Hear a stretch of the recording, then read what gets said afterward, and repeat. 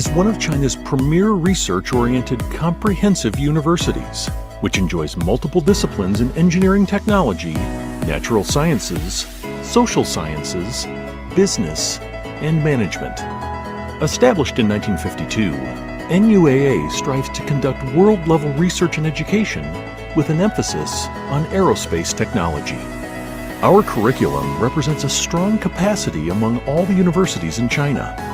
NUAA offers the widest range of programs of any university in China, with 54 undergraduate programs, 200 postgraduate programs, and 16 postdoctoral stations. With a total of 28,000 full-time students, we have a 2-to-1 ratio of undergraduate to postgraduate students. With an annual research budget of $150 million US, our size and history allows a breadth of research activity that can be matched by few universities in China. We take a coordinated approach through our Research Institute to enable the best minds to work together on exciting new areas of study and discovery. Our faculty are comprised of teachers, researchers, and scientists who are paving the way for solutions to complex global issues impacting our environment, technology, and future. NUAA has 2 campuses located 12 kilometers apart. Our Mingugong campus is situated in the very ruins of the Ming Dynasty Palace, and our Jiangning campus is located in a picturesque university town. Both campuses are easily connected by shuttle bus and metro. NUAA first welcomed international students in 2005. 1,300 students from more than 90 countries are currently pursuing different degrees and non-degree programs at NUAA. Our alumni have gone on to work for different Fortune 500 companies in China and abroad. 5 undergraduate programs that are offered in English include aeronautical engineering, mechanical engineering, electronics and electrical engineering, software engineering and management, and international business. International students can choose various non-degree programs, including our Chinese language program, foundation program, summer innovation projects, and joint research projects with Chinese students. Students at NUAA have access to all the world-class infrastructure one comes to expect from a premier university, including an extensive library and international student dormitory, health services at our hospital, a state-of-the-art sports center with a swimming pool, not to mention supermarkets, canteens, cafes, and much more. Our approach to learning sees students apply their theoretical learning to current world problems. We take great pride in our commitment to our students' academics, as well as co-curricular achievements. Students' activities and achievements include Model United Nations, NUAA Got Talent Show, Fly Your Idea, volunteering activities, cultural festivals, and much more. NUAA is located in Nanjing. The 10 times Chinese capital is one of the very few cities where history, urbanization, and nature can be captured simultaneously in one photograph. Just an hour train ride from Shanghai, Nanjing is a commercial, educational, and cultural center in East China, and the capital of the Jiangsu province. Inspire the world starting at NUAA. Begin your academic journey at one of the best research-oriented universities in China to lead the way to the future. We welcome you to join us at NUAA. Apply now at study@nuaa.org.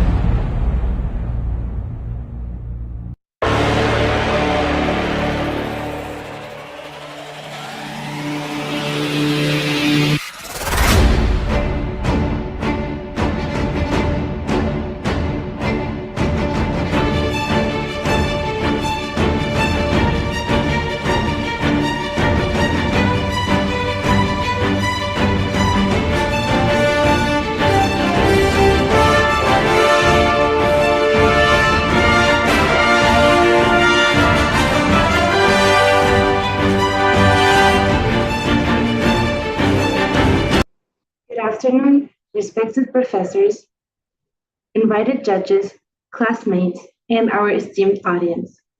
I, on behalf of Batch 2024, welcome you to the final session of the NUAA Academic Writing Presentation Competition 2025.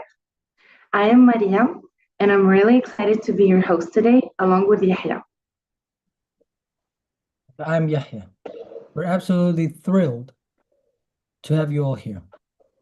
After weeks of dedication and hard work, today's the moment where we celebrate not just academic writing, but the creativity, critical thinking, and research with our classmates that we have all poured into our presentations.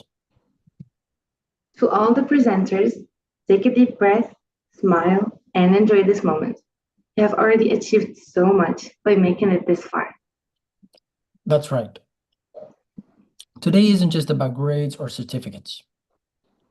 It's about growth, learning, and sharing ideas that matter. And don't forget, after each session, you are polling on this session and votes with comments on YouTube after you subscribe to the channel. This will help decide the winners. So it's your showtime, guys. Please remember that each group has to get scores out of 100, which 40% is considered from the online polling session. And 60% of scores will be on the comment sections from the YouTube channel of NUAA. To kick off today's session, Group 10 will present their research on the impact of recycling in the manufacturing industry. In an era where sustainability is more important than ever, their work explores how recycling can transform production processes while protecting our planet. Let's give them a warm welcome. I've had a sneak peek at their research. I think it's something we'll find very eye-opening. So let's pay close attention and let's welcome Group 10 to the floor.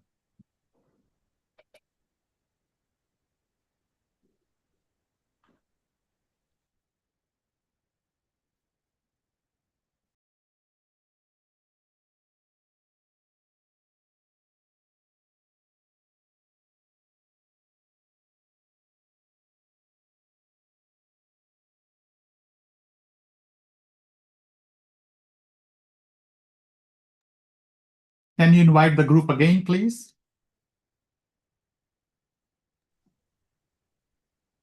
Let's welcome Group 10 to the floor. Okay, Group 10, please come in.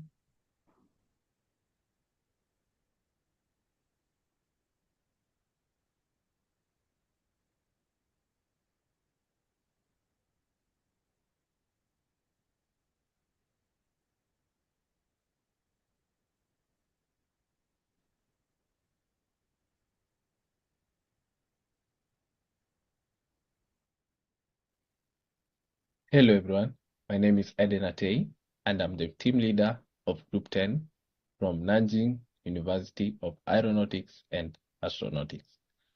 I'd like to start by introducing our amazing team.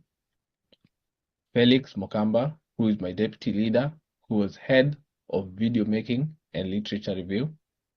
Abuya, who was head of thesis writing and discussion led. Adnan, who did the conclusion and recommendations writer. Zelam, who did the research methodology and data analyst. Junior, who did the PowerPoint lead and visual effects. Wisal, who did the layout and plagiarism reviewer. Pascal, who did the slide visual design. We found it a lot of fun to keep our heads together to work as a team on this project, and we had great team spirits and smooth cooperation, which led us through all the processes. This is because our united efforts very much brought to fore the benefits of helping each other and common shared objectives and goals in attaining a successful outcome. To support our project entitled The Impact of Recycling in the Manufacturing Industry, we have produced 2 videos that give sufficient information. Our introduction video is the first, and an interactive presentation of our team members that presents an engaging insights of the behind-the-scene efforts taken to complete our thesis. Our second video, which will be the thesis video, gives a step-by-step account of our research, so we are absolutely sure that a vast and explicit knowledge of our research is achieved. I am going to play the two videos. We'll begin with the introduction video. Hi everyone, my name is Aeronautical. I'm from Kenya. I'm the group leader for Group 10, and my major is aeronautical engineering. All right, hey guys, my name is Felix. I am an AI student. I am proud to be part of Group 10, and I love the mutual hard work of our members. Thank you. Hi, my name is Lam. I'm first year mechanical engineering, and it's been quite fun being Group 10 with the boys and the one girl we have. I love the experience, good memories. Thank you. Greetings, guys. My name is Adnan. I'm actually an AI student. I'm from Morocco, and I really like the hard work and inspiration and the comments of. Hello, everyone. My name is Abuya. I'm student from Djibouti. My major is aircraft maintenance engineering. I'm glad to be part of Group 10. I'm Isabel from Morocco. I am a student aeronautical engineering.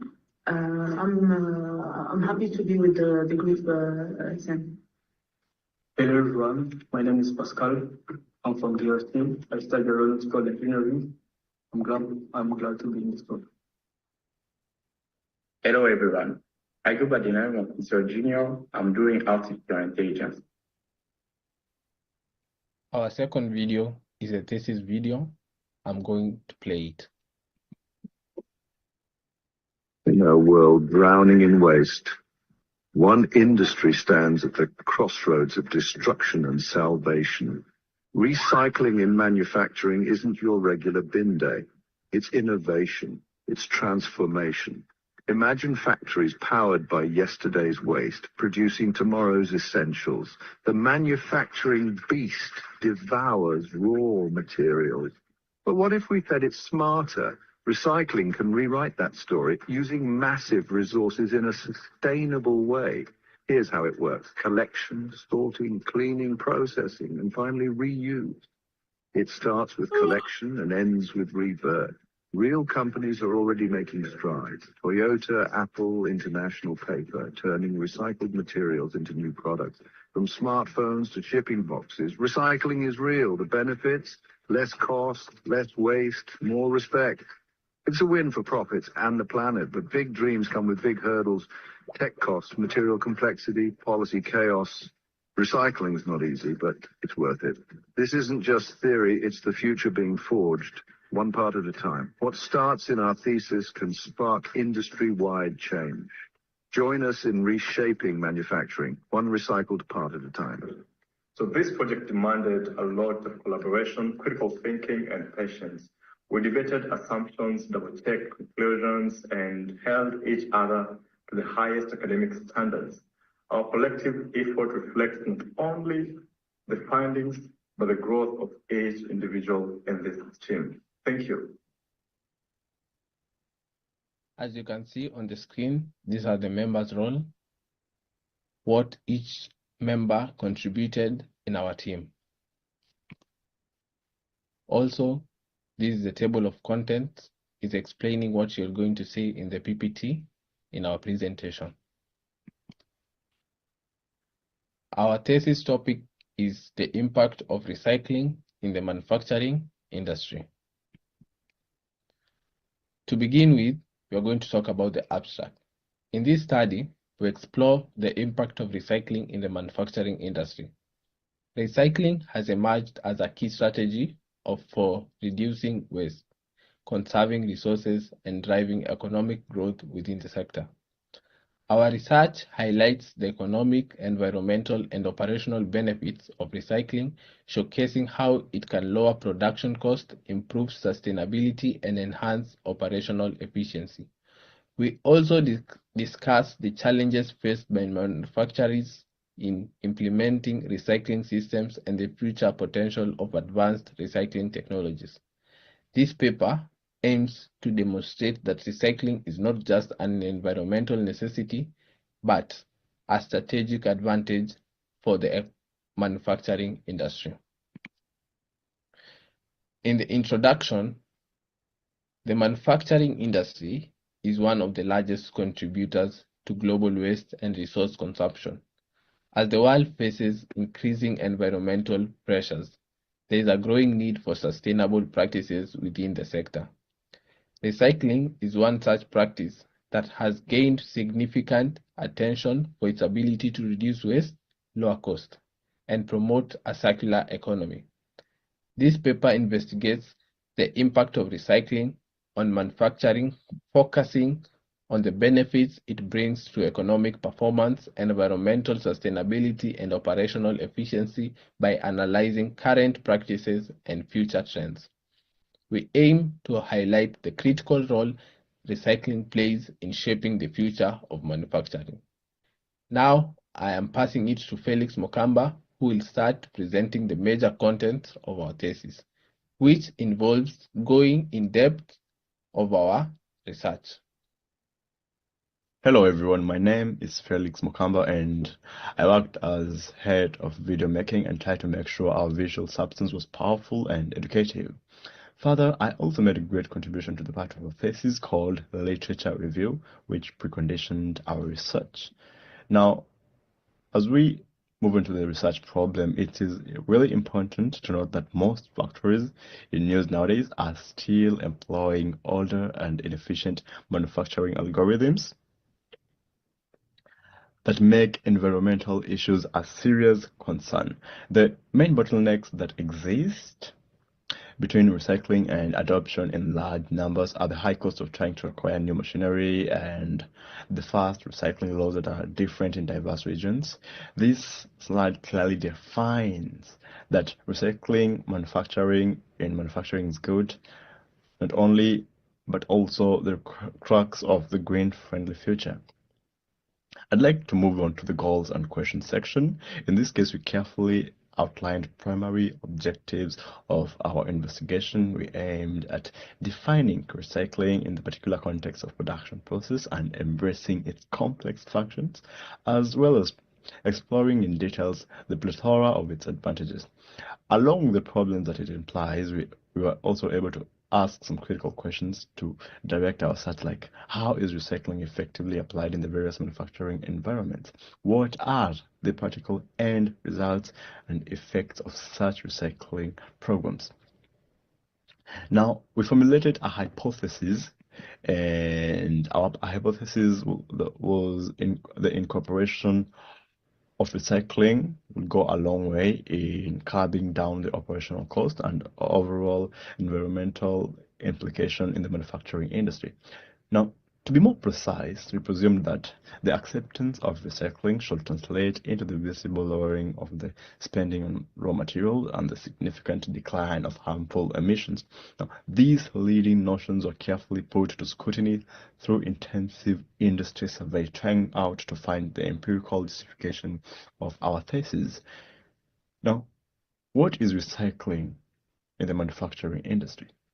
In this slide, the explanation of recycling in the manufacturing environment is clarified to the fact that recycling is a coherent reuse of materials of any type, including metals, plastic, and glass, that directly can be used in the manufacturing process. Now, the major goal is to cut down or radically minimize waste production and save natural resources. The strategy places a greater importance on a more circular and sustainable way to produce.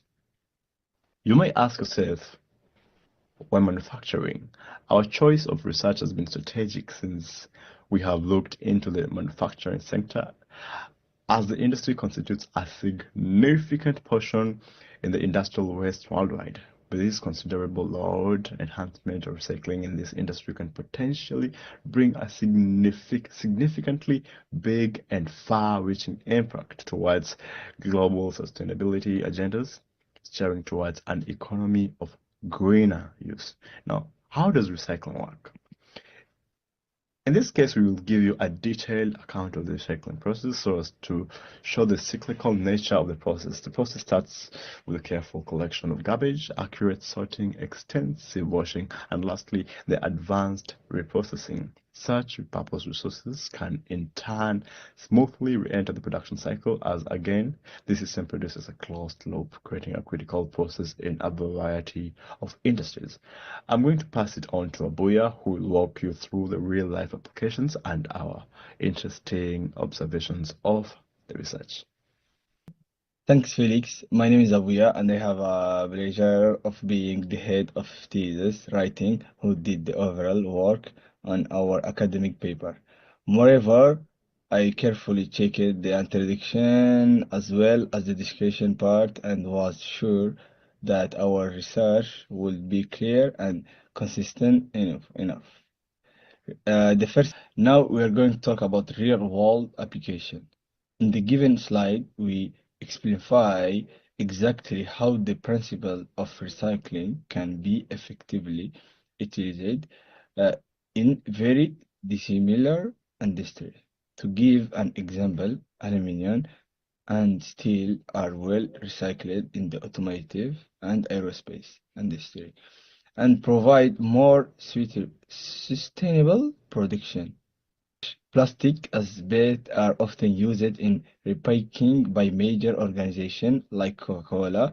Moreover, such substances as glass and waste of any kind are commonly made to be recycled, and this indicated at wide influence and increased significance of such practice to the scope of modern manufacturing.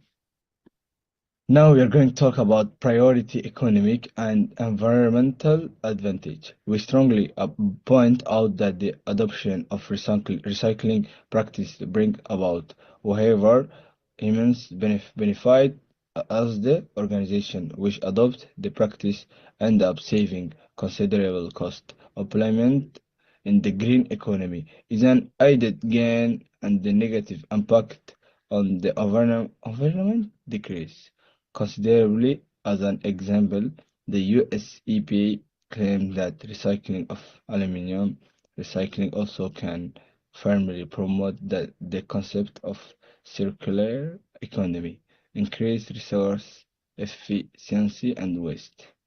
Lastly, I'm going to talk about challenge to implementation of recycling. Although this move hold an irrefutable merit, there are a number of obstacles to full-scale recycling that can be used in manufacture. It's also prevented by high cost of initial setup, which many companies avoid as well as a lack of skilled labor that are able to handle complex form of recycling process. Moreover, variability and inconsistency among regulation process region-wise constitute as fragmented nature of guidelines, and thus some of the factories are hardly able to recycle comprehensively. What is more, some materials such as thermoset plastic and innately problematic since they cannot be recycled, and it is the way they are persisted challenge in the context of extensive waste management. I shall now turn it over to Mokamba, who will give us in detail the method by which we painstakingly gathered and carefully studied our data so that depend which we come to our conclusion. All right, thanks, Abuya. So I had to ensure the careful formulation of the research methodology and carry an analysis of the data in our thesis. This entailed the structure of the study as well as deriving important information of the collected data. Now, the research methodology, we used a descriptive quantitative approach study in which our study was carried out collecting and analyzing numerical data in a systematic manner. To have a detailed picture, we have retrieved a large amount of data of 150 various manufacturing firms operating in several industries and territories. This large sample allowed us to conduct our analysis on a strong footing as we were able to collect patterns and make significant conclusions.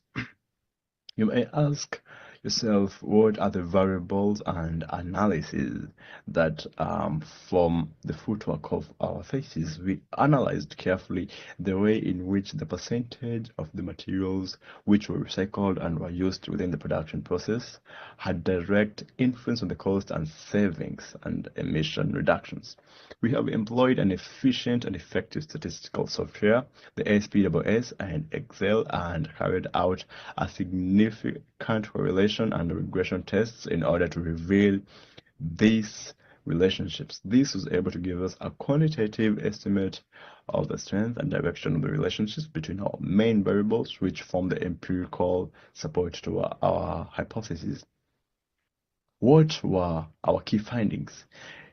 In our data analysis, which was very broad, we were able to establish the persuasive fact that about 65% of firms that were surveyed are already engaged in formal recycling programs, which is a big commitment in the industry. It is important to note that automotive and electronic industries engaged in formal recycling programs, which is a significant commitment in the industry.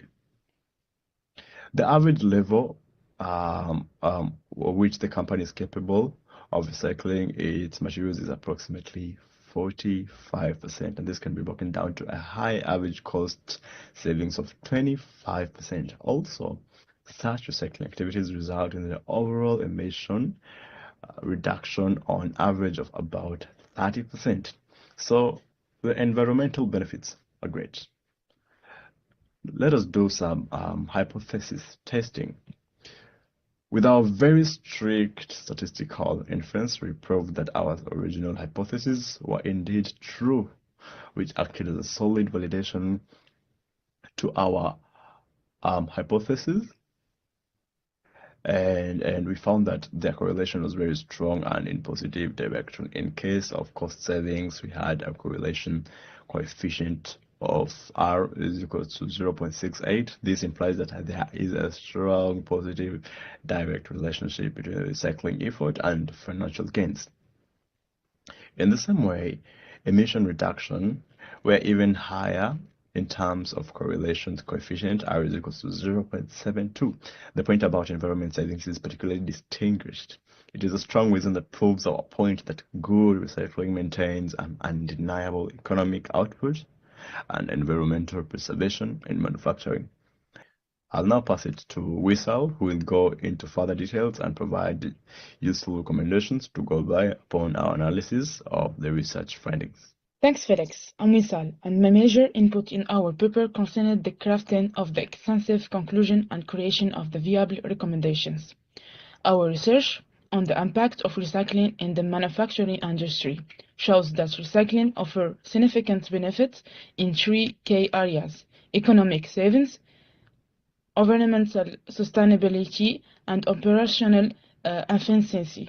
By reusing materials, manufacturers can reduce production costs, conserve natural resources, and minimize waste. Recycling also lowers carbon emissions and supports the shift toward a circular economy. Furthermore, the adoption of advanced recycling technology helps optimize material recovery and streamline production, making manufacturing more efficient and resilient. Overall, recycling not only drives cost saving but also aligns with global sustainability goals, making it a critical strategy for the future of manufacturing.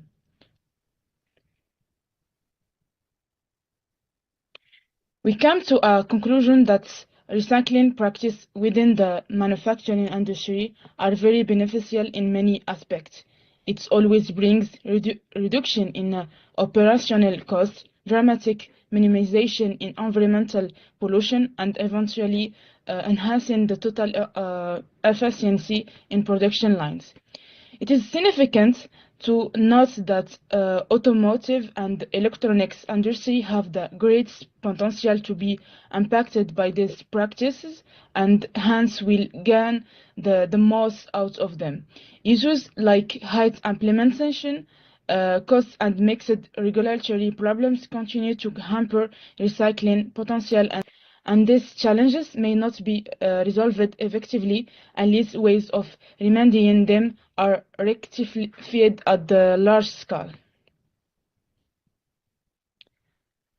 To enhance the levels of recycling and uptake and performance to a considerable degree, we found a set of strategic solutions quite advisable. Upgrading on technology is also important in more efficient processing and proper training to upgrade the workforce on recycling methods. Also, special financial assistance to recycling operation can be offered as a motivator to spread it large scale. Government also has the crucial job to do in making the policies more clear and more consistent. Stronger international collaboration is very important to increase recycling capacity, particularly in the developing world where there may not be any proper infrastructure in place. This is the references. This is the appendix and the questions. Thank you for presenting the last table of contents. Now I'm going to show you our thesis work. These are the screenshots. As you can see, this is the format we used.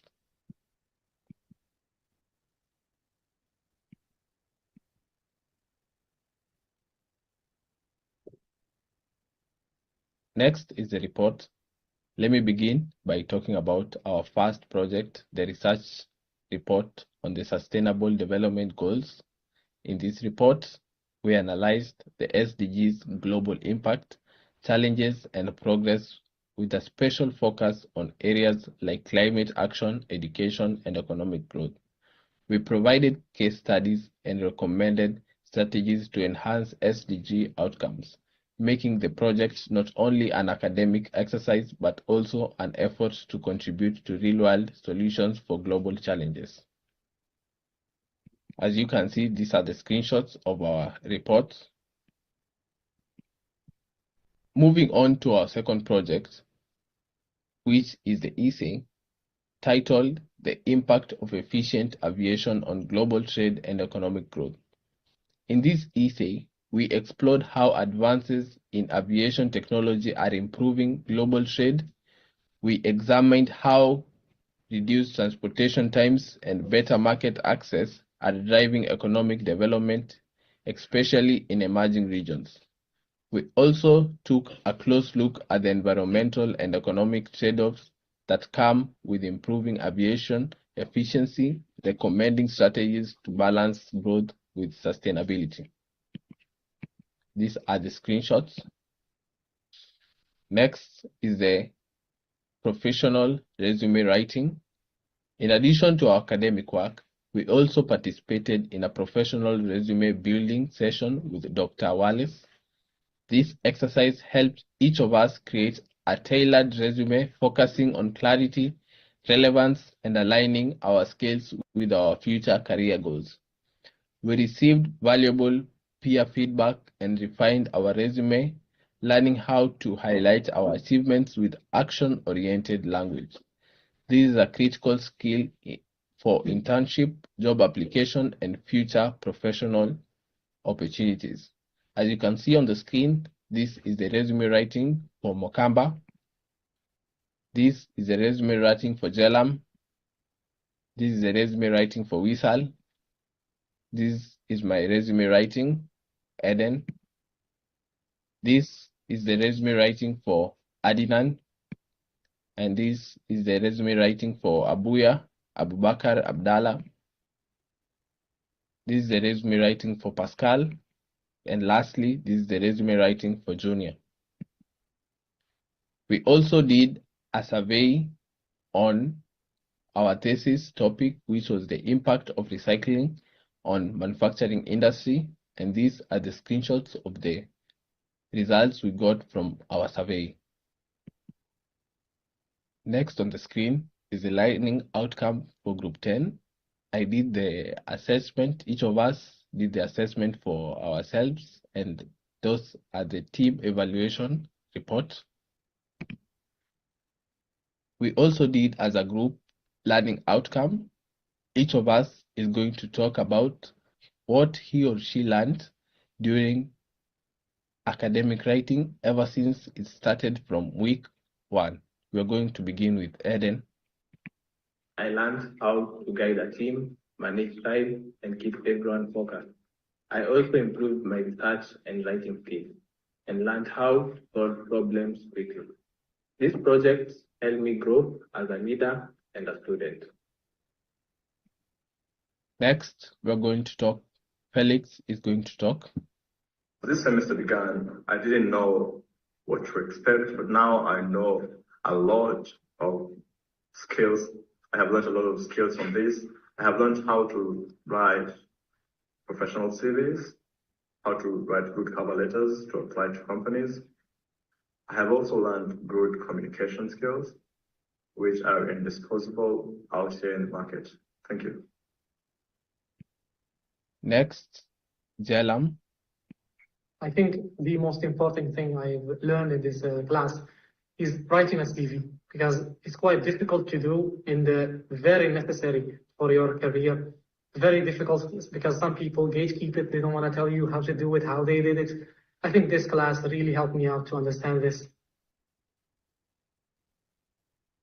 Next, Abuya. In academic writing, I learned how to structure my ideas clearly, use formal and precise language, and support my argument with evidence.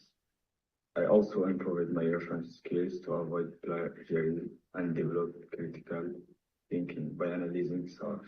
This helped me communicate technical ideas more effectively. Next, Adnan.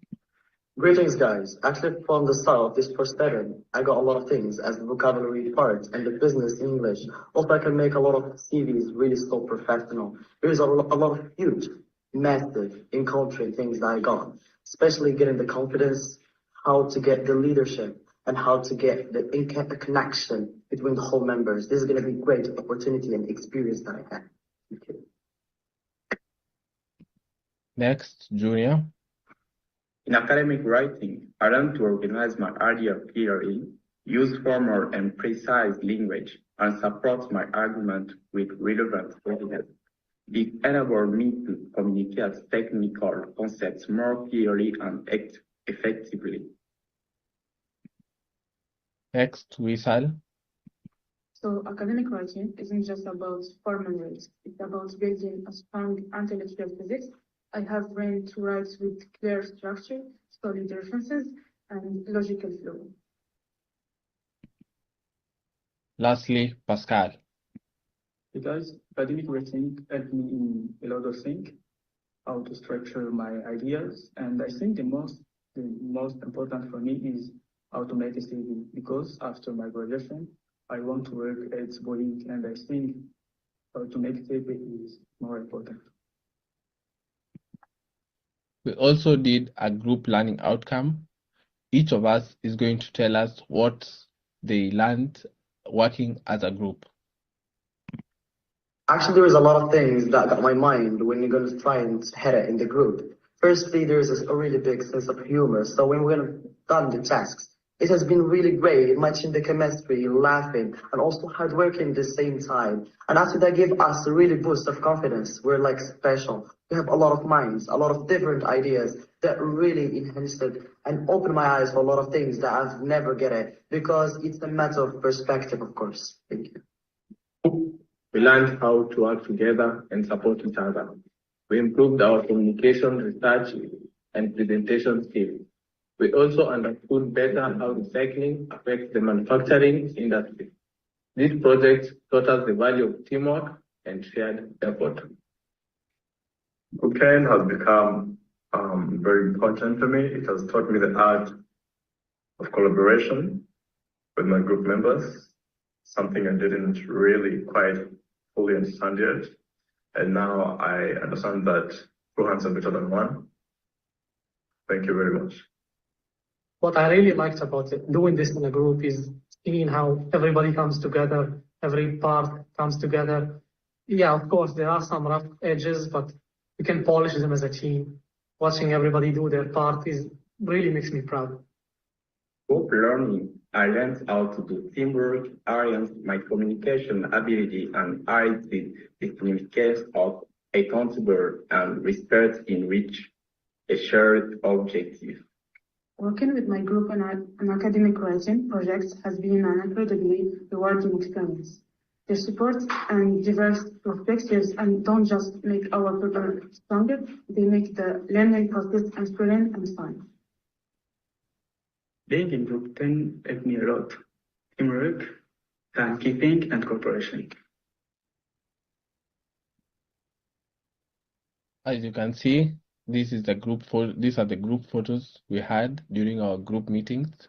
We really enjoyed, and it was an amazing time we had once per week as we usually meet. In conclusion, this journey has been incredible and enriching. Not only did we develop strong academic skills, but we also learned how to work effectively as a team. From crafting detailed reports and essays to fine-tuning resumes, this experience has prepared us for future challenges in academia and the professional world. It was an amazing learning experience for all of us, and we are proud of the work we have done. I'm going to play a video where we did as a group a closing remark. I want to say thank you, Dr. Alice, for giving us this experience, for putting us together and Group 10. If it was not you, we could not have experienced this. But I thank you. And as a group, what do we say? Thank you, Dr. Alice. I want to say thank you all for listening to our presentation. We are happy to answer any questions you have.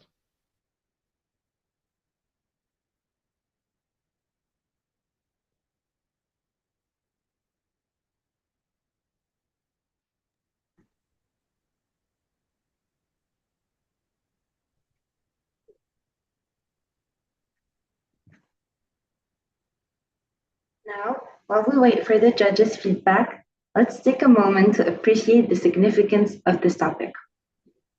With industries worldwide under pressure to reduce waste and carbon footprints, recycling is no longer optional, it's the future. Innovations in this field could transform how products are manufactured, utilized, and repurposed for generations. Dear audience, if you like their presentation, please vote for them. Maria, it's fascinating to consider how this impacts not just today, but also our future. Since the voting is over, let's call on to the next group. Next up, we have Group 1 with their presentation on the impacts of mental health on education. Mental health has become one of the most pressing global issues, especially for students. Their research highlights the direct impact of psychological well-being on academic performance and lifelong learning. What an excellent thesis presentation. And their research was awesome. It's something I think we'll all find eye-opening. So let's pay close attention and let's welcome Group 1. Hello, esteemed professors, faculty, and fellow students. I hope you're all doing fantastic today. My name is Hiba, and it's an honor to present alongside Group 1 that consists of the team leader Abdul Qayyum, Omar, Jamshed, deputy team leader Vaishnav, Karma, Adam, Sharfia, and me myself. For each one of us, we did an amazing work to present to you this thesis today. So, for the team leader, he did the discussion and recommendation compiling the thesis. Omar did the methodology, sampling and data collection, thesis introduction video also. For Jamshed, he did the preliminary findings, quantitative data, thesis presentation. For the deputy leader, he did the thesis conclusion, references and helping with compilation. For Karma, she did the research methodology. Adam did the preliminary findings. Sharfia did the literature review. And me, myself, I did the thesis introduction. So today, guys, we're very thrilled to present to you this work right here at Nanjing University of Aeronautics and Astronautics. This presentation is the culmination of weeks in the research, drafting and refining skills. We've honored thanks to this course academic writing. Today, we'll be sharing our work on the impact of mental health on education, a subject we've explored deeply through the lens of academic rigor and structured writing. Before we begin, we would like to extend our heartfelt thanks to our professor, Mr. Luigi Wallace, for your invaluable feedback, patience, and dedication. Your expertise has not only shaped this project, but also transformed how we approach academic communication, and for that, I want to say thank you very much. And just a little spoiler alert, guys, no AI was harmed in the making of this presentation, just our sleep schedules. So now, to bring our research to life, we've prepared a short video that highlights the key points in a dynamic way. Pay close attention, there might be a fun Easter egg or two in there. Let's take a look together.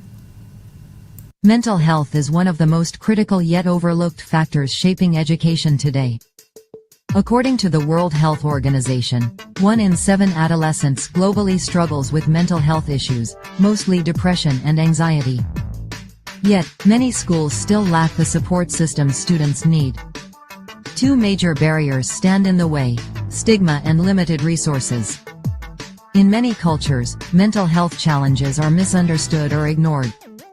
And even in well-funded schools, there's often just one psychologist for every 1,200 students, making real support hard to access. Mental health directly affects academic performance. Students with untreated depression score up to 15% lower on tests. Anxiety leads to missed classes and poor focus. And over 90% of students in recent studies report getting less than the recommended amount of sleep, which worsens mood and learning.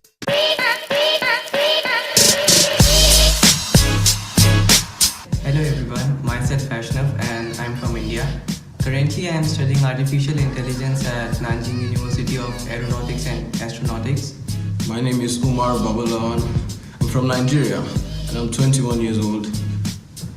I'm currently studying artificial intelligence. Hello everyone, my name is Sharfi Amani. I am currently at Nanjing University of Aeronautics and Astronautics, majoring in aeronautic engineering. Hi, I'm Karma from Group 1. Hello everyone, my name is Jamshid. I'm 18 years old. I study in Nanjing University of Aeronautics and Astronautics. My major is international business. Hello everyone, hello my dear professors. My name is Abdul Kaim Talukdar. I'm from Bangladesh. Now I'm doing Bachelor in Aeronautical Engineering in Nanjing University of Aeronautics and Astronautics. Hello everyone, my name is Hiba. I'm from Morocco. I'm 19 years old. Currently I'm studying in NUAA, Nanjing University of Aeronautics and Astronautics, in the Artificial Intelligence course. Hello everyone, my name is Adam and I'm studying in the University of NUAA in the Aeronautical Engineering major. Now that you've seen the bigger picture, let's break down our presentation into key sections. Here what we will recover today. So first we have the introduction. Second, we have the literature review, academic performance and mental health, and the biopsychosocial model. Third, we have research methodology, mixed media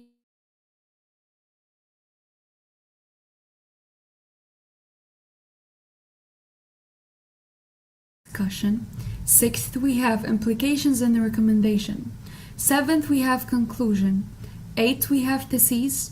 Ninth, we have reports, essays, CVs, meeting minutes, learning outcome. Last but not least, we have the closing. So now, let's dive into the introduction, where I'm going to give a brief intro of the topic. Mental health is the most critical yet overlooked challenges in modern education. In today's fast-paced, high-pressure academic environments, students are facing unprecedented psychological stressors that significantly impact their ability to learn and thrive. The World Health Organization's alarming statistics that 1 in 7 adolescents globally struggles with a condition like depression and anxiety underscores the urgent need for systemic change in how educational institutions address mental well-being. As we've seen, mental health challenges in education are both widespread and urgent, but why do these problems persist despite growing awareness? Our research here identified 4 systemic barriers that continue to hinder effective support, presenting research problems. So first, we have lack of awareness and stigma. Mental health stigma is still a part of the fabric of many cultures and societies, based on cultural misconceptions and fear of being judged. Mental health disorders in some areas are stigmatized as personal feelings or moral lapses rather than health problems. Second problem, we have digital exclusion in mental health support. While digital mental health tools, application, teletherapy show promise, unequal access to technology creates new disparities. Rural and low-income students often lack reliable internet or devices, excluding them from tech-based interventions. For the third problem, we have insufficient resources. A major limitation of mental health care in schools is limited funding and personnel.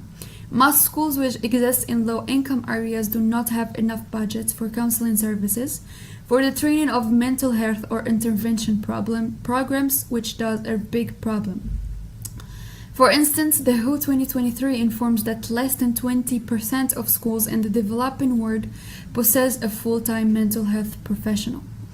For the fourth problem, we have measurement and evaluation challenges. Schools struggle to access mental health interventions effectively due to inconsistent metrics and short-term evaluation windows. So most programs are judged by anecdotal evidence or simplistic surveys rather than longitudinal academic behavioral data. As we've seen, mental health challenges in education are both widespread and urgent. But having identified these critical barriers, our research team set clear goals to not just understand the problems, but to identify real-world solutions. Let me walk you through our 3 key objectives, which are: analyze the correlation between mental health and academic performance. Second, identify systemic challenges in school-based mental health support. Third, evaluate the efficacy of existing interventions. But why does this research matters? Because it changes how we view education itself. First, for academia, we're bringing critical gaps by combining hard PISA data with human stories from teachers, delivering the first cross-cultural analyses for 50+ global programs, separating what looks good from what actually works. Second, we have for policymakers, this isn't just research, it's a call to action. Our findings provide the evidence to mandate mental health standards in school, direct resources to marginalized students being left behind. Third, for every classroom, we've identified affordable interventions any school can adopt, proven methods to train teachers without overwhelming them, concrete ways to make mental health part of daily learning, from mindfulness to stress management curriculum. But most importantly, this work saves lives. Early intervention can reduce dropouts by 40% and self-harm risks by 35%. That's why we do this. Now that we've seen why this research matters, I'll pass the virtual mic to Sharfia, who will walk us through the next part. And thank you. Thank you, Hiba. I am Sharfia Mani, and let's talk about how mental health secretly shapes our grades and academic performance, whether we stay in school or even drop out, because here's the truth: if our mental health is struggling, also our grades are struggling. Ever pulled an all-nighters, heart racing, that you're convinced that you'll fail an exam that's coming in the next day or the next week? That's normal, but when mental health becomes when mental health becomes constant, that's when the dangers begin. In the literary review, a lot has been seen that stress, anxiety, and grades all affect the students. Think of your brain like a phone battery. Chronic stress drains it until you're about 5% during an exam. Research shows that anxious students score about 10 to 15% lower than the normal students. This is said by Smith and Co. in 2022. And depression. Depression is the number one reason why about 30% of college students tend to drop out. This was said by the research done by Chen and Park in 2023. The worst part, most of the students suffer in silence. And one study done by Ensberg in 2007 showed that 42% of the depressed students turn in late work, are coming late to class, and only a fraction of them got help. In here we see that there are some invisible factors that lead to which affect the mental health of the student. One of them is being personal battles, such as sleep. Your brain literally can't function if you don't have enough sleep. This is said by Harvard in 2020. Burning midnight oil, you're studying in hard mode. Childhood trauma. One girl had witnessed the murder of his mother, and she was said to be okay until PTSD had hit her at about 11 years old. And it says that trauma doesn't expire. This is done by DeBellis in 2014. The second one is the role of the school. They usually say just push through, except about 70% of the students said that unrealistic deadlines make them feel doomed. This was a study done by UNESCO in 2023. Having supportive teachers will be a game changer. Here's what to take away. This isn't your fault. Mental health is a biology, environment, and circumstances colliding. And no, just yoga won't solve and fix systematic issues. We need real changes. Later deadlines, therapy in schools, professors who ask if the students are okay. So next time you're drowning in work, just ask yourself, is it hard because it's hard or because your brain is running on empty? And if it's the latter, reach out and ask for help. You're not alone. Thank you, and I would like to welcome the next member, Karma. Thank you, Sharfia. I am Karma Sharma, and this slide it shows the main theory used in our research, the biopsychosocial model by George Engel. It explains that a person's mental health is affected by three connected areas: biological, things like sleep or brain chemistry; psychological, like stress, anxiety, or motivation; and social, such as support from friends, family, or teachers. When these three areas are not balanced, it can affect how students feel, behave, and perform in school.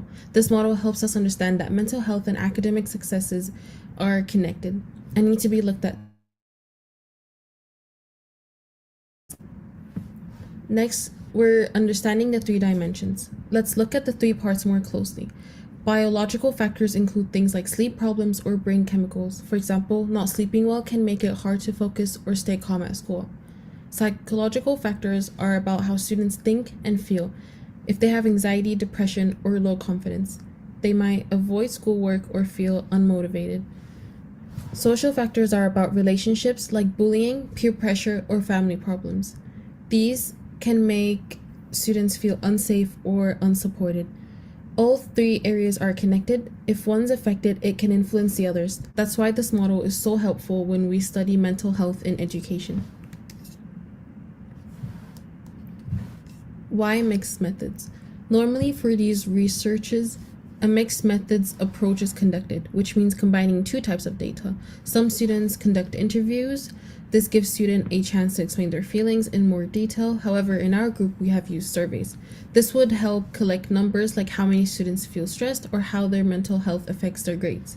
On the other hand, if both methods were being used, you will be seeing the bigger picture from the surveys and also understand the deeper emotional side from the interviews. This matches the biopsychosocial model, which looks at mental health from all sides: physical, emotional, and social. Next, we'll be looking at the strengths of the individual methods and mixed methods. Surveys identify patterns across many students. Interviews give voice to individual stories and struggles. Triangulation increases validity by comparing data types. Our goal with conducting the survey was to understand the full student experience to improve support systems in school. The survey helped reveal how students experience stress, anxiety, and academic pressure.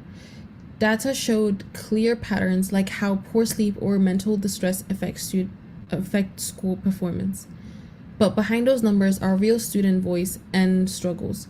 This research is not just about data, it's about understanding what students need to feel to be supported. Thank you for listening. Now I would like to invite my teammate Omar. Thank you, Kama. Hello, everyone. My name is Omar, and I'll be presenting the methodology section of our research titled Quantitative Analysis of Sleep Patterns and Mental Health among Students. In this part, I'll briefly explain how we collected our data, focusing on our sampling method, survey design, data collection process, and ethical considerations. We used convenience sampling, which allowed us to reach participants quickly through personal connections, mostly friends and classmates.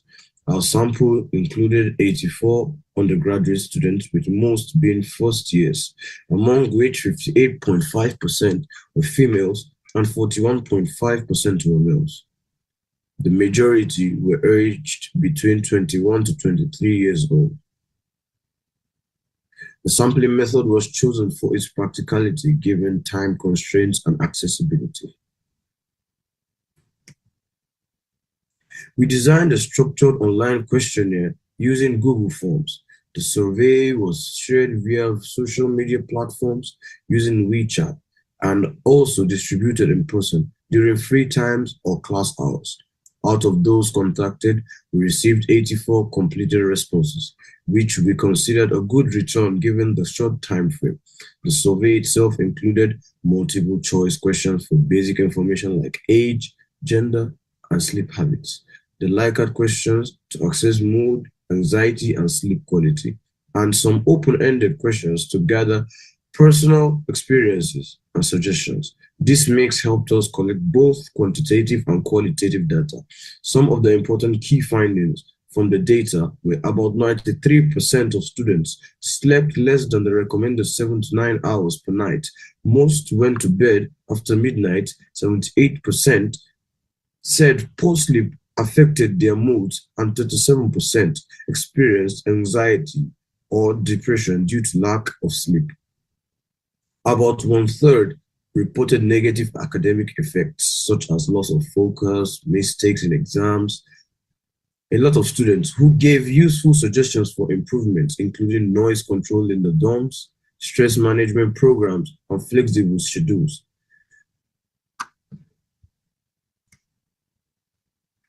The ethical considerations we made. We made sure to follow ethical guidelines. Participants were informed about the purpose of the study and assured of confidentiality. The survey was completely anonymous and voluntary. They could withdraw at any time and no incentives were offered. We also used respectful and non-evasive language, especially since the topic involves mental health. In summary, our methodology was well planned and ethical. Using a structured survey and convenience sampling, we gathered meaningful data from 84 students. This laid a strong foundation for analyzing sleep patterns and mental health among students and led to actionable recommendations. We are determined to help solve sleep and stress-related issues among students, including ourselves. Thank you for listening. Now I'm inviting Jamshid, who will discuss from the next. Thank you for inviting me, Omar. Hello everyone, my name is Jamshid, and I'll be presenting the quantitative data of our research. Based on the survey conducted with 84 undergraduate students, our findings reveal powerful connections between sleep habits, mental health, and academic performance. These insights aren't just numbers, they are a call for action for students, educators, and institutions alike. So, let's start with the mood. The data shows a striking trend. Students who slept 68 hours nightly reported significantly higher mood scores compared to those with less than 4 hours. Sleep deprivation doesn't just leave us tired, it fuels irritability and emotional instability. Imagine the ripple effects on relationship, motivation, and daily happiness. The message is clear. Prioritizing this sleep isn't a luxury, it's a foundation for emotional resilience. Next, bedtime matters. Students who slept between 10 p.m. and midnight had the best academic performance, while night owls sleeping past 2 a.m. struggled. Why? Late nights disrupt concentration, memory consolidation, and the rhythms. This isn't about judging habits, it's about recognizing the small adjustments like earlier bedtimes, cloud unlock academic potential. Next, the sleep anxiety link is equally compelling. Students with less than 4 hours of sleep reported severe anxiety, while those with 68 hours of sleep scored far lower. This creates a vicious cycle. Anxiety disrupts sleep, and sleep loss worsens anxiety. Breaking this cycle starts with the better sleep hygiene and a simple non-pharmacological tool to safeguard the mental health. Finally, students are asking for help. Over 56% want quiet hours in dorms. 46% seek stress management workshops, and 27% request sleep hygiene programs. These aren't just preferences, they are solutions waiting to be implemented. Institutions can respond by creating quieter environments and offering targeted support, ensuring students thrive. In summary, the sleep isn't just downtime, it's a backbone of well-being and success. By adopting healthier sleep habits and advocating for institutional changes like quiet hours and workshops, we can transform student lives. Let's stop glorifying all-nighters and start championing the rest. Because when the students sleep better, they feel better, perform better, and ultimately live better. Thank you. So now I invite Adam for our qualitative data of our thesis. Thank you. So my name is Abdullah. Now I will discuss about qualitative findings. So imagine it's 3 a.m. and instead of sleeping, you are staring at a screen, either finishing your homework or assignments, scrolling endlessly or lying awake, anxious about tomorrow's exam. For many students, it is an exception. It's a norm. So today we will explore how academic pressure, technology, and campus environments are stealing students' sleep, and what can be done about it. 73% of students coursework is their biggest say that the coursework is their biggest disruptor.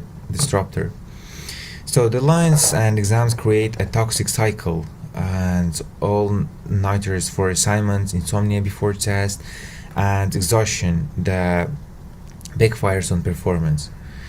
Once students admit I'll be awake reviewing materials,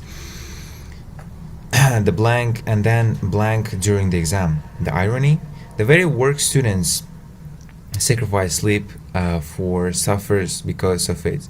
And it's not just academics, technology. 80% of students say that their biggest sleep disruptor is coursework. Deadlines and exams create a toxic cycle. All-nighters for assignments, insomnia before tests, and exhaustion that backfires on performance. So once students admit I'll be awake reviewing materials, then blank on the exams. The irony: the very work students sacrifice sleep for suffers because of it. And it's not just academics. Technology amplifies the problem. So 89% of students use their technologies before bed, with many losing hours of social media or gaming. One student says, I tell myself 5 minutes and it's 2 a.m. and I'm watching cat videos. Even academic teach use like midnight blackboards announcements spikes anxiety. Combine that with a noisy dorm and uncomfortable beds and a roommate conflict, and sleep become luxury, not a priority. The fallout is severe. Memory loss, mood swing, weakened immunity, and weight change. Students describe crying over a minor stress or getting sick constantly, but here is a hope. Some use caffeine strategically, power naps, or phone lack boxes is a severe memory loss, mood swings, weakened immunity, and weight change. Students describe crying over a minor stress or getting sick often. But there is a hope. Some use caffeine strategically, power naps, or phone lack boxes. Others demand institutional change. Workshops demand institutional changes. Staggered deadline, soundproof space, and sleep workshops. This isn't just a student issue, this is system one.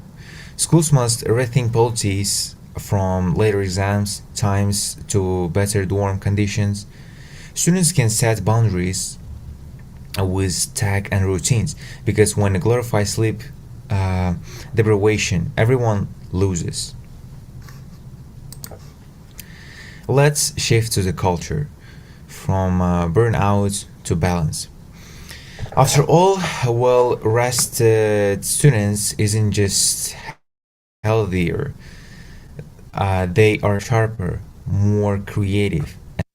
Let's shift the culture from burnout to balance. After all, well rested students isn't just healthier, they are more creative, sharper, and more resilient. And isn't that what education should be about? So, thank you for listening, and now I would like to invite my friend Abdul Qayyum. Thank you, Adam. My name is Abdul Qayyum. Now I am focusing on key findings, their implications, and actionable recommendations. Our research revealed alarming trends. 44% of students slept only 4 to 6 hours per night, far below the recommended 7 to 9 hours. 68% went to bed after midnight, disrupting circadian rhythms. 78% reported poor sleep directly affected their mood, with an average distress score of 4.2 out of 5. Only 12% used counseling services, despite 88% admitting they needed help, highlighting systematic gap in access. To contextualize these findings, we applied the biopsychosocial model. Number 1, biological. Poor sleep impairs memory consolidation as shown by Walker's 2017 study. Psychological anxiety creates a vicious cycle. Students reported avoiding class participations due to fear. Social paranoia and late night study culture exacerbate sleep loss. Cultural stigma like viewing mental health as a personal weakness deters help seeking. This model confirms that mental health challenges are multifaceted, requiring holistic solutions. Now, I will talk about some university level recommendations. To address these issues, we propose 4 institutional actions. Number 1, tailored mental health programs. From mindfulness workshop, Tier 1, to crisis counseling, Tier 3. Number 2, sleep conducive policies. Enforce dorm quiet hours, 10 p.m. to 7 a.m. and eliminate midnight deadlines. Number 3, faculty training. Teach staff to spot distress signals like missed deadlines and respond empathetically. Number 4, rest zones. Install nap pods in libraries to combat burnout.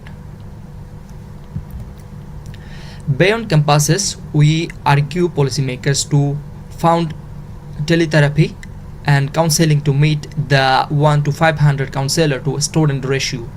Launch anti-stigma campaigns using multilingual student ambassadors. Include mental health metrics in university ranking to incentivize investment. For future research, we advocate longitudinal studies to track stress over semesters, comparing app-based interventions like moved to traditional therapy, investigating intersectional barriers like socioeconomic status to care access. Thank you. Now, I would like to invite our next member, Vaishnav. Thanks for inviting me. Hello everyone, myself Vaishnav and I would be presenting the conclusion part of our thesis. This part has been segregated into 4 different sections which goes as follows. First part would be the survey and the interview integration. Second would be the key findings derived from the survey. Third would be the recommended implications for policy. And fourth would be the final reflections. So our survey consists a database of more than 80 students from universities, schools and other educational institutes. This survey shows us that 93% of the students sleep less than recommended 7 to 9 hours of sleep, which later on turns into a vicious cycle. Second, 78% of them acknowledge that poor sleep has negatively affected their mood. For example, short-temperedness, lack of patience and increase in anxiety. Third, 32% of them admitted that lack of sleep has impaired their academic performance, like dropping in grades. And the most concerning thing out of this survey which we found was 88% of the candidates who need help avoid contacting counseling services. Moving on to the next slide, we can find that there has been a strong correlation between poor sleep and negative academic outcomes. For example, lack of academic focus, decrease in mental retention power, and concentration skills. The depressive symptoms also directly correlate with decreased performance, missing deadlines, and increase in dropout rates. All these tells us that we need a clear institutional support. For example, quieter dorm policies, stress management programs, and easier access to counseling services. Some of the recommended implications can be educating people about the sleep hygiene and introducing them to stress management programs. Second can be allotting resources towards on-campus counseling services with an adequate student to counselor ratio. For example, ideal ratio can be 1 counselor for 500 students. Third, we can also implement mental health into academic curriculum to reduce the stigma so that people can find it easier to approach counseling services rather than being embarrassed. We can also incorporate flexible learning models so that students can overcome mental health challenges. One of them can be hybrid learning.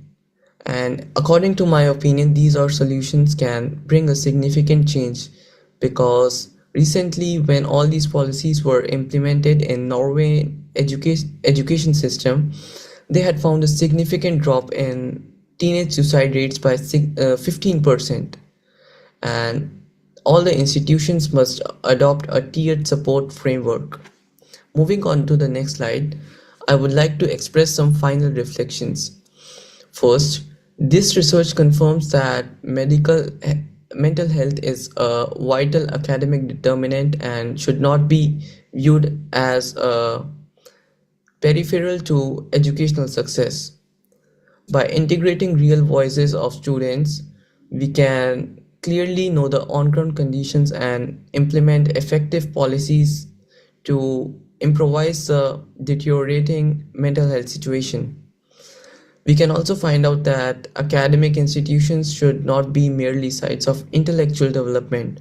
Rather, it should focus on an overall development of emotional and social ecosystem of the student. Fourth, the academic institutions other than the academics should also focus on co-curricular activities like sports, and adequate sleep should also be given a major importance for good professional life and mental health. And at students' home places, the parents should also pay attention that instead of pressurizing them, They should know more about them and try to resolve the problems so that they can significantly reduce the mental pressure on them to boost their academic performance. At last, I would like to say that mental health should not be just prioritized for namesake.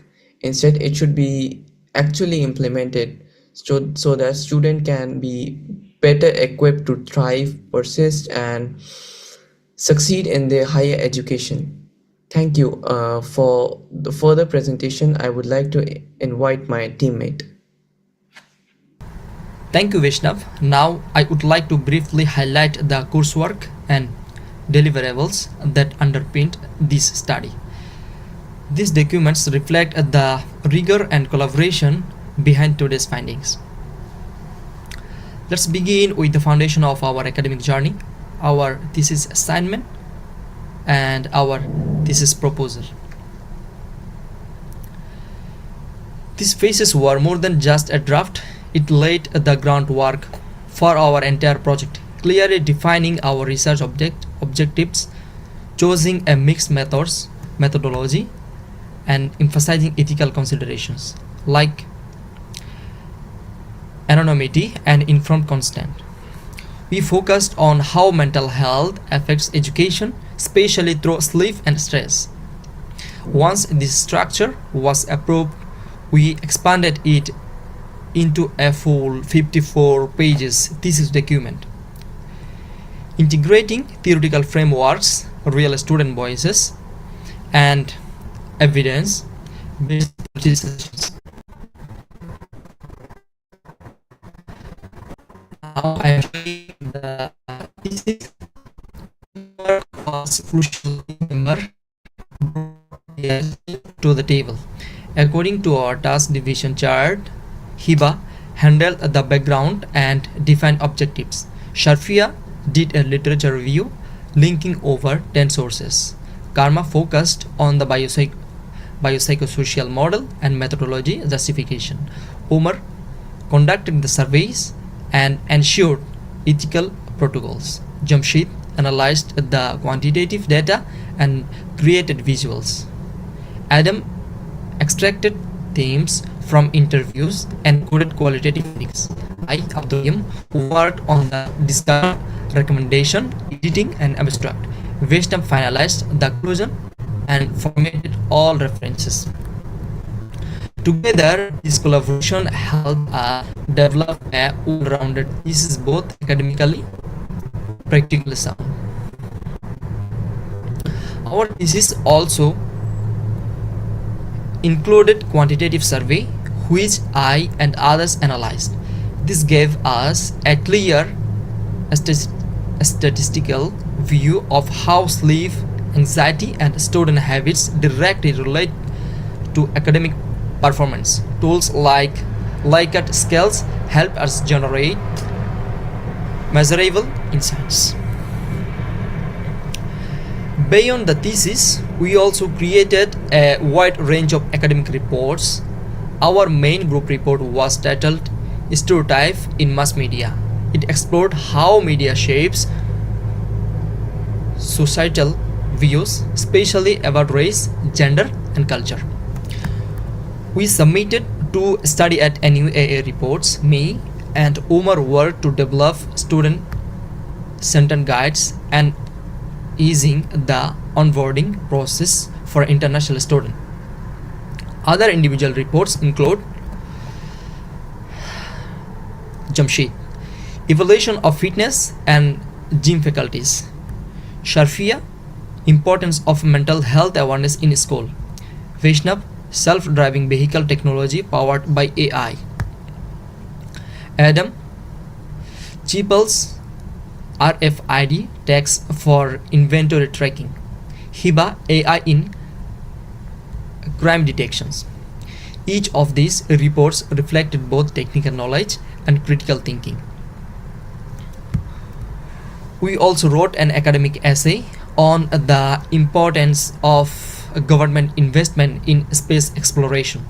This task required us to build logical arguments, cite sources properly, and maintain formal tone skills, essential for university writing. Then came professional resume writing. Under the guidance of Professor Luigi Wallace, we created tailored CVs highlighting academic, professional, and technical skills. Now some might ask, CVs in a research presentation? Absolutely. Our CVs weren't just a checklist item. They revealed who we are as researchers. Like Jamshid's CV reflected his analytical and video editing skills. Sharfia's showcased her public health advocacy experience work in NGOs. And for all of us, the resume represented a shift from being just students to becoming capable contributors in a real world context. Now I am showcasing some of meeting minutes. Over 11 meetings, we documented different decisions like choosing mixed methods over peer quantitative analysis. These minutes give us accountable. It increased our connection with all the members, and it was a great opportunity to share our thoughts in the meeting.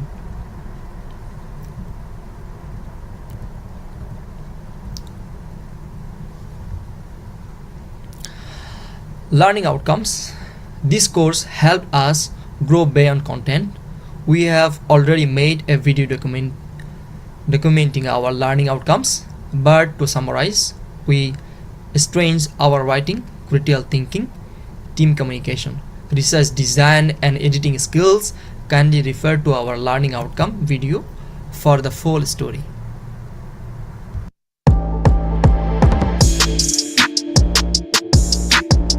So now I want to share my opinion about our academic subject that we have in this semester. So academic writing is not just about grammar, but in this course we learned how to complete our CVs and how to write and how to complete the applications. So I really want to say thank you for our team leaders and also the Professor Wallace. Currently, I want to approach you about my experience in this subject, academic writing. I want to say how happy I am to have this experience with a team, such an amazing team. I have learned a lot, such as critical thinking, brainstorming, and how to work as a job. And I want to say thank you to all the professors and especially Professor Wallace. Thank you so much. Semester, we have a very good class called academic writing. In this class, we have been learning how to work as a team and how to complete thesis projects. Currently, I'm working on the quantitative data of our thesis, and I can say it's been a really good experience for me, and I learned how to work as a team and how to listen and be responsible for my parts. Special thanks to team leaders and teaching assistants. Bye-bye. I have learned quite a few skills from this course. Through this thesis, I've learned how to apply academic theories like biopsychosocial model to real-life issues and design effective research using surveys. I believe working in a group has definitely improved my communication skills, time management, and I would also say collaboration skills. This academic writing course has really improved how I express my ideas clearly and formally. I've practiced writing essays, reports, and even created a CV. Overall, it strengthened both my academic and real-world writing skills. In addition, it has also allowed me to become more confident in my writing. Thank you. For this semester, we learned course of academic writing. In this course, we learned about critical thinking, ways of writing academic and professional success, and also we are taught about writing resumes for job applications and whatnot. And for our thesis, we got mental health on publication, and I got the part of literature review. From what I searched, is like about 30% of the students are mostly affected by mental health, and I would like to say that 8 hours of sleep is important. The course we're currently working on is academic writing. We've had a lot of ups and downs, we've enjoyed what we're doing, we're getting a lot of data research, a lot of experience while doing so. We have a lot of capable professors, example, Professor Wallace. We've enjoyed his class a lot, we've learned a lot. Thank you, everyone. So I would like to express my opinion about the academic writing course which we had in this semester. In my opinion, I learned more of professional skills and like resume building, skill development, and psychological activities like brain mapping. And apart from that, we also have the thesis writing in the final semester. So we also got a practice of how to write academic things perfectly. And at last, I would like to thank all the team leaders, professors, especially Professor Wallace and our teaching assistant. Thank you. In this semester, we had a course, academic writing. It was a great journey. Like I worked in this course like as a team leader with Group 1. So I especially thank to all of the group members. They all cooperated with me. I'm really thankful. I learned in this course so many things like how to make an official CV, how to write report, essay, and how to make a thesis. Like I did so many research, so many things, how to edit, how to compile all the things, how to make PPT. So this course is very, very important and we can learn so many things. I think it will help us in our whole bachelor journey and also in our whole academic life, also in our practical life. So I'm really thankful to our teacher, Mr. Wallace. Thank you so much. None of this would have been possible without Professor J. Wallace, whose constant support, constructive feedback, and clear guidance helped shape not just this project, but our mindset as academic writers. We would also like to thank all the teaching assistants whose efforts are a big part of our success. And of course, huge appreciation to every team members for their cooperation, commitment, and positive energy, even during late night meetings and deadlines. Here are some group work photos that capture our collaborative spirit. Whether it was brainstorming or revising slides, we made sure the journey was just as meaningful as the outcome. Jayo Group And that's rough. From thesis drafts to CVs, from brainstorming sessions to survey analysis, every document and every hour we spent has led to this final outcome. We now open the floor to your questions, whether it's about our research process, coursework, or how to apply these findings in your own setting. We would love to share more. Thank you so much for your time, attention, and commitment to mental health and education.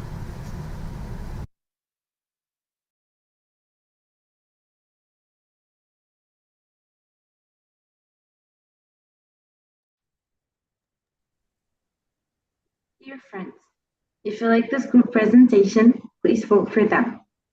While the voting is in progress, let me tell you that many of us can relate to the importance of this topic, especially post-pandemic. Mental health is finally getting the attention it deserves in schools and universities. The more we understand it, the better we can build educational systems that support not just the mind, but also the heart. I cannot agree more, Maria. It's fascinating to consider how it impacts not just today, but also our future. Now, it is my privilege to invite Group 2, who will take us into the fast evolving world of electric vehicles with their project, How the EV Industry is Shifting the Global Transportation System. As the world moves forward towards cleaner energy, their research sheds light on how electric vehicles are shaping economies, the environment, and the future of mobility. I've had a sneak peek at the research. I think it's something we'll find very eye-opening. So let's pay close attention and let's welcome Group 2. The floor is yours. Hello everyone, we are Group 2 from Nanjing University of Aeronautics and Astronautics. It is great to share with you our thesis today, starting with the team member, team leader Shalta, then the deputy leader Firas, Abdul Karim, Deka, Sohaib, Priska, Suhainika, and finally Bim. Hello, my name is Shaltur Abdul Basit. I'm from Chad and I'm studying aeronautical engineering. I'm the team leader of Group 2. For assignment, I did cover letter, I did resume, I did also the thesis, and for the thesis, the main part for me was the technological advancement. Thank you. Hello everyone, my name is Lashiyanat Ankawala Panukorn. You can call me Pim. I'm from Thailand. My major is International Business and Trade. I am in Group 2. For our project, my main responsibility are writing essay, report, cover letter, and thesis, especially for Chapter 7, Solution and Future Outlook. Thank you. Hello, my name is Priska K. I'm from DRC Congo and I study international business. In academic writing, I did a lot of assignments, including a report, a cover letter, and an essay. I also learned how to write a thesis. I work on chapter 2 of my thesis about the adaptation of electrical vehicles. Hello everyone, my name is Abdul Karim. I'm from Yemen. I came here to study artificial intelligence. I learned how to write a report, cover letter, and essay. And finally, I wrote a thesis. And my part in the thesis was economic impact. Thank you everyone. Good afternoon everyone. My name is Sohaib Taidi. I'm a 90 years old Moroccan student. I'm from Group 2. During this academic writing course, I worked together with my group on the cover letter, resume, essay, and reports. And about our thesis, my main part was the research methodology and also the conclusion. And thank you everyone for your time. Good day everyone, my name is Musa Dika. I am from Nigeria and my major is aeronautical engineering. For the assignment, I did my resume, cover letter, and essay. And for the thesis assignment, my part was the introduction. Thank you very much. Hello everyone, I am Suhanika from Nepal. My major is international business, and for the academic writing assignments, what I did was the reports, the cover letters, the essay, and I did the thesis as well. And for the thesis, my main part was environmental impacts of electric vehicles. Thank you everyone. Our thesis topic is how the electric vehicle industry is shifting the global transportation system. Hi everyone, thank you for being here. We are Group 2 from the College of International Education at Nanjing University of Aeronautics and Astronautics. Today we'll be presenting our thesis titled How EV is Shifting the Global Transportation System. Our research focuses more on how electrical vehicles are transforming transportation globally, highlighting technological advancement, environmental impact, economic shift, and future prospect. Let's begin. Electric vehicles are more than a technological upgrade. They represent a global shift in how we move, consume energy, and imagine our future. From China to Europe to the United States, EVs are transforming transportation at an unprecedented scale. This revolution is fueled by climate urgency, groundbreaking innovation, and powerful policy support from governments. Modern EVs can now travel over 500 kilometers on a single charge and recharge in minutes, a feat made possible by rapid battery innovation. Solid-state batteries, autonomous systems, and vehicle-to-grid technology are shaping the next era of electric mobility. Environmentally, EVs reduce emissions by up to 60%, especially when powered by clean, renewable energy sources. Still, challenges exist, from raw material extraction and battery recycling to grid strain and infrastructure gaps in rural areas. China currently leads the global EV race, dominating battery production and exports. The US and Europe are catching up, investing heavily in local manufacturing, clean energy grids, and consumer adoption programs. This transition is also economic.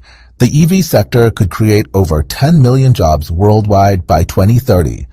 And this is just the beginning. Electric mobility is expanding into buses, trucks, planes, and even shipping fleets. Electric vehicles are not just tools, they're a symbol of the world's shift towards sustainability, independence, and innovation.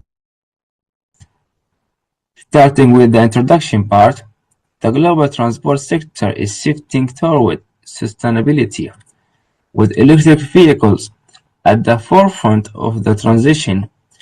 This revolution is fueled by climate concern, energy security issues, and urbanization. Electric vehicles offer zero tailpipe emissions, greater energy efficiency, and smart tech integration. But they also raise concern about battery production ethics, resource extraction, and grid demand. We also talk how electric vehicles are helping reduce pollution, use smart technology, and support sustainable cities. We also discuss the challenges like battery ethics, high costs, and the most important charging problem. We also explore China leadership in electric vehicle production and how other countries like US and European countries are responding. And this slide is about research methodology.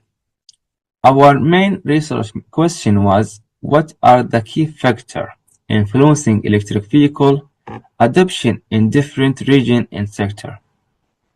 We focused on areas like European mobility, logistics and delivery, consumer behavior, and finally, infrastructure. Why EV makes more sense? I mean, firstly, I think it's long term, it is less emissions. For me, that is the most important. It is. But the way EV is made, yeah, it's not that. Like I said, it is already proved that. See, EVs have longer lives, and that's the one thing we should remember. So by default, whatever emissions has happened at the time of manufacturing gets negated over a longer life. Second is emission also is zero. Like I said earlier, even if the power is from unsustainable sources today, it's only a matter of 2-3 years before power generation will rapidly become greenified. That's something the government is working on. Yeah. We can't wait for that time for it to become, then introduce EVs. So for me, the first thing is the environmental sustainability aspect, and this is purely my opinion. Second is EVs are the digital version of driving. Have you ever driven an EV? No, not yet. You should. I've driven once. I've driven one just for like a test drive of one of my friend's cars. You should drive it like a daily car. You'll realize that driving becomes 10x easier, not 1x or 2x. Why? Because it is so easy to drive. There's no, first of all, the comfort. You don't hear the engine noise, the vibrations. It's very digital. Second is the power is instant. You just touch the accelerator, you get power.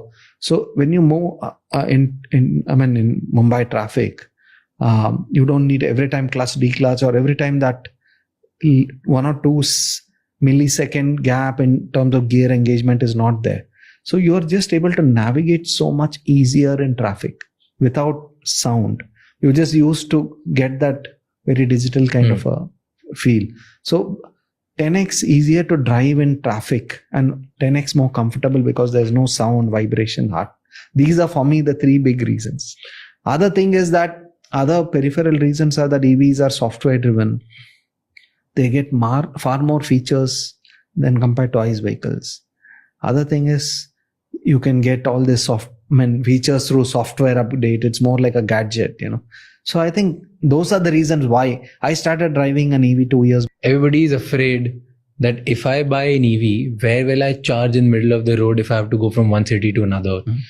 On a petrol car, मैं यहाँ से इंदौर लेके जा सकता हूँ Nexon, right? यहाँ diesel car में लेके जा सकता हूँ Indore. I live in Indore. अब ओवरनाइट जर्नी है. I can't take my EV. You can, because now EVs are, I mean, we've launched a curve now. We've enhanced the range of the Nexon. कितनी भी range हो, मतलब मेरे को 600 kilometre जाना है, 650. हाँ, 600 किलोमीटर में, when you have a lot of charging stations in between across the country now, you know, of course, it's not as much as petrol stations. So that's the growth that we need in terms of EV charging facility. But on the other hand, you have apps today. Our own Tata.ev IRA app.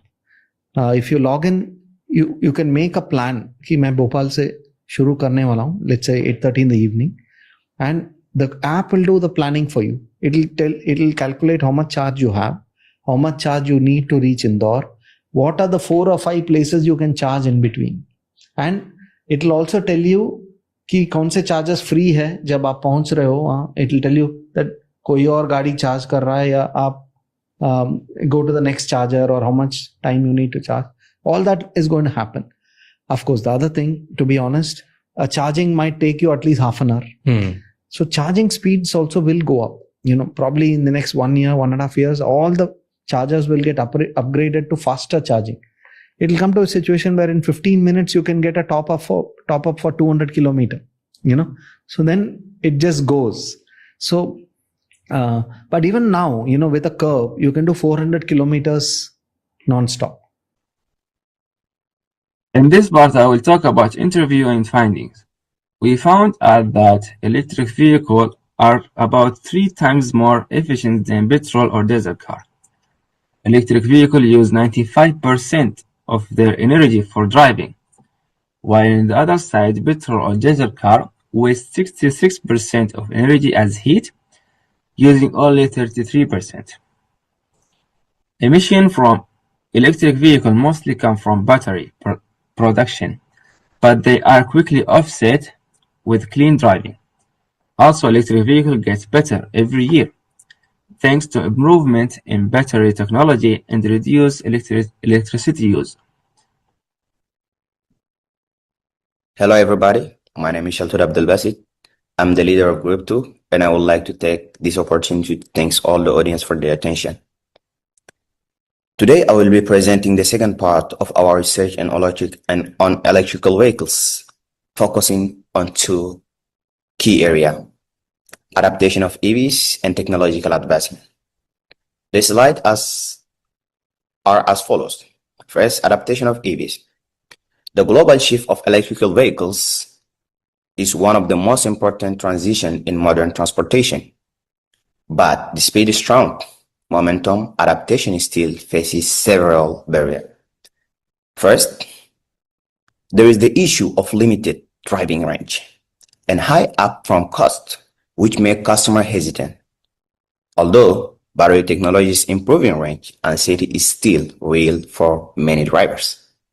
Second, the charging infrastructure remains inconsistent, especially out of the urban area. While fast charging stations are increasing, rural regions and developing countries are still underserved. In a specific sector like freight or logistics, EV trucks are being used for short or medium distance delivery. But for long-haul transport, battery capacity and charging time are still major challenges. Ultimately, customer behavior is a key. Many users are still adjusting to charging habit and maintenance difference. Government incentive like tax break and subsidies plays a big role in engaging this change. We also have the public transportation are going electric, which many cities adopting electrical buses that reduce emission and operating costs. We have also a small scale of micro mobility solution like e-scooter and e-bike are helping reduce traffic congestion and improve last mile connectivity. In a smart city, EVs are being integrated into a smart traffic and energy system. With a smart grid and off-peak charging, energy use is becoming more efficient. Here we move to the second slide, which is the technological advancement. We know EV technology is advancing at a rapid pace. Let's highlight a few key areas. We know that the battery are the heart of EV's innovation. Right now, most EVs are lithium battery with over 500 kilometer range and 30-minute charging. But the future lies in solid state and sodium-ion batteries, which could offer 1,000 plus kilometer range, faster charging, and up to 95 recyclability. We also have the charging infrastructure is evolving too. We are seeing development like high-speed charger, vehicle-to-grab system, and even solar-powered. Soon, megawatt charger will make long-distance EVs travel even more practical. In motor and powertrain, we have already achieved over 95% energy efficiency, and future design like axial flux motor will improve both performance and space efficiency. Autonomous driving systems are also progressing from Tesla full self-driver to future AI management level 4 and 5 vehicles. This could change the way we use vehicles entirely. We know that if manufacturing is getting greener with lightweight material, 3D printing, and even carbon neutral factories. Meanwhile, software integration now include features like cloud update, AI battery management, and predictive maintenance. Importantly, sustainability is being tackled with second life battery, ethical sourcing, and the shift to renewable for both production and charging. For conclusion, electrical vehicles are not just a trend. They represent a fundamental shift in how we move, we work, and live. Adapting to them requires investment, policy support, and customer awareness, but the technological innovation driving this industry forward are incredibly promising. Thank you for your attention, and now I will handle it over to the next speaker. Thank you. So thank you, Salta, for that amazing presentation. Hello, everyone. I'm Suhanika, and today I'll be presenting on various aspects related to electric vehicles. So I'll be presenting the environmental and economic impacts. So let's begin with the environmental impacts at first. One of the biggest benefits of EVs in their potential to significantly cut down greenhouse emissions. So it is said that EVs can reduce emissions by 30 to 60% compared to traditional gasoline vehicles. This is also true when they're powered by renewable energy sources like solar or wind. These sources could eliminate tailpipe pollution entirely. But now let's look at the challenges that the environment faces as well. So one of the major environmental challenge is the mining for raw materials like lithium and cobalt. So the mining for these materials is highly water intensive and it's not very sustainable. The recycling rates of these batteries also remain low, so it's concerning for about the long-term waste. And also in like places where electricity comes mainly from coal, the clean benefits of EVs are reduced. So we looking at the case studies done for like Norway, China, and California. In Norway, EV incentives led to a drop in urban emissions, but it also caused congestion in bus lanes, which highlighted the need for better urban planning. And in California, using solar and wind energy to charge EVs led to a 35% reduction in transport emissions. And in China, although EVs reduced pollution in cities, the reliance on coal for electricity in rural areas meant that emissions were simply shifted from one place to another. So now I'll be moving to the economic impacts. China has been leading the EV industry by producing 60% of the world's EVs and controlling much of the battery supply chain. Although Europe has like strong environmental policies, they struggle with domestic battery production. But now we've seen a rapid increase or EV growth in the US by companies like Tesla, but it still depends on like Asian made batteries. Now, economically, the EV industry is expected to create over 10 million jobs by 2030 in areas like manufacturing, charging infrastructure, and recycling. But at the same time, there's like trade tensions that are increasing. So let's look like, for example, the US and EU have imposed tariffs on EV vehicles of China. So the tariffs go up to as high as 38%. And there's another big shift in the oil consumption. EVs are also projected to cut global oil demand by 5 million barrels per day by 2030. The technological advancements are also shaping this space. So solid-state batteries, which are expected to hit the market by 2026, promise to double the range and enhance safety. So battery recycling is also improving with new techniques capable of recovering up to 95% of materials.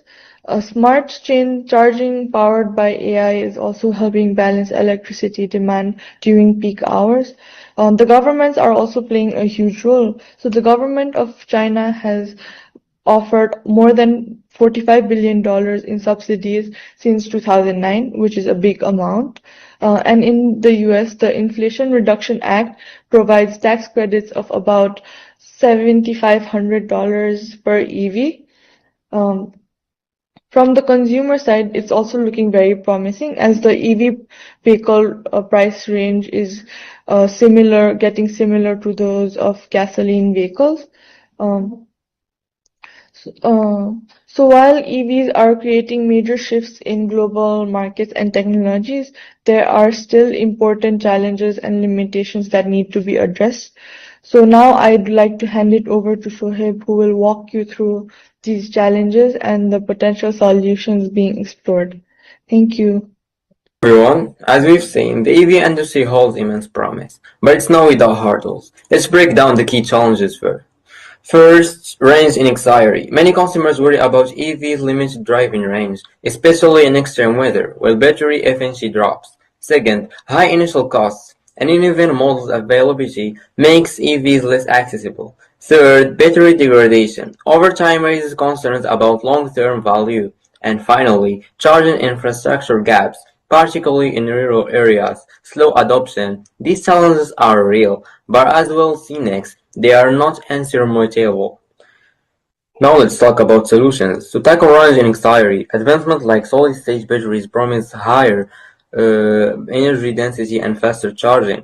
For cost barriers, economics of scale and policy incentives like tax credits are making EVs more affordable. Infrastructure, public-private partnerships are expanding charging networks globally, and for cold weather performance, innovations in thermal management systems are game changers. By 2035, we could see EVs dominate new car sales if these strategies are prioritized. The future is electric, but it demands collaboration across industries and governments. In conclusion, EVs are reshaping transportation, offering cleaner air, energy independence, and economic opportunities. Yet their success hides in overcoming today's challenges through technology, policy, and public engagement. While the road ahead has bumps, the destination, a twin-stable electric future, is worth the journey. As our research shows, the EV revolution isn't just possible, it's essential for a greener planet. Now let's welcome Abdul Karim, who will take us everyone's work from individual reports to our collaborative essay. Thank you. In this slide, I will talk about our report. We create two reports. First one is incident report. Second one is trip report. For the incident report, we discuss a serious data breach in Thailand. Sensitive information like ID card was leaked because of poor cloud security. The company had to improve its data protection after this incident. For the second report, about trip report. This report was about a student trip to a rural school in Nepal. Students taught English, helped with science awareness, planted trees, and organized fun activities like dance and drawing. The goal was to help children learn and build our leadership and social responsibility. This part is about essay, the impact of AI in modern aviation. We wrote about how artificial intelligence is changing aviation in 3 points: autonomous flight, air traffic control, predictive maintenance. For autonomous flight, AI might allow pilotless planes in the future. For the air traffic control, AI helped reduce delay and improve safety.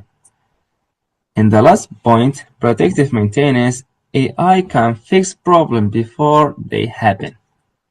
We also explained the challenges like cybersecurity, safety standards, and ethics questions. In conclusion, AI is powerful, but we must be careful to keep it safe and fair for everyone.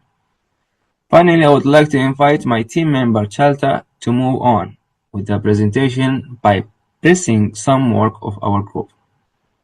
Hi again. This slide shows the first set of resume. Each of us created our own resume with a focus on education, experience, and relevant skills.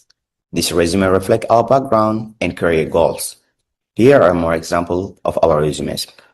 We made sure to use a professional format and included key details like work experience, technical skills, and languages. This resume also reflects our individual goals and strengths. We try to make them clean, organized, and suitable for internship or job application.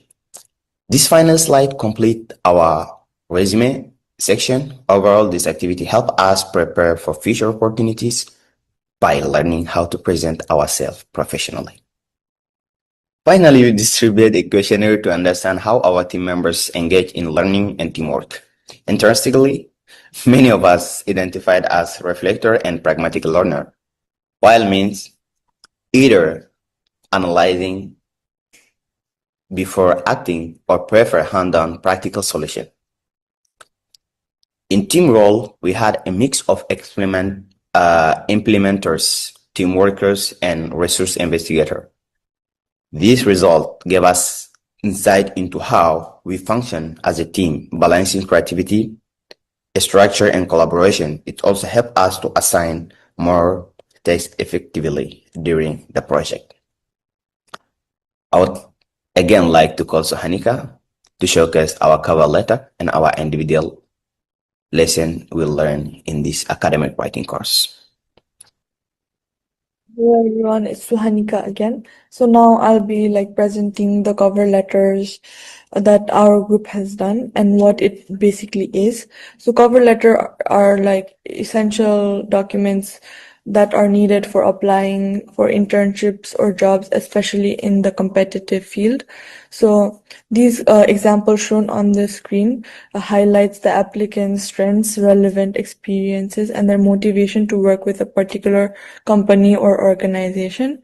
So you'll see that these cover letters vary in tone and format depending on the field, from engineering to customer service. These cover letters not only aim to showcase the experiences, but also showcase the soft skills like communication, teamwork, and initiative. So these are more examples of cover letters done by our group. So now I'll be moving on to the individual learning outcome. So this slide focuses on the individual learning outcomes from our group experiences, which will be shown more in detail in the video. So I'll just quickly summarize it. So each member of our team reflected on personal growth, particularly in areas like communication, collaboration, and time management. So these insights show how meaningful group work can be, not just for the final product, but for our personal and professional development as well. So let's move on to the video. Hi again, I'm the leader of Group 2. Being a leader has significantly contributed to my personal growth, helping me becoming more confident, more patient, and more assertive. I've come to learn that leadership isn't just about giving orders or making decisions. It's also about communicating with the team members, understanding them, and listening to them so we can build a really strong team and we can fund or make a really tough plan. I've also learned to accept the positive and the negative reaction or outcome from my teammate, viewing them as a valuable part of the leadership or the learning process. Thank you. Through academic writing, I've learned the value of preparations and research for any kind of writings. And I've also learned to collaborate and communicate effectively with my team members. This has to be done to achieve our goals as well. So thank you very much for the academic writing course. I became more open to different perspectives and learned how to adapt personal idea to align with group's goals. Thank you. Working together taught me how important it is to adapt, support each other, and share responsibility to reach our goals.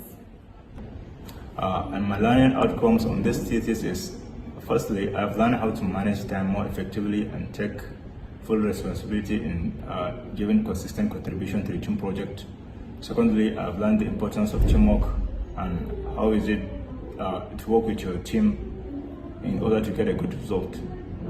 Thank you. During this academic writing course, I've learned so many things, and first of all to share is I learned how to collaborate with the group and how to work together. Also, I want to share that I learned how to write a cover letter and what a cover letter is actually. Also, we should notice that I learned how to work on a disease exactly with the details and how to make it successful. And I think it was fun, interesting, and I really enjoyed the time with my group. Thank you. This class helped me a lot. It made me feel more confident to speak and also learn how to walk and talk better with my teammates. Hello, we are Group 2. As Group 2, we learn teamwork, time management, professionalism, confidence, problem solving, and patience. Beyond research, this project taught us invaluable skills. We honed problem solving by dissecting complex EV challenges, improved communication through collaborative writing and presentations, and embraced teamwork, balancing diverse strengths from analysis to creativity. Our built-in team role, like shapers and coordinators, helped us thrive. We also learned to adapt with the refining regimes or navigating cultural differences. This experience wasn't just about EVs, it was about growing as future leaders in a globalized world. And finally, we'd like to express our deepest gratitude through a video that we have made.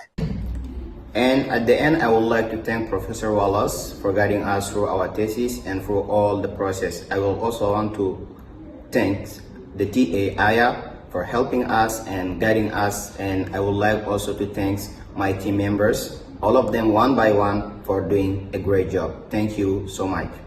And finally, at the end, thank you everyone for giving us your time to watch this.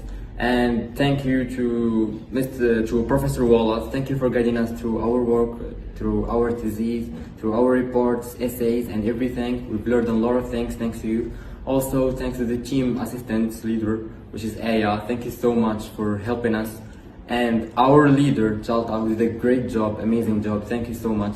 Also, the team members, thank you for helping me. Thank you for working together. Thank you for giving your time to this work. Thank you so much. And also I want to thank the professor for teaching us this subject, and also thank you for the TA to help us send the information, and the group leader and the group member. Thank you everyone. And I want to thank Professor Wallace for guiding us through the thesis, and also the team TA, also the team group, team leader, and also group members for contributing and giving their effort in this thesis. Thank you very much. Thank you, Professor Wallace, for helping us complete this thesis, and our TA, Aya, my team leader, Shelta, and team member for working together to make this thesis success. Thank you. I'd like to thank Professor Wallace for giving us this opportunity, and I'd also like to thank our teaching assistant Aya for guiding us throughout and helping us throughout and constantly checking on us. And I'd also like to thank our team leader Thalta for leading the team smoothly throughout this academic journey. And I'd also like to thank our team members for doing everything on time and effectively. Thank you very much.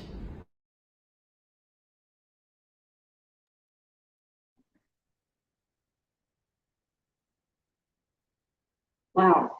It is fascinating to consider how something as mundane as transportation can play such a significant role in combating climate change. Electric vehicles are no longer science fiction. They're rapidly becoming the new normal. And researchers like these help us understand the challenges and opportunities ahead. Dear friends, if you like their presentation, please vote for them. It is fascinating to consider how this impacts not just today, but also our future. Since the voting is over, let's look for the next presenter. Our following presenters are Group 7, who will be discussing their research on the impact of e-commerce on the global market. Online shopping has transformed the way we live, work, and spend. Their project explores how this digital shift is impacting economies and consumer behavior globally. I think we will all find eye-opening presentations ahead. Let's pay close attention, and let's welcome Group 7 to present their excellent work. Hello everyone, today we're excited to introduce you to the talented members of our team. Each person brings unique skills, experience, and dedication to our shared goals. Let's get started. First, we have Charlene, our deputy team leader. With her strong leadership and organizational skills, Charlene ensures our projects run smoothly and efficiently.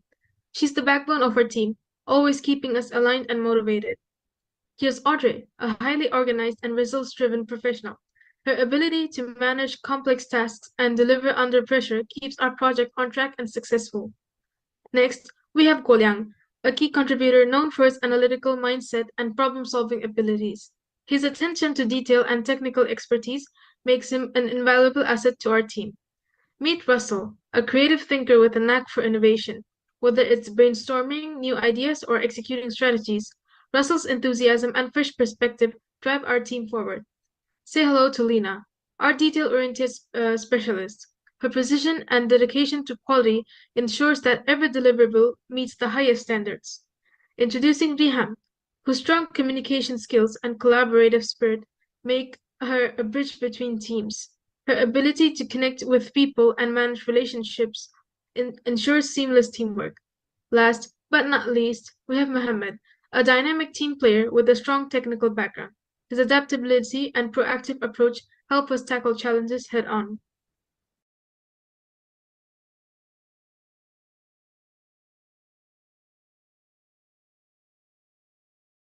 Hello, my name is Preksha. I'm the leader of this team.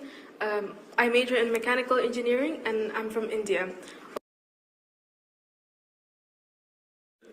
Hello, my name is Charlene Lau Gunawan. My Chinese name is Lu Fei Liang, and I'm from Indonesia. My major is international business, and my position in this team is as a deputy team leader.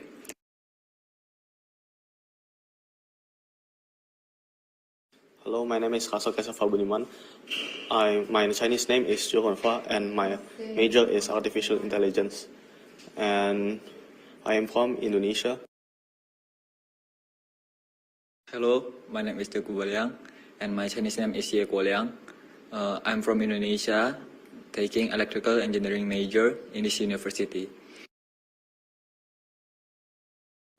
Hello, my name is Audrey Perrault, and I'm a French exchange student, and my major is international business. Hi, my name is Rihan Nafi. My Chinese name is Lamji. I'm a Moroccan student here in LUAA, first year, Bachelor in Mechanical Engineering. Hello everyone, I am Mohammed. I'm from Yemen. My Chinese name is Nuaa, and I majored in electrical engineering and electronics.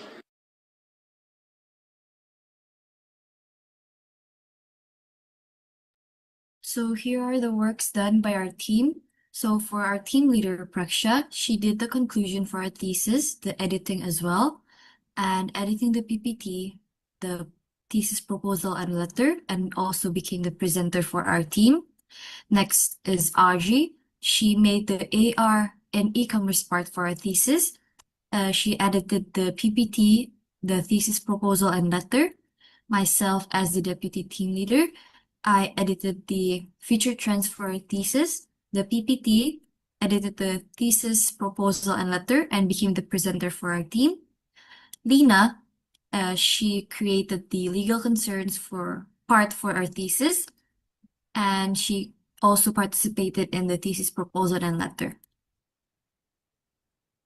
While Chap Goyang, he created the blockchain and e-commerce part for our thesis and participated in editing the PPT, the thesis proposal and letter, and also became the presenter for our team. And Russell, he created the introduction part for our thesis, also edited the PPT proposal and letter, also became the presenter for our team. And then Riham, she created the AR and e-commerce part for our thesis, also edited the PPT thesis proposal and letter. Last but not least is Muhammad. He created the thesis proposal timeline. And next part of the PPT would be presented by my classmate Chap Goyang. Thank you, Charlene. Let me walk you guys through what we'll cover in this presentation. It's a reflection of our journey in academic writing course, where we have honed skills like structured writing, stream work, and presentations techniques. Here's a snapshot of what's ahead. First, we will share key parts of our thesis work, including the detailed slides, content highlights, and even a photo of final document. We also want to share screenshots of our writing reports, essays, resumes, to give you a glimpse of our structured writing process. Next, we will see the purpose of the questionnaire and analyze feedback from all members. In the part 6 to 7, we also summarize the collective takeaways from each member, sharing their personal growth, reflections, and from our entire group's experience. In the part 8, you'll see the meeting minutes, team photos, and mind maps that fuel our creativity. Finally, the last part will close with our peer feedback and lessons that we learned. And now, my teammate Charlene will explain about our thesis.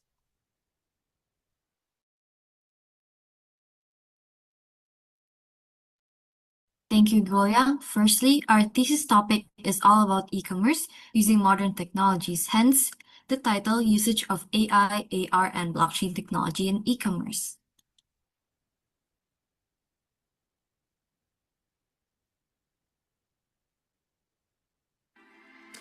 Online shopping. Let's be honest, sometimes it's a mess. You click around, get lost in endless options, deal with slow support, and hope what arrives actually matches the pictures. But what if tech could fix all of that? That's where AI, Arkansas, and blockchain step in. And no, these aren't just fancy buzzwords. They're straight up changing the way I shop online. First up, artificial intelligence. Imagine a shopping assistant who knows your style, your favorite brands, even that midnight snack craving you had last week. That's AI. It learns from my browsing habits, recommends stuff I actually want, and those chatbots? They're getting so smart, I forget I'm not chatting with a real person. Even the prices aren't random. AI updates them in real time so I get the best deal. And with voice shopping, I can literally just say, order my coffee and boom, it's at my door. Now, augmented reality is a total game changer. Ever ordered shoes that look fire online but flop in real life? With AR, I can try on sneakers, see how a couch fits in my living room, or test makeup, all from my phone. Brands like IKEA, Sephora, and Warby Parker are all over this, making sure what you see is actually what you get. Return rates, way down, confidence, way up. And then there's blockchain. Imagine tracing your coffee back to the exact farm it was grown on.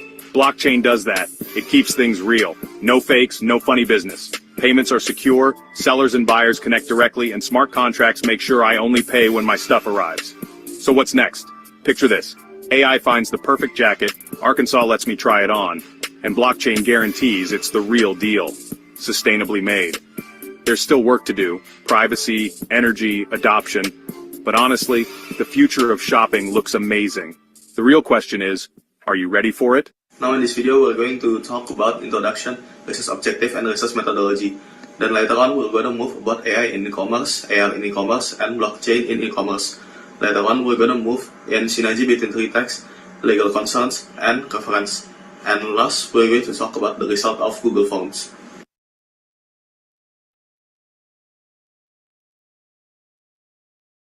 As previously mentioned, we will walk through contents about AI, AR, and blockchain in e-commerce, how they provide new technologies, and new techniques of bringing customers to trust and purchase products in the business, the legal concerns these technologies pose to the society, and lastly, surveys that are conducted to analyze how consumers react to these technology implemented to the e-commerce industry. Next, I'll be inviting my classmate Russell, who will be presenting the first part of the thesis.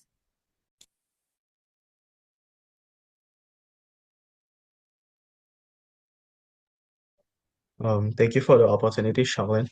Right now, I'll be introducing our research on how advanced technologies are reshaping the e-commerce industry. Today, e-commerce is being transformed by artificial intelligence, augmented reality, and blockchain. AI is making shopping more personalized and efficient. AR is creating immersive experience by connecting physical and digital shopping, and blockchain is ensuring secure and transparent transactions. Together, these technologies are driving innovation, improving user experience, and building greater trust between businesses and consumers. Our research aims to examine the role and importance of these technologies in e-commerce. We are evaluating current applications, weighing the pros and cons of adopting AR, and blockchain, and exploring future directions as technology continues to evolve. Next. To achieve this, we are conducting a literature review, gathering data to surveys and interviews, and analyzing successful e-commerce case studies. Next.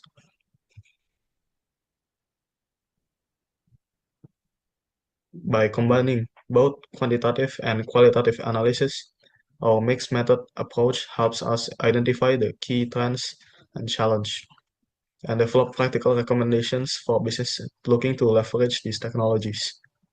Next, Kualyang will explain about the AI part of our thesis.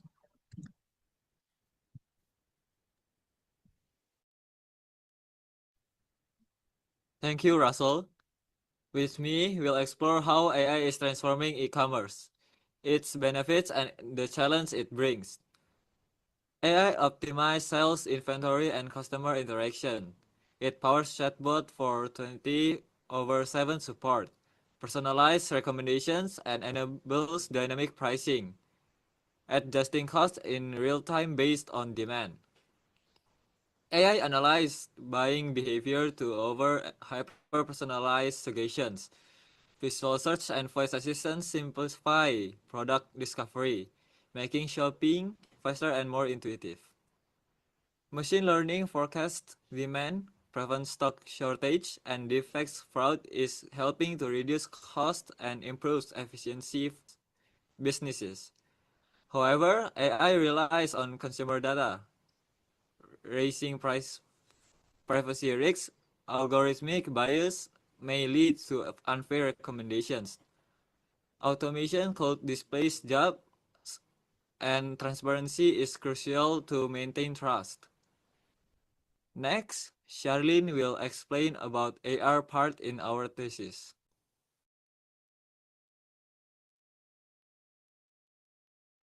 Thank you, Golyang. And this section of the thesis explores how augmented reality or AR enhances e-commerce by enabling virtual try-ons, 3D products view, and interactive customization. By helping bridge physical and digital shopping, AR boosts engagement, reduces returns, and is widely used in fashion, furniture, and eyewear. Web-based AR increases accessibility, while social platforms uses AR filters to drive sales, especially among Gen Zs. And here are the challenges, including high cost and privacy issues, but future AI integration will make AR more personalized and immersive. Now, Golyang will explain the blockchain section of thesis.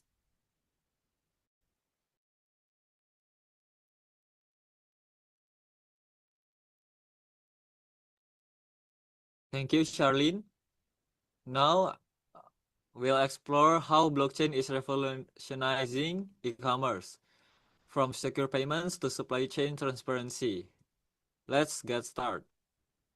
Blockchain is a decentralized, tamper-proof digital ledger. In e-commerce, it ensures secure transaction, eliminates intermediaries, and builds trust through transparency. Blockchain enables fast, low-cost crypto payments with Bitcoin and Ethereum. It also powers smart contracts to automate processes like refunds or pricing, cutting costs and boosting efficiency. Every product step is recorded on the blockchain, reducing fraud and errors. Consumers can verify authenticity, combating counterfeits and strengthening brand trust. Next.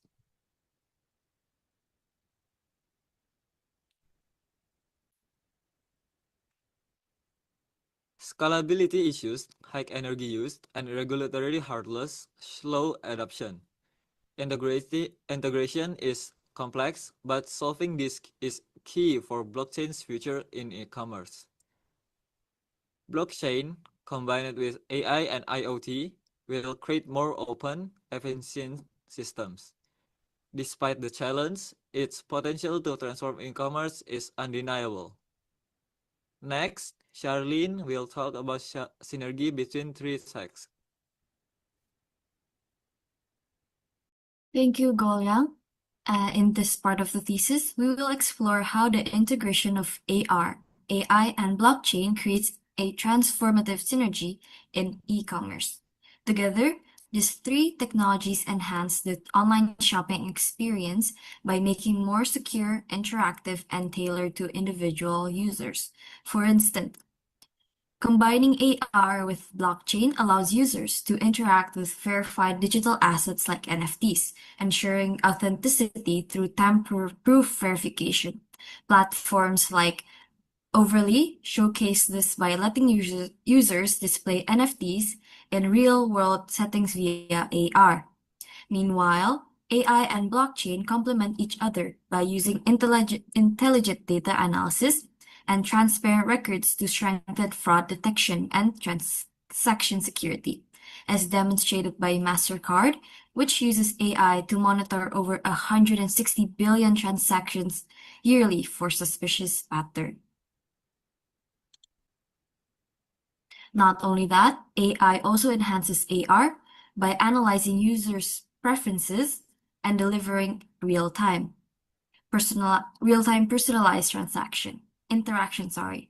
This is seen in collaboration like Amazon and L'Oreal, where consumers can virtually try on makeup using AR while also AI ensuring accurate overlays by mapping facial features.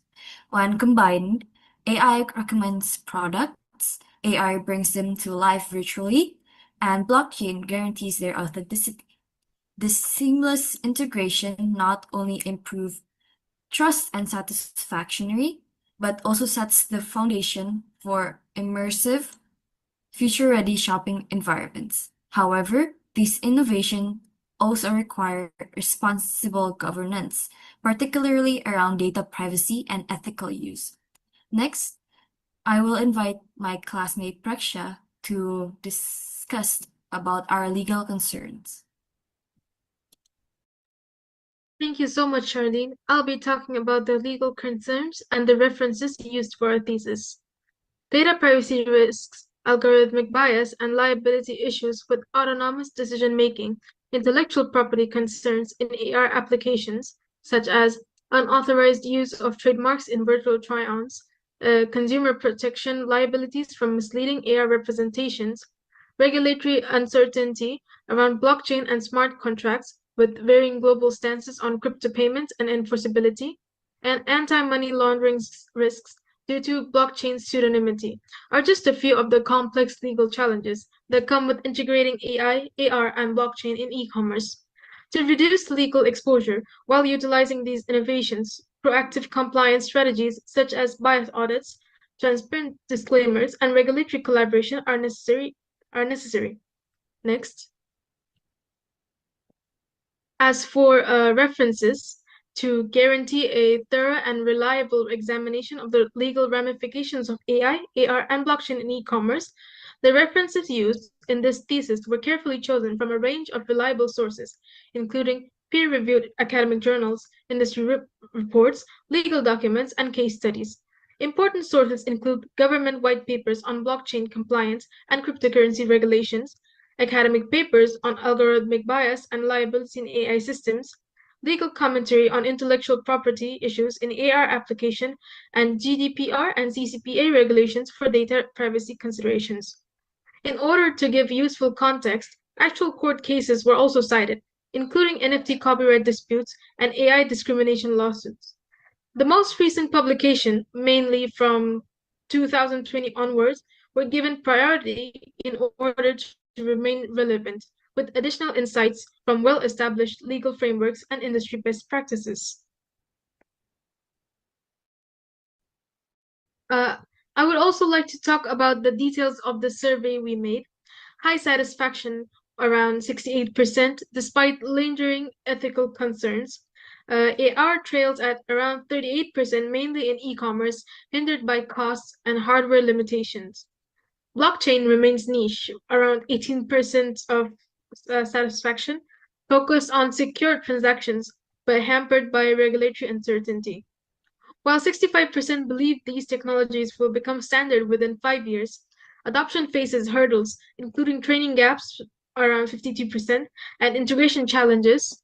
Notably, a disconnect exists between blockchain's perceived potential, 89% believe in transformative power, and actual implementation, only 12% believe in it.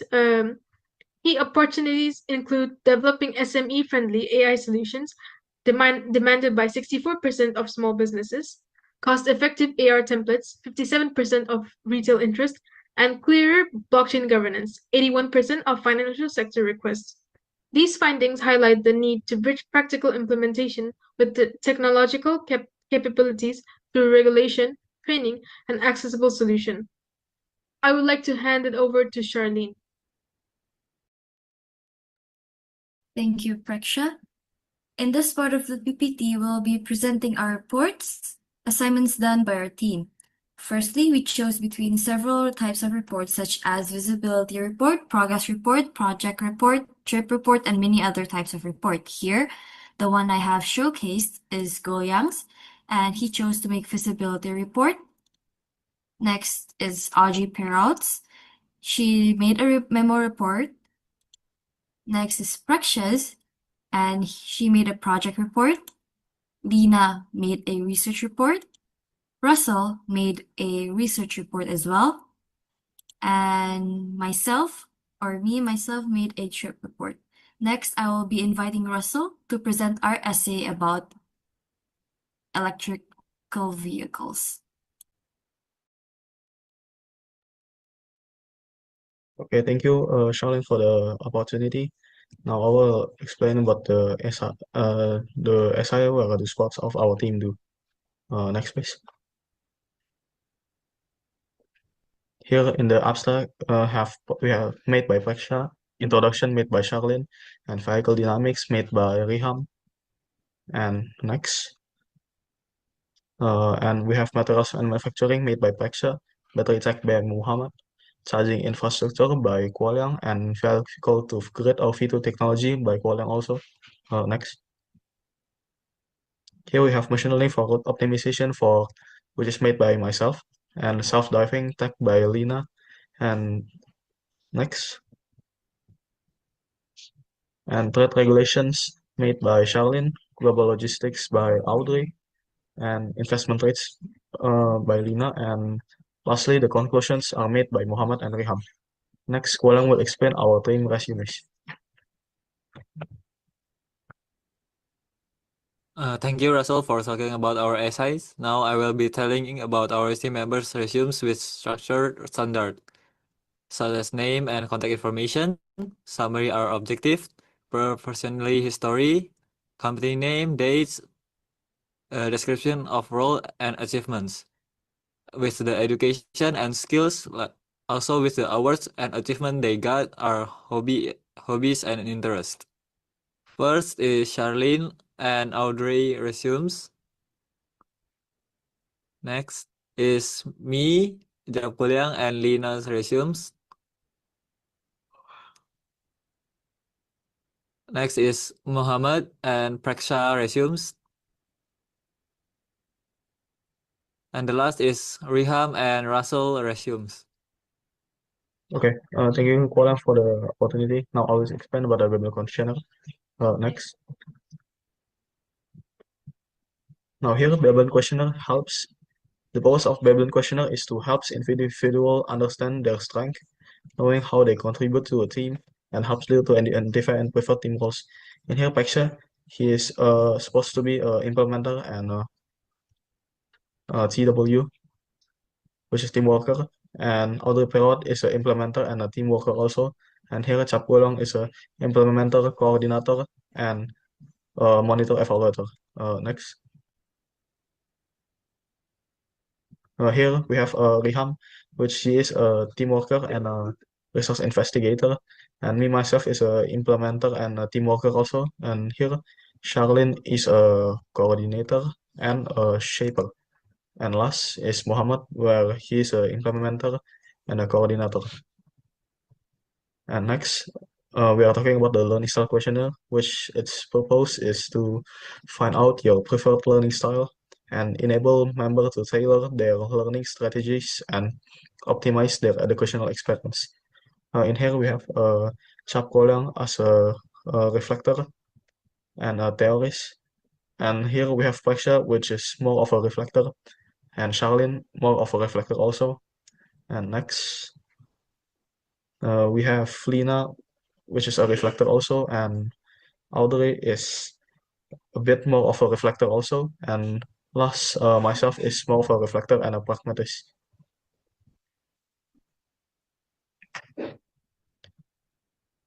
Here, learning outcomes, which is going to be explained by Praksha. Thank you so much, Russell. Through the academic writing course, our team members have developed critical competencies in scholarly communication and research rigor. Here are the videos of each member talking about their learning outcomes. What I've learned from this course is to help my members and keep them together. I've also learned how to regulate my emotions when there is a huge or a minor disagreement within the group. I've learned to do proper research, and I've also learned how to write a good report paper and do good research.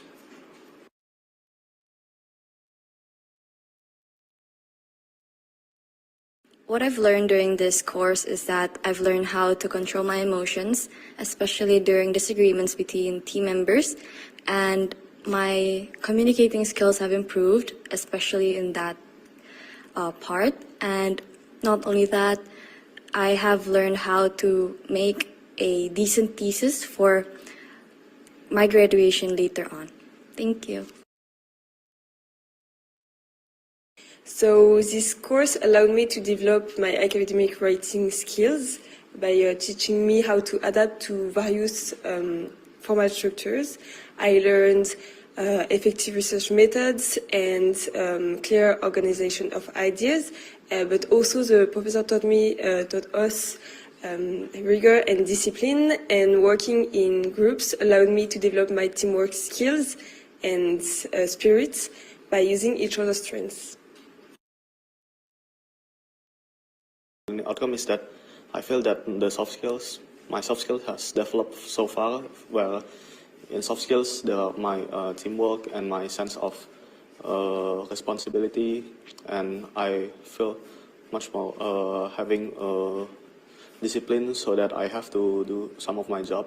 And in this course I also know that a bit of how the thesis concept, so that the thesis will give for my final graduation. And although I know that the final graduation thesis is much harder, but at least I know a bit how it will be.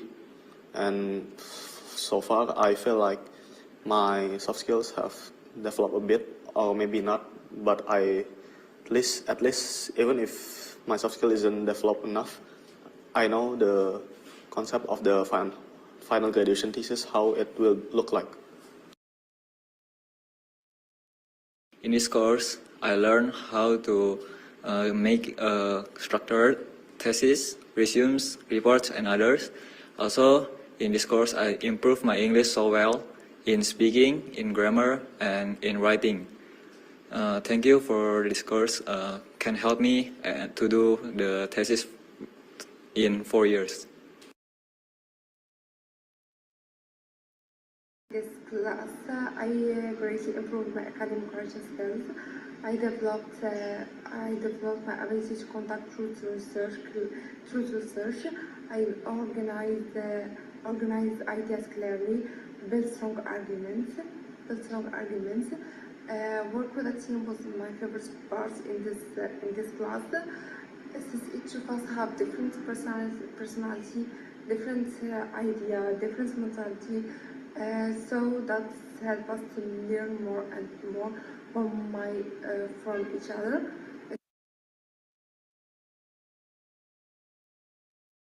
This course has helped me to grow academical and personal.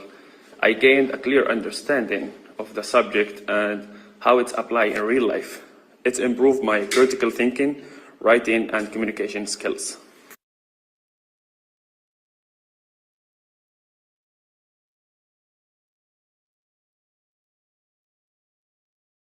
Member demonstrated strong growth in academic writing. Charlene mastered synthesizing complex ideas, while Guoliang perfected citations and references. Russell enhanced flow and engagement in technical writing, and Reham developed sharper critical analysis skills. Audrey improved argument balance and precision. Lena excelled at concise paraphrasing, and Mohammed effectively balanced rigor with clarity. Together, we've significantly strengthened our academic writing capabilities. Now I would like to invite Charlie to present our group activities. Thank you, Praksha. And the slide, it's presented about our MOM, or meetings of minutes, and along with our group activities that was done earlier this year about our mind map and the division of the group works. Last but not least, I would like to invite our team leader, Praksha, to close this off with her feedback. Thank you so much, Charlene. I am incredibly proud of the progress our team has made throughout the academic writing course. As a team, we've embraced collaborative writing, peer review, and constructive feedback, resulting in polished, well-researched deliverables. The course has not only sharpened our individual skills, but also strengthened our ability to work cohesively on scholarly projects. Keep up the excellent work. I'm excited to see how we apply these skills in the future. Please don't forget to vote for us if you like the presentation. Thank you.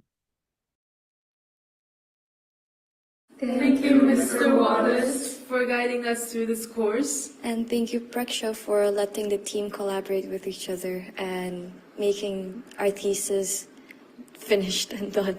Yay!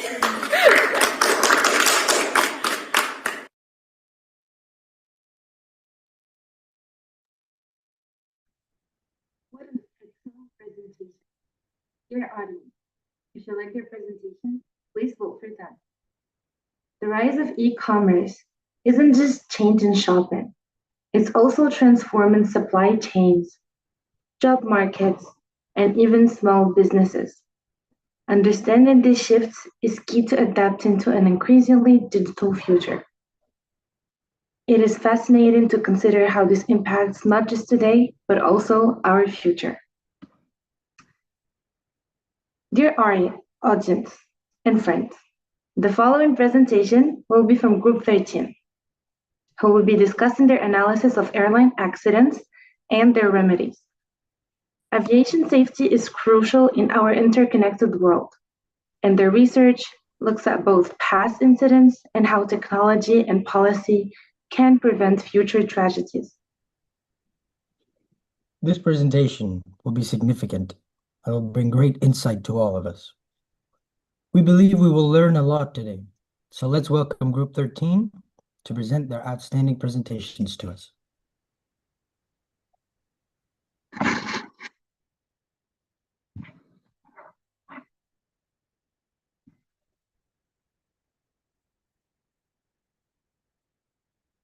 Hello, esteemed lecturers, guests, and fellow students. I'm Jared Ombasa. I'm the group leader for Group 13 from Nanjing University of Aeronautics and Astronautics. It's my honor to open this presentation, which reflects our months of work on the thesis titled The Analyzing Airline Accidents and Their Remedies, where we'll provide a comprehensive study of the pilot error in the aviation safety. Our team includes Nuaa, Leontine, Faith, Yasin, and Israel, each of whom played a critical role in this project. We are excited to present our findings and appreciate the opportunity to share our work. Here we will provide you a brief video introduction of our group. This short video will give you a glimpse of our team, who we are, and how each member contributed to the success of our project. Hello everyone, I'm Jared Ombasa from Kenya. Currently, I'm pursuing Bachelor's of Aircraft Maintenance in UNA8. I'm the group leader for Group 13. Thank you. Hello everyone, my name is Israel from Kenya. Currently doing Bachelor's in International Business, and I'm the assistant group leader for Group 13. Hello everyone, my name is Faith Chepkemoi. I am from Kenya. I'm currently doing a Bachelor in Aircraft Maintenance Engineering at NUAA, and I'm a member of Group 13. Hello, my name is Leontine. I'm in the group 13, and I'm an exchange student in business, and I'm from France. Hello everyone, my name is Yasin. I'm from Morocco. I'm currently studying at Nuaa. I'm an aeronautical engineering student, and I'm a member of Group 13. Hello everyone, my name is Garba. I'm from Nigeria. I'm a bachelor student studying electrical and electronics engineering at NUA. I'm a member of Group 13. Hello everyone, I am Nuaa from Morocco. I study aeronautical engineering and I'm a part of Group 13. Thank you. Our thesis explores why pilot error remains a major concern in the aviation sector, despite the significant advancement in the aviation technology. We've therefore analyzed 5 airline accidents, and we extracted key patterns and proposed practical solutions for the aviation stakeholders. First, let's hear the thesis introduction video. Hello professors, classmates, and invited guests. We are Group 13 from the academic writing course, and we are honored to present our thesis titled Analyzing Airline Accidents and Their Remedies, a comprehensive study of pilot error in aviation safety. Despite advancements in aircraft technology, human error remains the leading cause of aviation accidents. Our research focused on 5 major airline crashes between 2004 and 2019, all linked to pilot error. Though these case studies we aimed to understand the recurring patterns behind these tragedies and explore how training, communication, and cockpit protocols can be improved. To begin our presentation, we will take a closer look at one of the most significant aviation disasters in recent history, Air France Flight 447. Shortly after 4 in the morning, when the flight had failed to contact air traffic control in either Senegal or Cape Verde, the controller in Senegal attempted to contact the aircraft. Despite his attempts, he received no response. Brazil and Senegal alerted rescue services, initiating the search for the aircraft. However, the challenge was that Air France Flight 447 had seemingly disappeared in a region lacking radar coverage, with no possibility of witnesses and with inconsistent radio communication. 2 days later, a Brazilian plane spotted what appeared to be an oil slick and light floating debris. A couple of days afterward, search teams discovered 2 bodies, along with personal belongings. The final resting place of Flight 447 was discovered on April 3, 2011, at a depth of almost 4,000 meters. By May 7th, both black boxes had been found and were sent for analysis by the BEA, France's air safety agency. In July 2012, the BEA published the final report on this accident. The investigation unveiled a temporary discrepancy in the measured speeds, likely triggered by the obstruction of the pitot probes due to ice crystals. As a result, the autopilot disconnected, and the flight control mode transitioned to alternate law. This action deactivated several built-in protections, such as angle of attack, overspeed, and bank angle protection. Consequently, the aircraft became more responsive to roll inputs.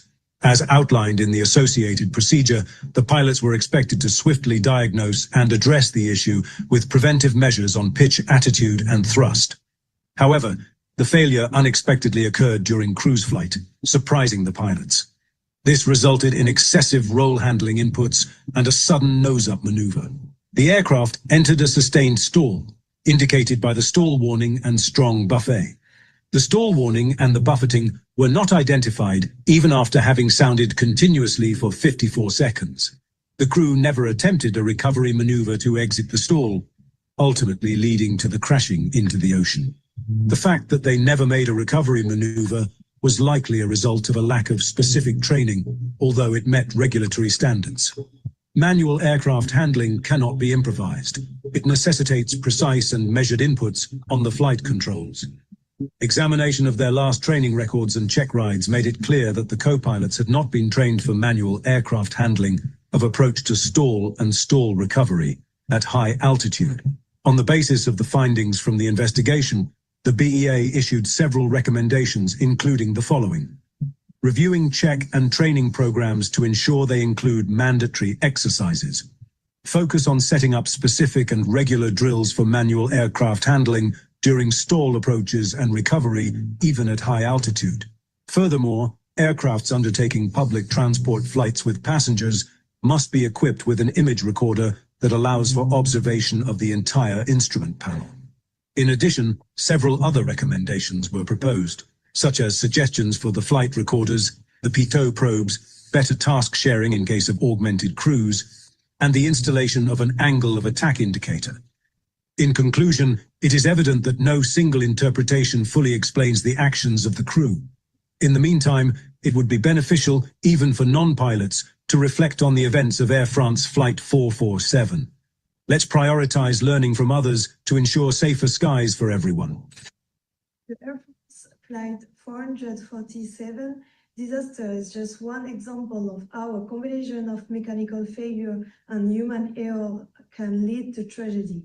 In this thesis, we analyzed four other airline accidents with similar causes, aiming to uncover common themes, contributing factors, and the most effective remedies. Through this research, we hope to highlight the importance of better pilot training, improved decision-making under stress, and stronger communication protocol in aviation. Thank you for watching this introduction. We now invite you to join us as we explore these cases in detail and present out findings. Let's work together for a safer future in the skies.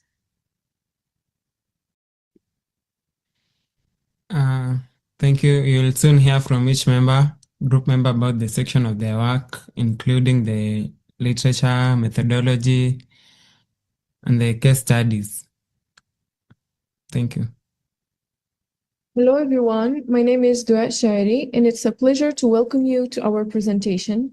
Together as Group 13, we have carried out a deep and detailed investigation into one of the aviation's most pressing challenges, pilot error. Despite the leaps in technology and automation, pilot error continues to be the leading cause of airline accidents. Let me begin by emphasizing how incredible aviation is. With millions of flights per year, it remains one of the safest forms of transportation. Yet behind the scenes lies a very complex environment where human decisions must be made quickly, accurately, and under intense pressure. This human element, despite being trained and highly skilled, is vulnerable. That vulnerability is what our research addresses. Research from aviation safety agencies reveals that pilot error contributes to 60 to 80% of all commercial airline accidents.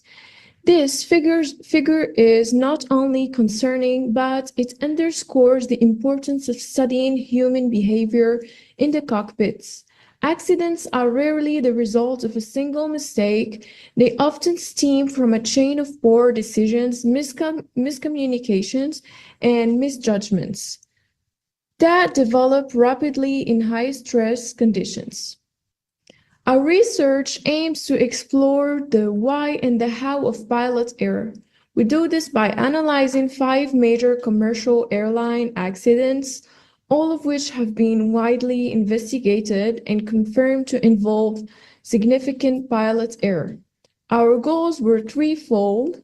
First is to identify common patterns in these accidents, then to understand the underlying causes of those patterns, and the third one is to propose remedies that are realistic and implementable. Ultimately, we aim to inform better training policy and cockpit procedures. In this presentation, we will cover our theoretical foundation, our methodology, the 5 case studies, the common threads we identified, our conclusions, and the individual learning outcomes of our team. Now I'll pass it over to Leontine, who will guide you through the theoretical framework that supports our thesis. Thank you, Noah. I'm Leontine Passelin, and I handle the literature review and theoretical background. Understanding human error in aviation isn't just about listing mistakes. It requires a systemic approach, one that examines how our humans interact with systems and what kind of barriers can fail under pressure. So the first model is the Swiss cheese model, is one of the most recognized framework in aviation safety. It represents the defense system in an organization as a slice of Swiss cheese. Each slice represents a layer of defense, technology, training, or regulations. But every slice has holes weakness. When the holes in multiple slices line up, an accident occurs. This model shows us that accidents are not just the result of one failure, but a chain of breakdowns. The next is the shell model, software, hardware, environment, and liveware. This model analyzes how a human liveware interact with other elements like the physical environment or digital system. In many accidents, it's not just one failing component, but an interaction failure, of example, misinterpreting data from software or poor coordination with other crew members. The Trait on Error Management, TIM framework, is another important tool.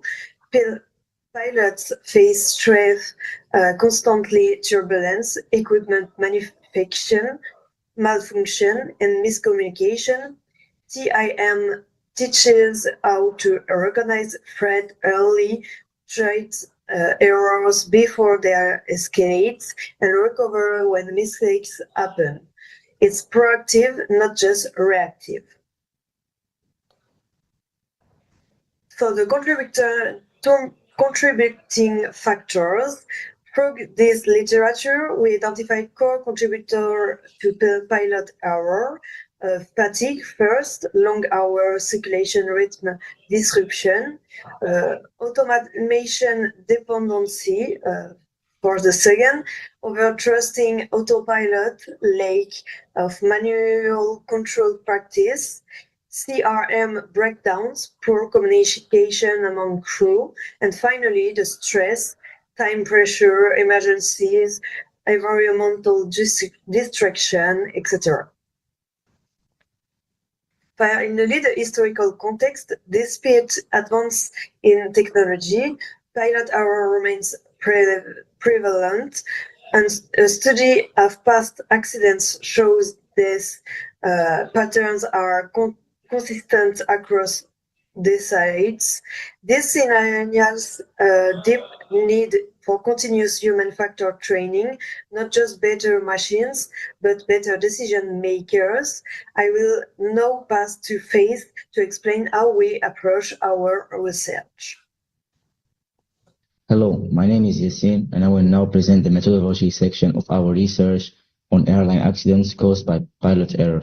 Our approach is rooted in a qualitative multiple case study design, which allow us to explore complex accident scenarios in depth rather than focusing on numbers alone. We aimed to understand how and why pilot errors occurred within real-world flight context.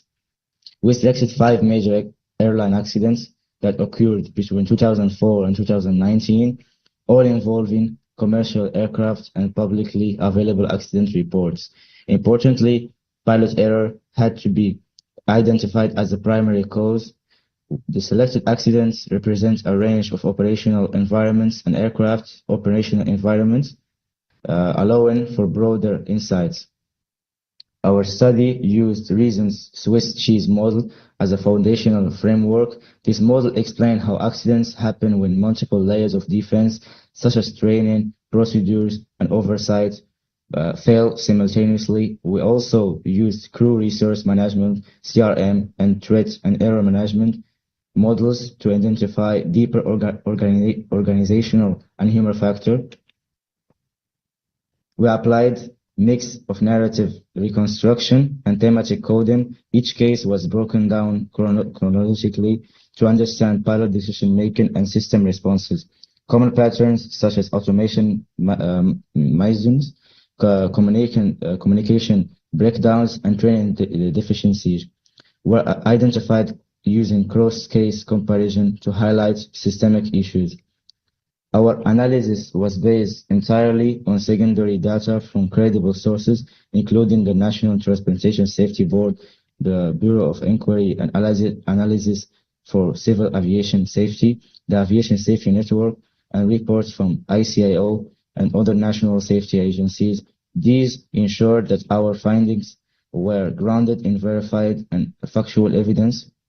To summarize, our methodology was designed to go beyond surface level analysis by using detailed case studies, reliable data, and proven theoretical models. We aimed to uncover not just the mistakes made by pilots, but the deeper systemic organizational issues that contributed to those errors. Thank you.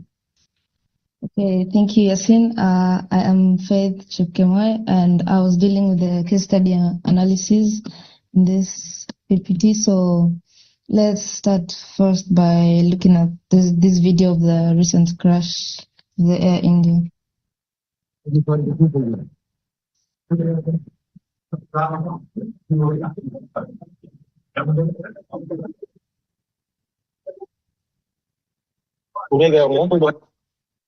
Okay, so we were the case study analysis. We were analyzing 3 aviation disasters. That is the Air France 447 and Colgan Air 3407 and Air Asia 8501. Aviation safety relies on the delicate balance of technology, training, and human judgment. Yet, when protocols are ignored or fatigue sets in, the consequences can be catastrophic. Today, we examine 3 tragic cases: Air France 447, Colgan Air 3407, Air Asia 8501, to uncover the lessons that reshaped aviation safety forever. So let's start with Air France 447. On June 1st, 2009, Air France Flight 447 vanished over the Atlantic Ocean. The Airbus A330, en route from Brazil to France, crashed after encountering a storm. All 228 lives aboard were lost. Investigations revealed that a fatal chain of errors, incorrect stall recovery, confusion over instrument readings, and a breakdown in crew resource management.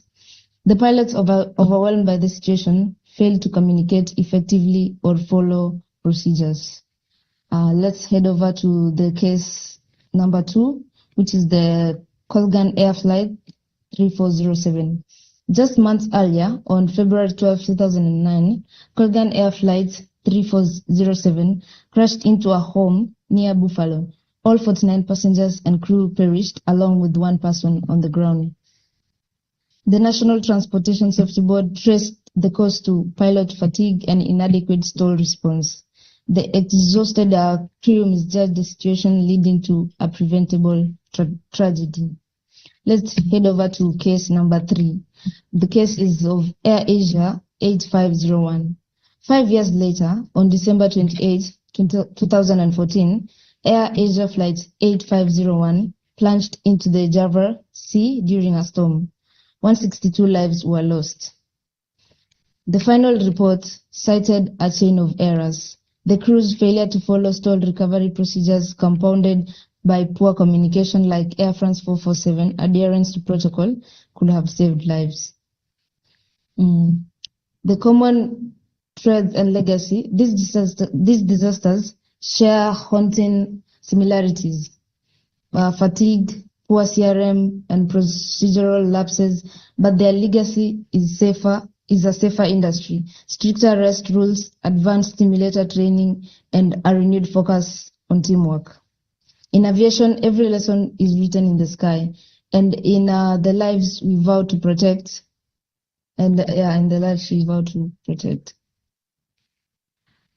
Aviation safety is a critical concern, and understanding the root causes of accidents is essential to preventing future tragedies. Today, we delve into an analysis of 5 major airline accidents, focusing on the complexities of human error and impacts on flight safety.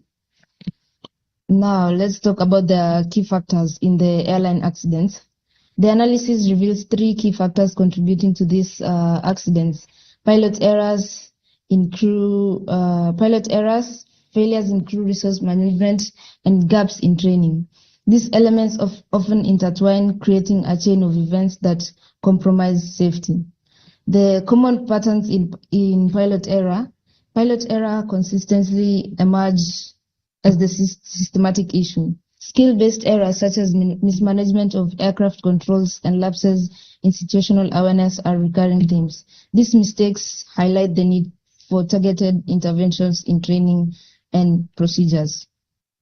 CRM failures and their impact. Failures in crew resource management, or CRM, significantly compromise communication and decision-making. When teamwork breaks down, even minor issues can escalate into critical emergencies. Training gaps and automation. Reliance on automation with adequate manual training creates vulnerabilities.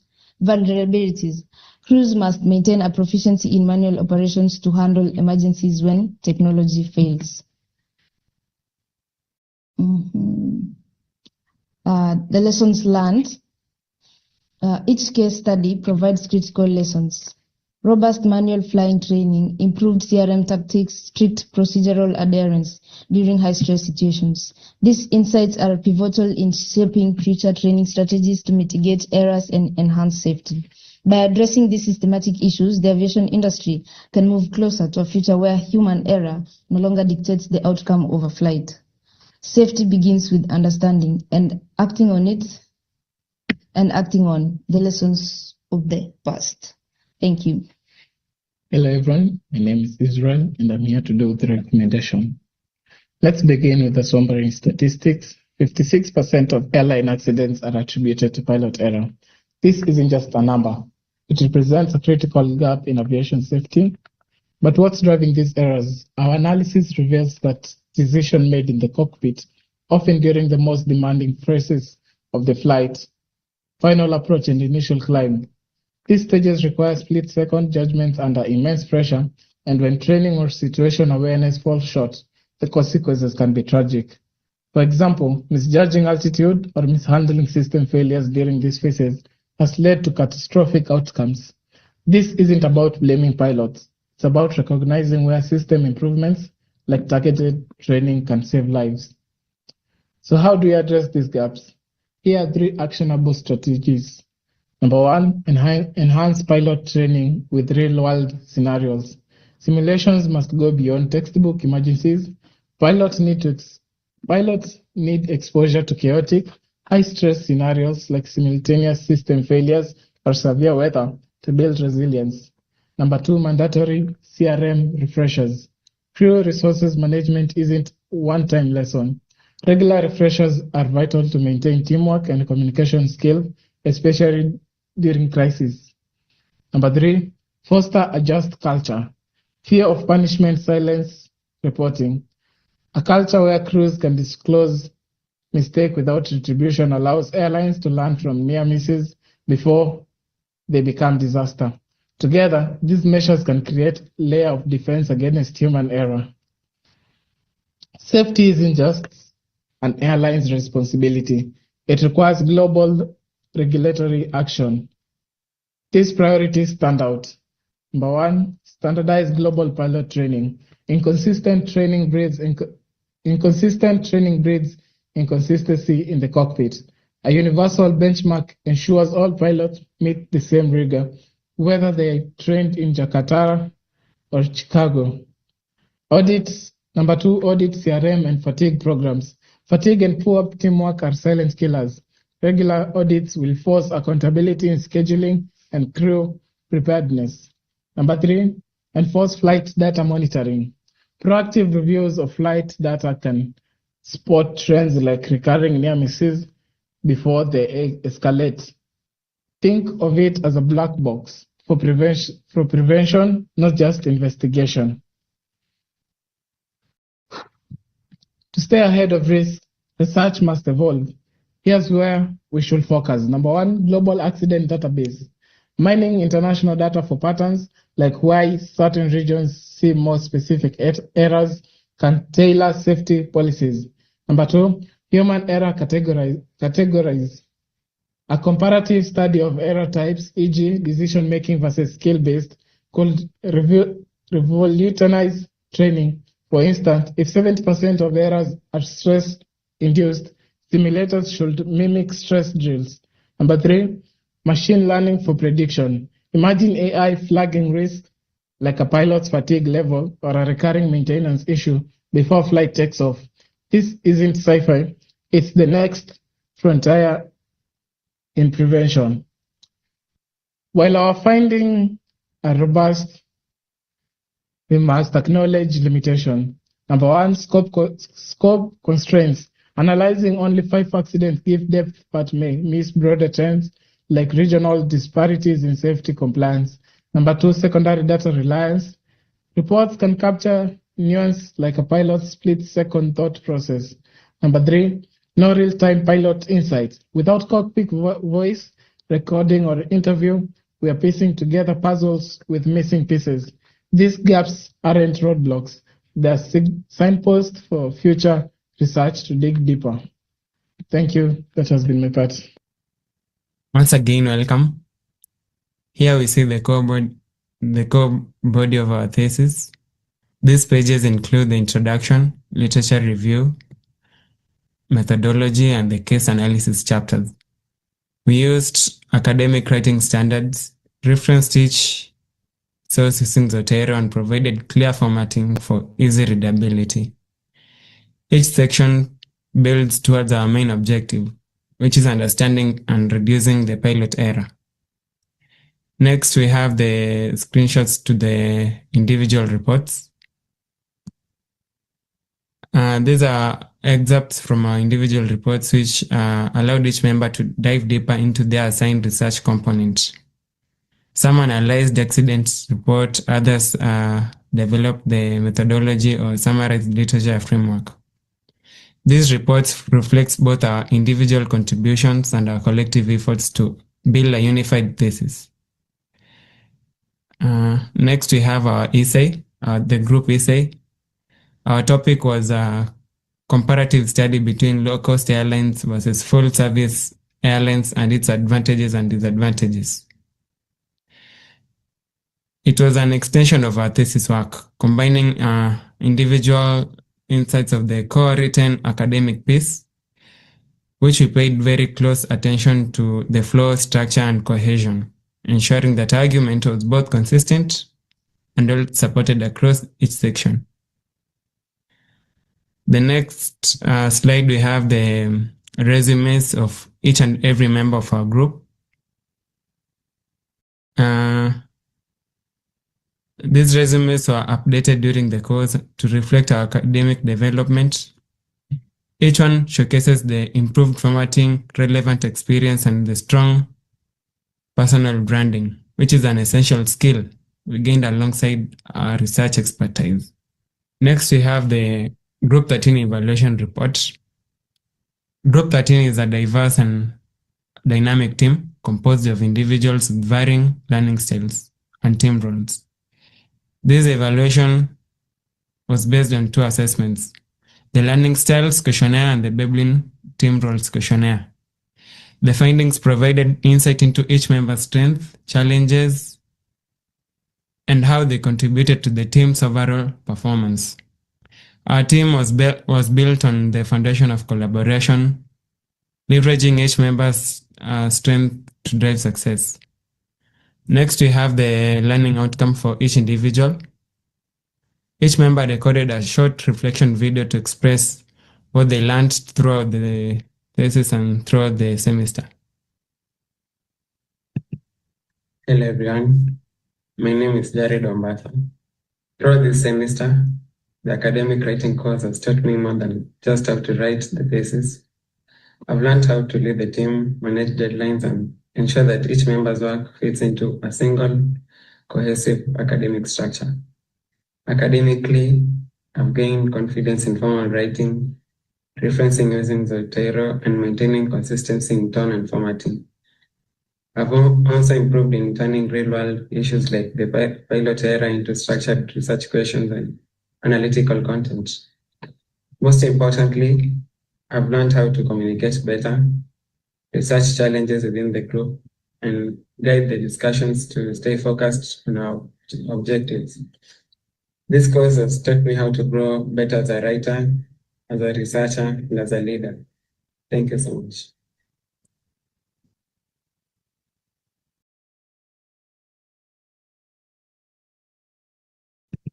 Hello everyone, my name is Israel and I'm glad to be here. So through this course of improved my ability to write clearly, logically, and more academic tone, I learned how to structure essay, develop strong thesis, statements, and support my arguments with proper evidence. One of the biggest takeaways for me was understanding how to plan, draft, and revise my writing more effectively.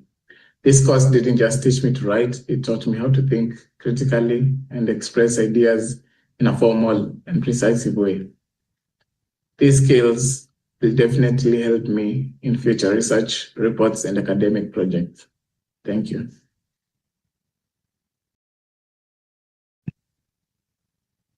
Hello, professors and fellow students. I am Nuaa. Today, I'll show how our academic writing skills can advance SDG 4 quality education, the UN's goal to ensure equitable learning for everyone by 2030. First, research skills from this course help identify education gaps, for example, analyzing dropout rates in rural areas using credible sources. Second, structures writing. Like our reports, let us propose solutions. Think drafting plans for our online learning tools to reach remote students. Third, collaboration in group assignments mirror real-world partnerships needed to fund these projects. For me, this course transformed theory into action. I now see clearly how data analysis exposes inequalities and persuasive proposals can drive change. Let's use these skills locally, volunteer with schools, write to policymakers, or share free learning resources. Small steps create big impacts. In summary, academic writing isn't just about grades. It's a tool to build fairer futures by researching deeply, writing clearly, and acting together. We can make SDJ4 a reality. Thank you. Hello, I'm Leontine. During this course, I learned how to write a clear and structured thesis, as well as how to organize my idea effectively. And also, I learned to work in group. This is an essential part of my study. It will serve me well for the rest of my professional life. Thank you, Professor Wallace, for this guidance, and to my group work for their teamwork.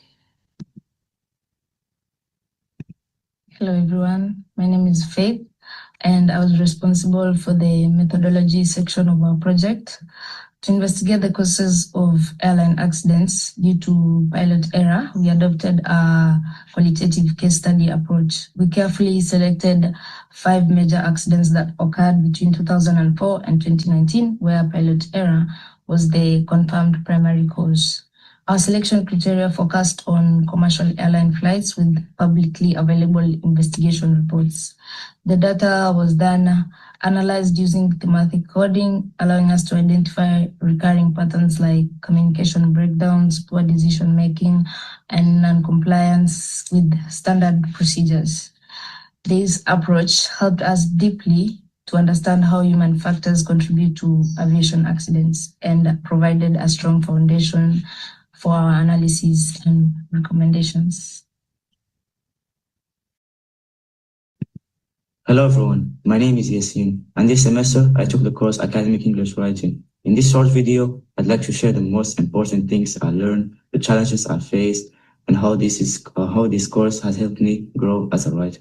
One of the biggest things I learned this semester was how to structure an academic essay effectively. Before this course, I didn't really understand how important a clear thesis, statement, and topic sentences were.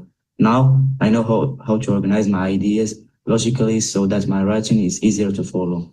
I also learned how to support my arguments with evidence, using credible sources, paraphrasing properly, and avoiding plagiarism were all skills I improved a lot. Learning how to use APA citations style correctly was challenging at first, but now I feel confident with it.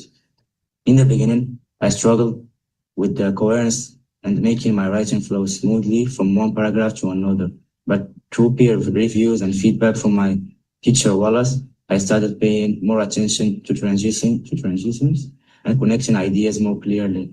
I learned that writing is really a process. It's okay to write a rough first and then revise it several times. One assignment that really helped me improve was the final research paper. It was the longest and most detailed writing task I've done so far. It taught me how to plan my writing, the proper research, and stay focused on a central argument throughout. I was proud of it, how it turned out, especially after applying the feedback I received on earlier drafts. These writing skills are not just useful for this course. I know I'll be using them in other university classes, especially where writing reports and essays. I also feel more prepared for future academic research and even professional writing, like reports and applications. Overall, this course has helped me become more confident and effective academic writer, and I still have more to learn, but now I have a strong foundation to build on. Thank you. Hello everyone, my name is Garba.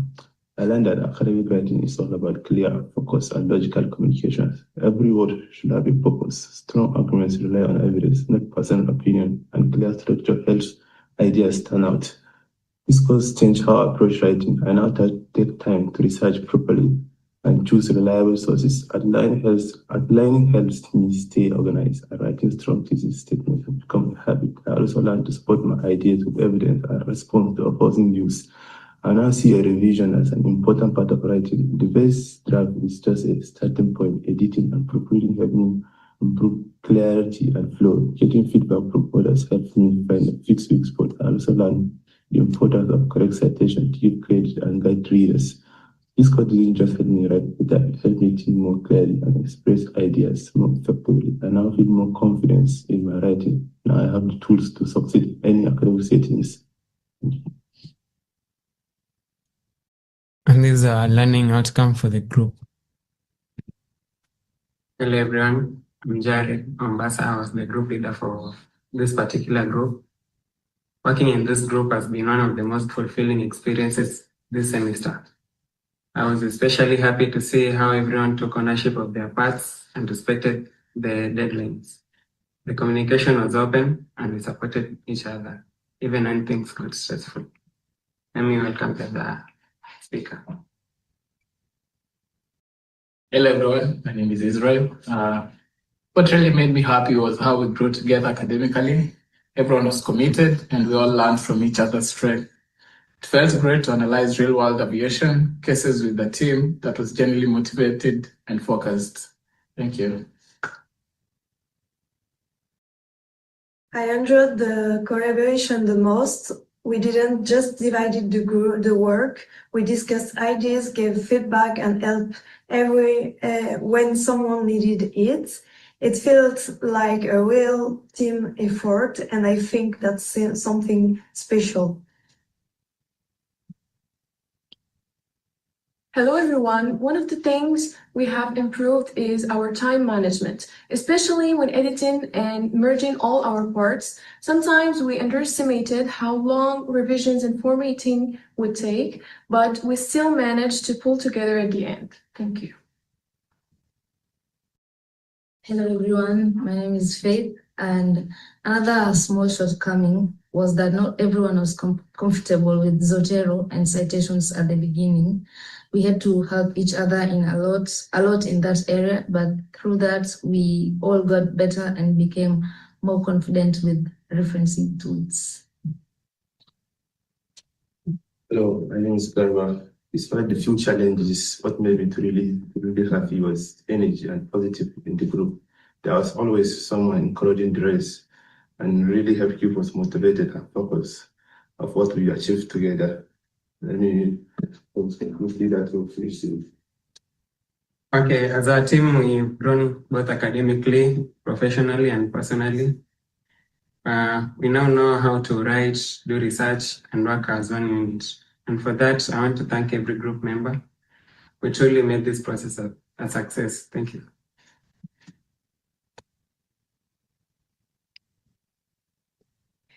These are meetings during our previous meetings. These are just few of the photos that we took during the meetings. In conclusion, I'd like to thank everyone, each and every one of you for staying with us all throughout this entire presentation. On behalf of Group 13, I want to sincerely thank you, our instructors, classmates, and all our viewers, for your time, attention, and the support you've given to us. This thesis has just been more than just an academic project. It has been a journey of learning, collaboration, and growth. We explored real tragedies in aviation history, not just to understand what went wrong, but to reflect on how those lessons could lead to safer skies. I'm incredibly happy and proud of each group member, Doa, Leontine, Faith, Yasin, and Israel, for their dedication, hard work, and professionalism throughout this process. Each contribution made this project stronger. Special thanks to all our mentors, Professor Ales, and all the academic staff at the Nanjing University of Aeronautics and Astronautics for our continuous guidance. Your feedback helped us to shape our thinking and raise the quality of our work. We hope our presentation not only informed and inspired you to keep questioning, keep planning, and to keep improving the systems where human lives are at stake. Thank you once again, and we are happy to take any questions or feedback that you may have. Thank you.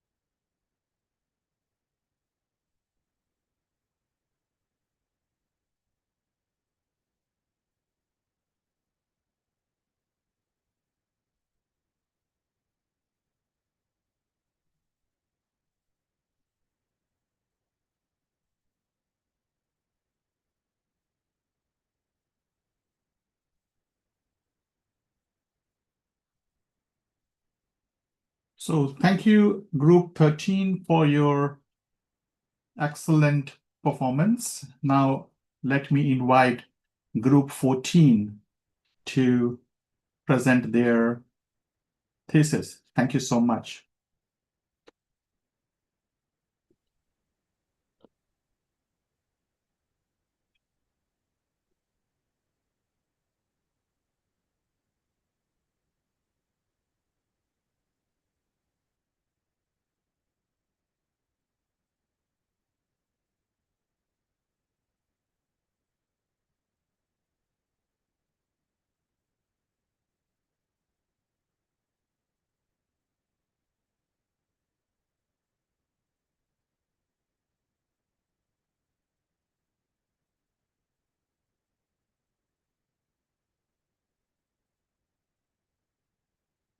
Hello everyone, my name is Zahura. Thank you for being here today.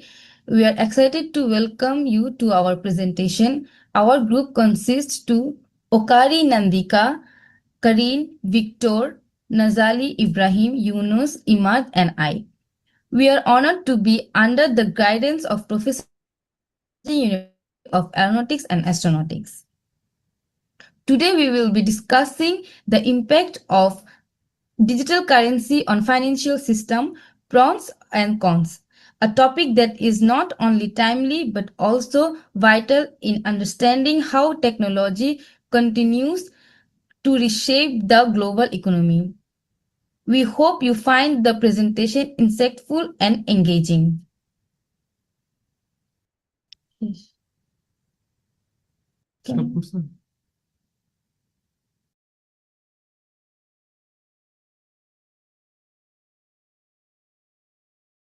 Thesis abstract. Digital currencies encompassing cryptocurrencies like Bitcoin and state-backed central bank digital currencies CBDCs are transforming global financial system by enhancing transaction efficiency, reducing cost and promoting financial inclusion. However, their rapid adoption presents significant challenges, including price volatility, regularity, security risk, and environmental concern. This study examines the dual impact of digital currencies on financial system, evaluating their benefits while proposing uh, policy frameworks to mitigate risk. This research aims to provide a balanced perspective on digital currencies, integrates through comparative analysis, case studies, and empirical modeling. Key findings suggest that while blockchain-based system can revolutionize payments and banking, sustainable adoption, global regulation, energy efficient, and inclusive design principle. The study contribute to ongoing debate on monetary policy. Hello everyone, my name is Karen and I'm going to present about the literature review and the methodology that we used in our thesis. Onto the literature review. Money has come a long way from barter trade to coins, then to paper money. The digital age introduced online banking and later Bitcoin in the year 2008, which removed the need for middlemen. This innovation led to central bank digital currencies, CBDCs like China's Chari. Toka, nimesema nini? Sema ukiniangalia ukiacha niendelee jamani. Sasa lazima nianze tena. Hello everyone, my name is Karin and I'm going to present about the literature review and the methodology that we used in our thesis. So we start with the literature review. Money has come a long way from barter trade to coins, then to paper money. The digital era introduced online banking and later Bitcoin in the year 2008, which removed the need for middlemen. This innovation led to central bank digital currencies, CBDCs, like China Yuan, and the Bahamas Sand Dollar. The blockchain is a secure, transparent ledger. It uses systems like proof of work, POW, proof of stake, POS, and some of the real-world uses include recovery of the $30 million in ransomware in the year 2023, and the rise of the DeFi platforms. Some of the key challenges that were experienced include scalability. Under scalability, Ethereum's network congestion, there was Ethereum's network congestion and high fees. There's also environmental impact, where Bitcoin uses as much power as Argentina. There's also adoption hurdles, where there's technical and sustainability issues. Let's delve into the methodologies. We used mixed methods, both including the qualitative and the quantitative methods. For our collection of data, we used both primary and secondary means to obtain the data. So for the primary data, we used methods such as surveys, interviews, focus groups, and case studies. For the secondary data, we used central banks reports, blockchain data, market data, and academic literature.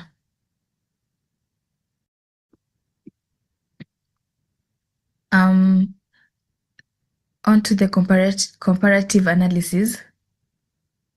We are comparing which is better between traditional banking and the digital currencies. And this comparison, we are doing it based on efficiency, security, accessibility, and environmental impact. Let's start with transaction efficiency. First of all, it is swift. It takes 2 to 5 days, and it's $25 per transfer. Bitcoin, it's 10 minutes and with low fees. For the Chinese yuan and the USDC, it's instant and 99% cheaper. But there's congestion, which can cause 4.7% of crypto transactions to fail. The next comparison, we'll talk about security. For traditional banks, FDIC is insured, there's chargeback, and it's available. For crypto, there's $3.7 billion lost to scams in 2022. For blockchain's age, it's transparent and it helps trace stolen funds. For Chinese yuan, it combines blockchain traceability with government safeguards. On financial accessibility, the third point, for the Chinese yuan, there's 11% drop in unbanked people in pilot regions. Bitcoin in El Salvador, which helped with the remittances with a 24% of GDP, but 23% abandoned wallets due to crashes. Lesson learned, stability is as important as access.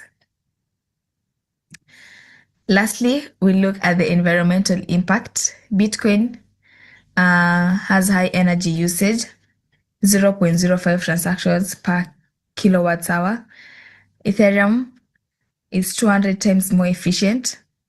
So even traditional banking creates carbon emissions, such as the ATMs and cash. So the best approach is CBDCs plus renewable energy. In conclusion, Swift is stable but slow. Crypto is innovative but volatile. CBDCs, they are balanced but require smart regulation.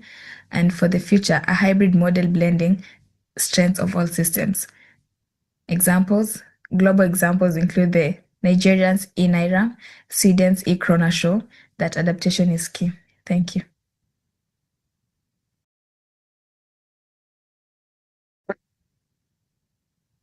My name is Ibrahim Ibn Ibrahim Yirima. I am from Nigeria.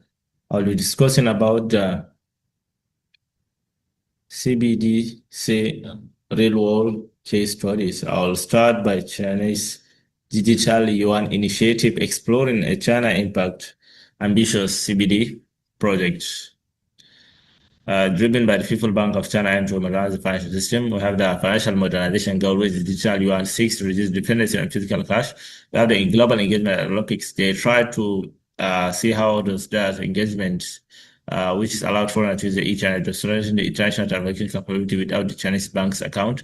The technological innovation, the e-China platform offers offline transaction, which is very much good feature. The slow adoption of which is caused maybe by the competition from the private apps. The geopolitical concern, international worries about surveillance and lacks of interoperability have dumped the global enthusiasm for the e-Chinese Naira model.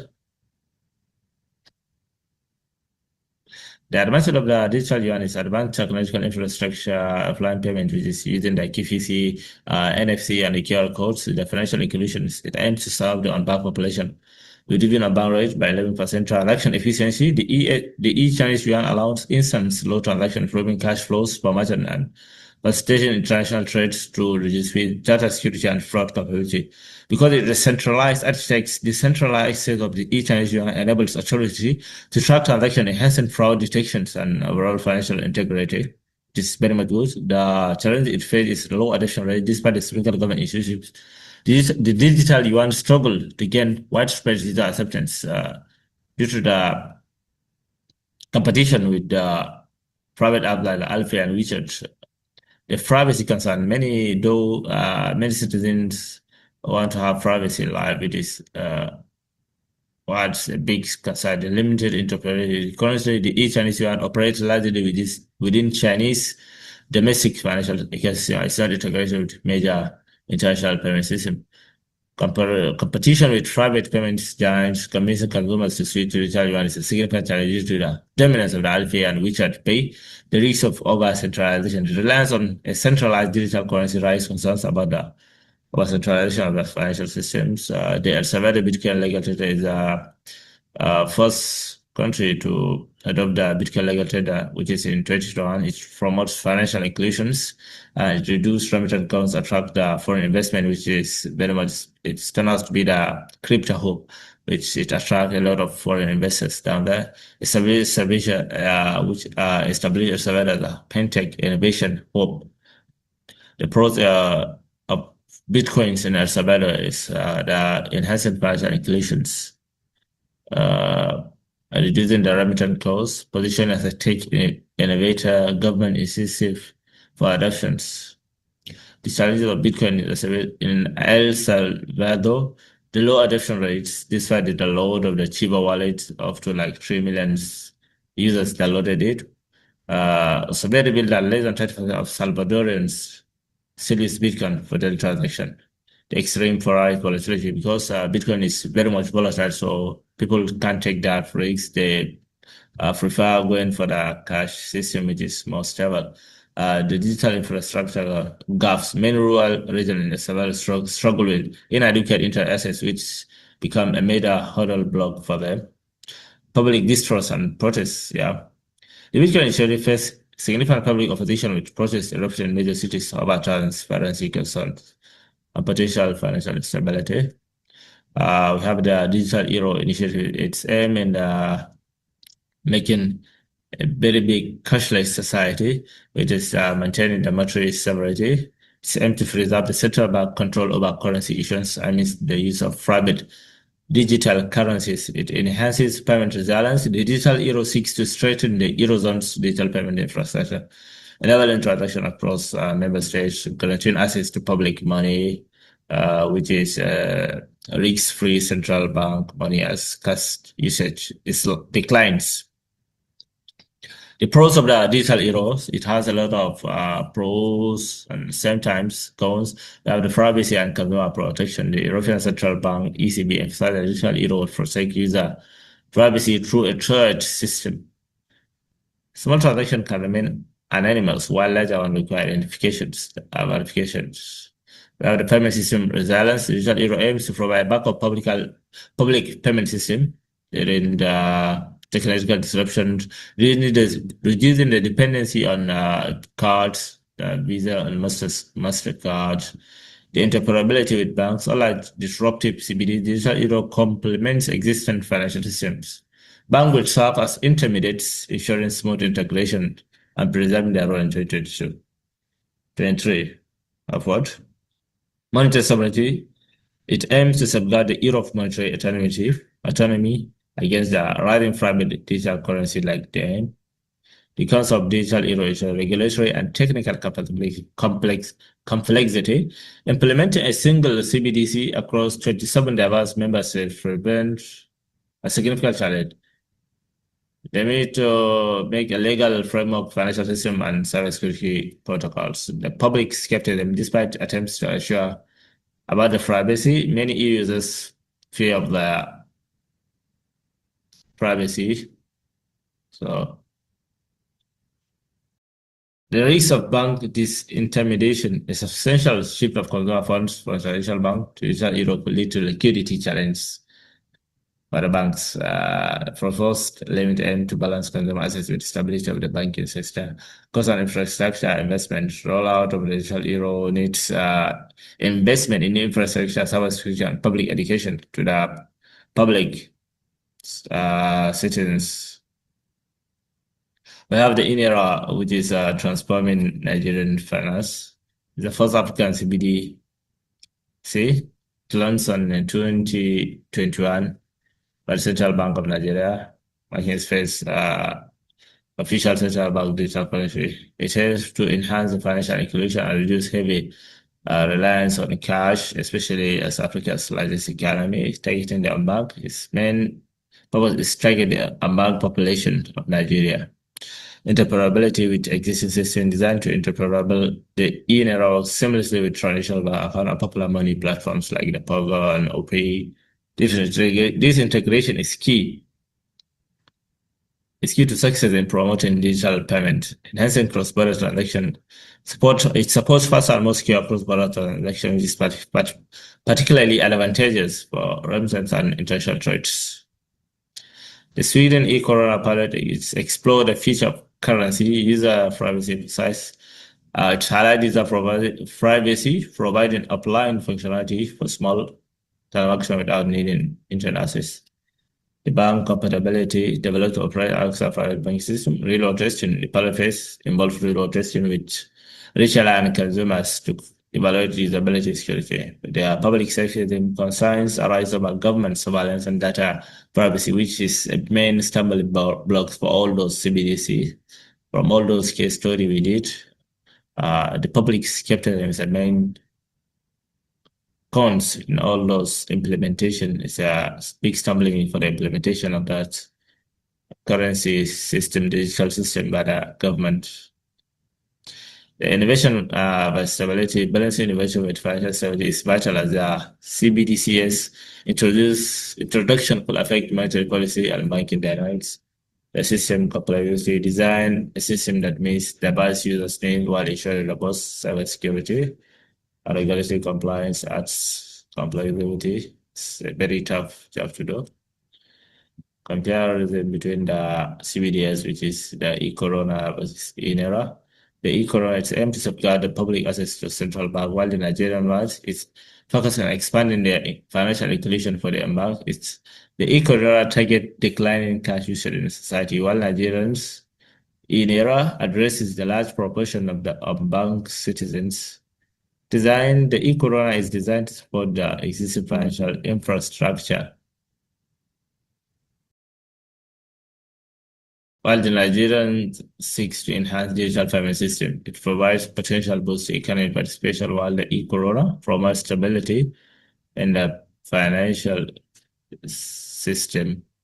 The advantages of central bank digital currencies, it has a very good, huge advantage, especially in the kind of the developing way we are heading, world we are heading.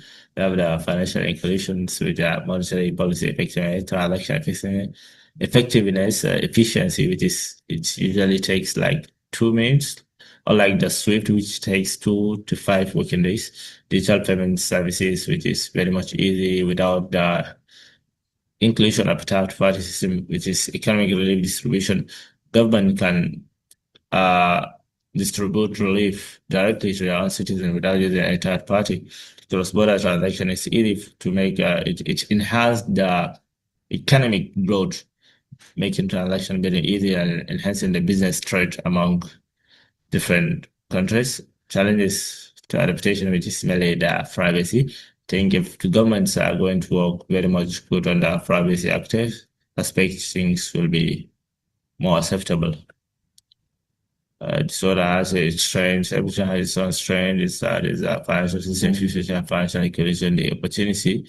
Regulatory framework can unlock the potential of CBDS, allowing countries to learn from pro-rollers and develop resilient infrastructure territories. That the weakness, privacy, and civil liberties concerns arise from centralized tracking alongside technological limitations such as the erratic internet and accessibility issues for older populations, which they need a special education system. The threats, despite the CBDS pose risks of disintermediation leading to liquidity shortage, potential destabilization, fraud, and hacking of the system. So in the policy recommendation of our view is I will go for encourage the green blockchain solution, which a lot of CBDS banks or systems requires high energy, first carbon price for mining, support green innovation systems. As a policy recommendation frameworks for the digital euro, establishing the global standard, implementing the mega model, enable regulatory sandbox, it improves the cross-border coordination, summary key insights and features direction of the digital currency, this transaction efficiency and cost savings, enhance the financial inclusion. Regulatory challenges ahead, environmental concern, which is proof of work, cryptocurrency consumes vast energy, while alternative like proof of stake show promise in sustainability, which is very much good. CBDS and economic policy, the need for future research. The future of digital currency is very much bright by rising consumer awareness, projection adoption rate, integration in everyday transaction. Digital currency are becoming integrated into daily transaction, making them more accessible and user-friendly for consumers. Enhanced regulatory framework, stronger regulation have been developed daily by the international organizations, governments, the world in general. Expansion of decentralized finance, the rise of DeFi platforms, facilitating greater access to financial services, and enhancing the overall appeal for digital currencies. Advancement in technologies. So thank you for your time. That's Ibrahim Idima with you. How are you, everyone? My name is Victor, and I'll be taking you through policy recommendations and a summary of my group members' report. I'll start with the policy recommendation. The first phase development of digital currencies requires forward-thinking policies to maximize their advantages while tackling key risks. Regulators worldwide should focus on 3 main priorities. The first one, global regulatory standards. Frameworks like the European Union MiCA can minimize fraud and create a clear environment for innovation. For example, MiCA's implementation has already led to a 30% drop in crypto-related scams. The second one, sustainability in digital currencies development.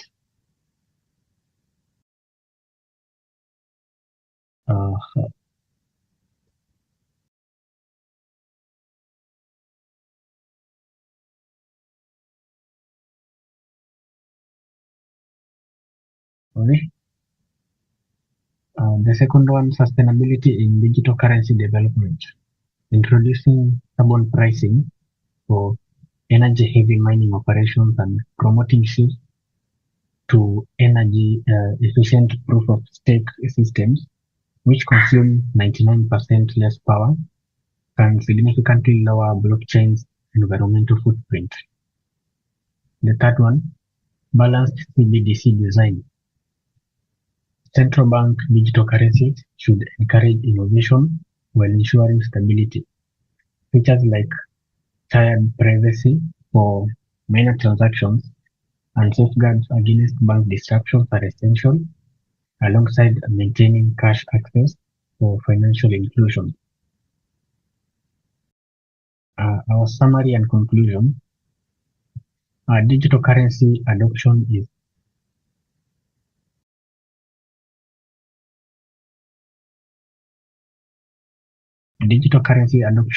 expected to reach 50% of the global population by 2025, fueled by the technological advancement and increasing consumer trust. However, challenges such as stability issues, financial literacy gaps, and risks to traditional banking systems must be addressed. Early adopters like China and El Salvador offer crucial insights into effective and ineffective implementation strategies. As decentralized financial grows and AI enhances regulatory capabilities, there is an opportunity to build financial systems that are more efficient, inclusive, and sustainable. Moving forward, policymakers should rely on data-driven decisions, international collaboration, and ongoing assessments to ensure digital currencies drive positive economic change. The next part I'll be taking you through is the group members report.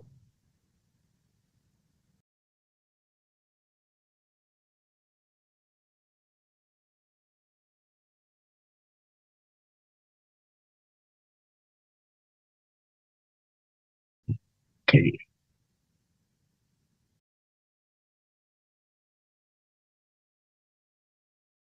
So I'll be taking you through reports from the group members. The first report was from Okaring and Dika, which dealt with artificial intelligence in agriculture. This report examines how machine learning is transforming agriculture to tackle the global food security. Advanced technologies like computer vision, neural networks, and tools such as the laser weeder are highlighted. Findings reveal that AI increases crop yield by 83% while enhancing sustainability through optimized resource management, proving its potential to shift traditional farming towards data-driven precision. Number two, I'll be taking you through Karim's report, which dealt with artificial intelligence dependency in academia. This study explores universities' students' growing reliance on generative AI, linking it to low academic confidence, stress, and performance pressure. The overuse risk, weakening critical thinking, and raises concerns about techno-stress and data privacy. The report calls for balanced artificial intelligence integration in education, emphasizing reforms to build self-efficacy and teach responsible artificial intelligence usage. The third report was from Nursery, which dealt with the AI and the future of work. Analyzing AI's dual impact on employment, this report highlights automation risks alongside new opportunities. Sectors such as the manufacturing and healthcare and finance are undergoing major changes, with routine tasks automated but new roles in artificial intelligence maintenance emerging. Case studies demonstrate that human-AI collaboration boosts productivity. The report recommends policies to upskill workers for an AI-augmented economy. The next report was from Victor, which dealt with electric aircraft propulsion. Focusing on sustainable aviation, this report discusses innovations in electric and hybrid propulsion, such as the NASA's X-57 Maxwell. Breakthroughs in lithium-sulfur batteries are also key highlights. Challenges include battery energy density and regulatory hurdles. These technologies could cut aviation's 9% share of transport emissions, supporting global carbon neutrality efforts. The last report was from Zahura, which dealt with the artificial intelligence in cybersecurity. The study accesses AI's role in fighting cyber threats, covering machine learning for anomaly detection, NLP for phishing prevention, and automated response systems. Benefits include 85% faster threat detection, but ethical issues like algorithmic bias remain. The report predicts quantum computing and artificial intelligence-driven autonomous systems will reshape the cybersecurity by 2030, stressing the need for human artificial intelligence teamwork in defense strategies.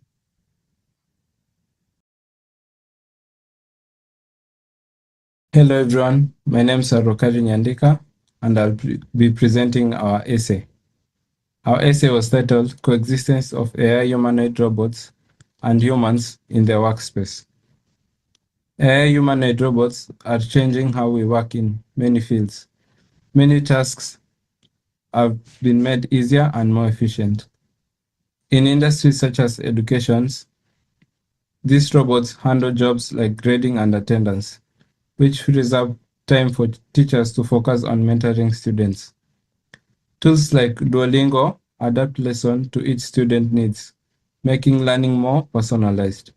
However, many teachers worry about losing their jobs to robots, and poor internet access in rural areas make it hard to use such technologies.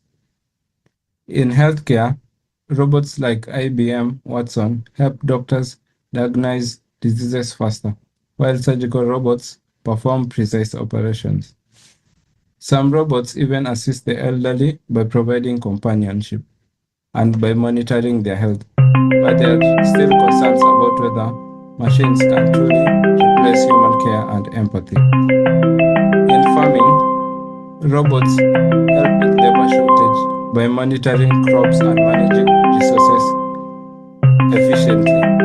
However, their high costs make them difficult for small farmers to afford. In factories, robots work alongside humans to improve safety and productivity.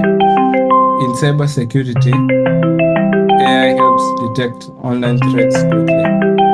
Despite these benefits, there are challenges. People worry about losing their jobs, ethical questions about machines making decisions, and the lack of technology in some areas. To make the most of AI humanoid robots, we need policies that ensure fair access to technology, training programs to help workers adapt, and rules to keep human value at the center of these advancements. The goal is not to replace the human, but to create a future where people and robots work together for a better world. So the rest are the screenshots from our essay with references. Next, I'll be presenting on the resume and the curriculum vitae.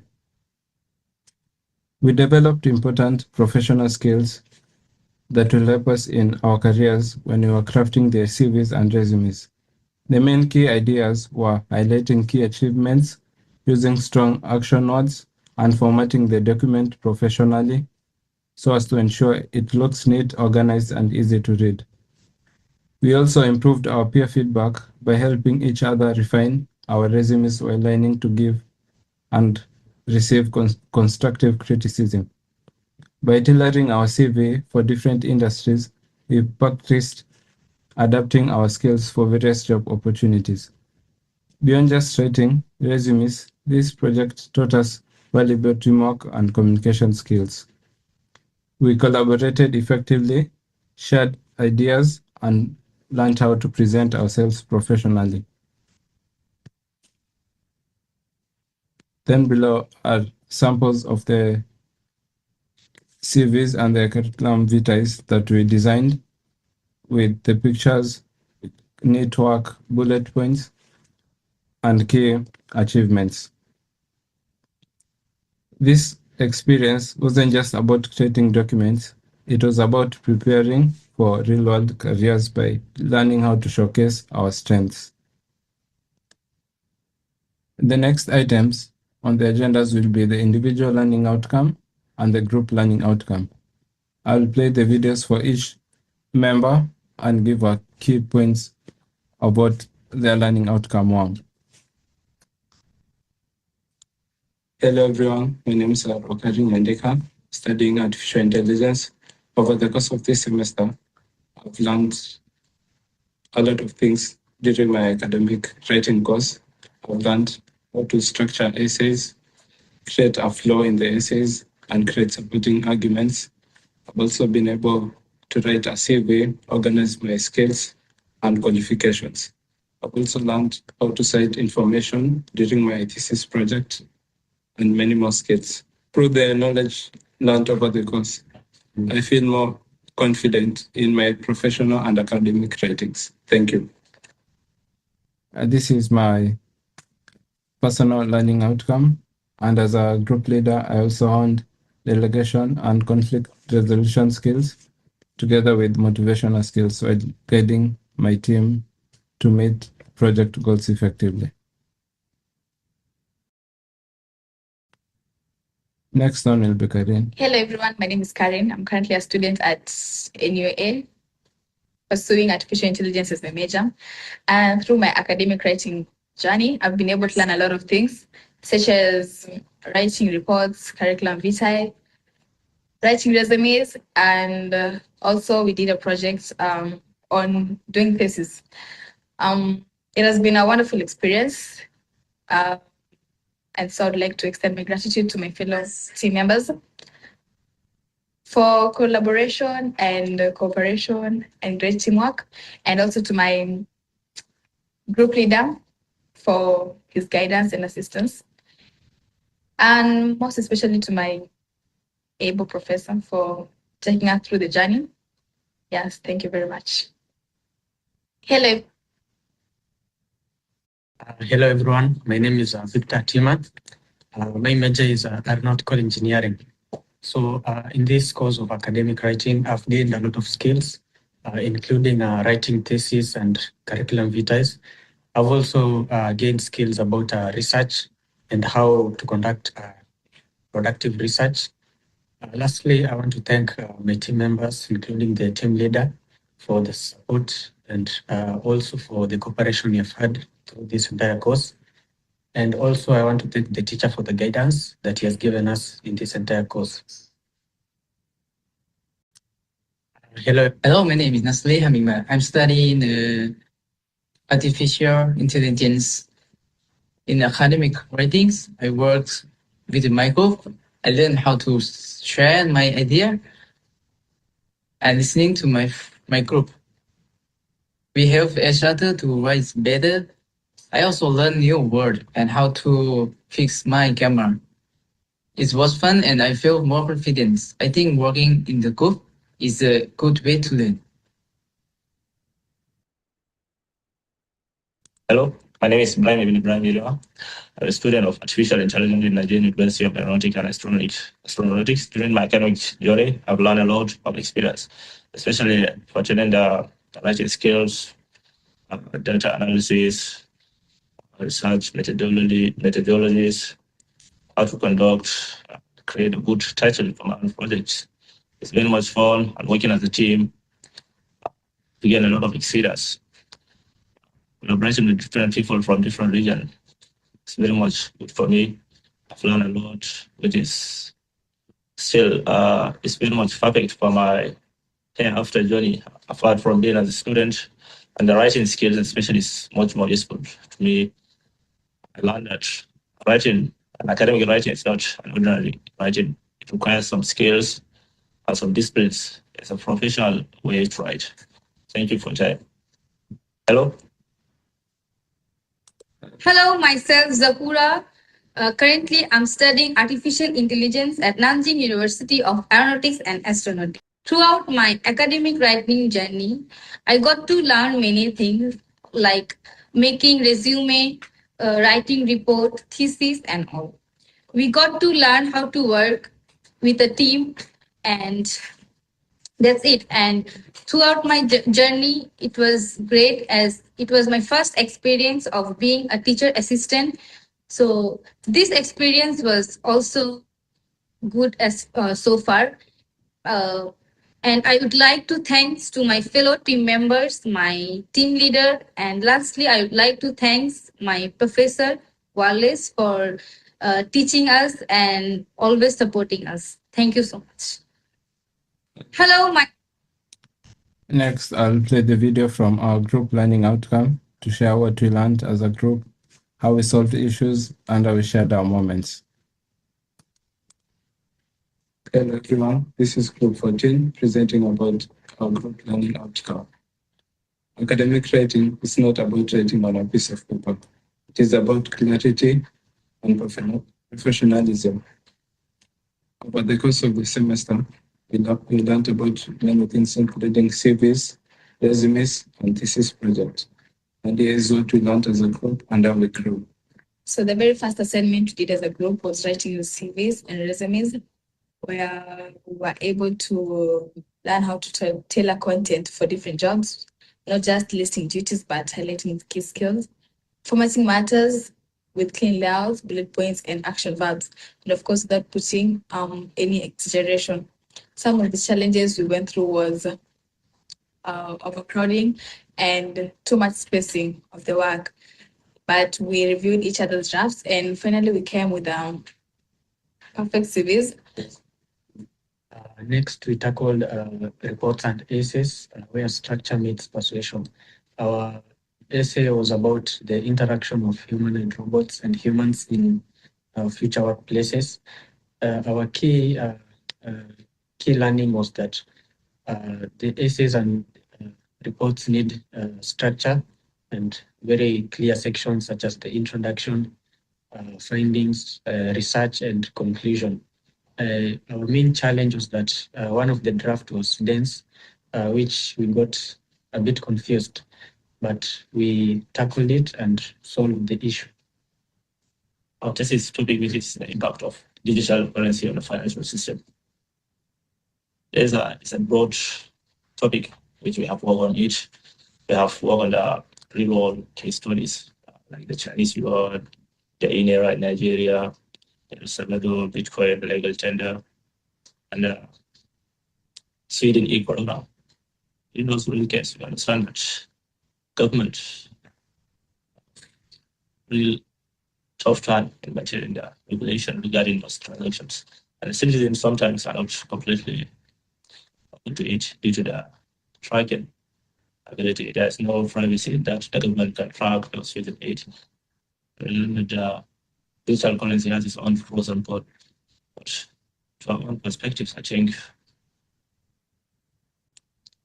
it has more advantages than the normal cash we use nowadays. And in this evolving world of ours, which is all turning out to be a technological world, I think using the digital currency is very much important for the whole livelihood, and it's very easy and productive for all daily life activity. So good.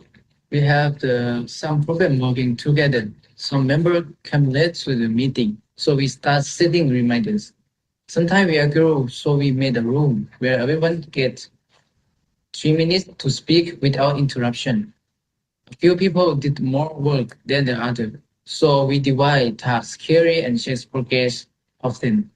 This problem taught us how to solve conflicts, adapt to change, and work better as a team. Now we understand real teamwork goes beyond just writing assignment. On behalf of Group 14, I want to express our deepest gratitude. First, to our team leader, Ukari Nayandika.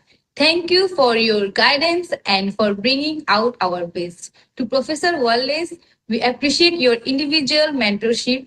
To my incredible teammates, your dedication made every challenge worthwhile. And to our listener, thank you for joining us today. This journey taught us the power of collaboration and perseverance. Thank you so much.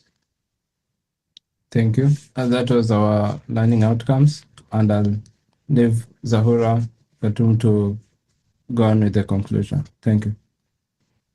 To the end of our presentation, we want to take a moment to express our heartfelt gratitude.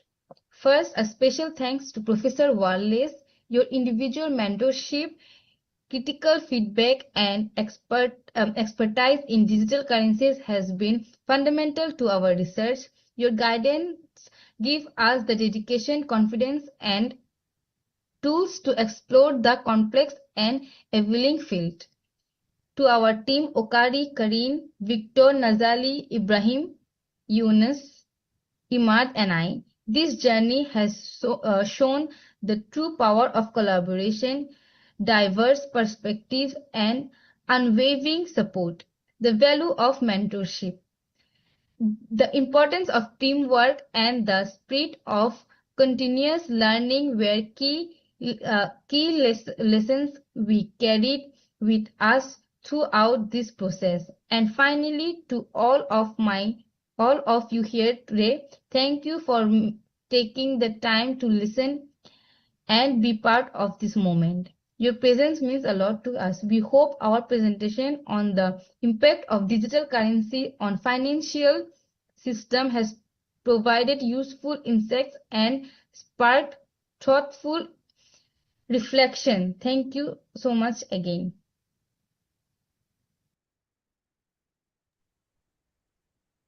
Dear audience, if you like this group's presentation, please vote for them. Since voting is in progress, let's understand how the financial world is undergoing unprecedented change. Digital currencies raise significant questions about security, regulation, and equality. Will we all be using digital money in the future? Researchers like these help us imagine the possibilities. It's fascinating to consider how this impacts not just today, but also our future. What our presentation and research done with this group is commendable. How time flies. Now we are having our last contestant and presenters, Group 22, who will present their research on the importance of machine learning in higher education. As artificial intelligence grows, their project looks at how machine learning can revolutionize the way we teach and learn. Let's pay close attention to this presentation. This group has done fantastic research and brought various insights on education to all of us. Let's welcome our last group of today, Group 22. The floor is yours.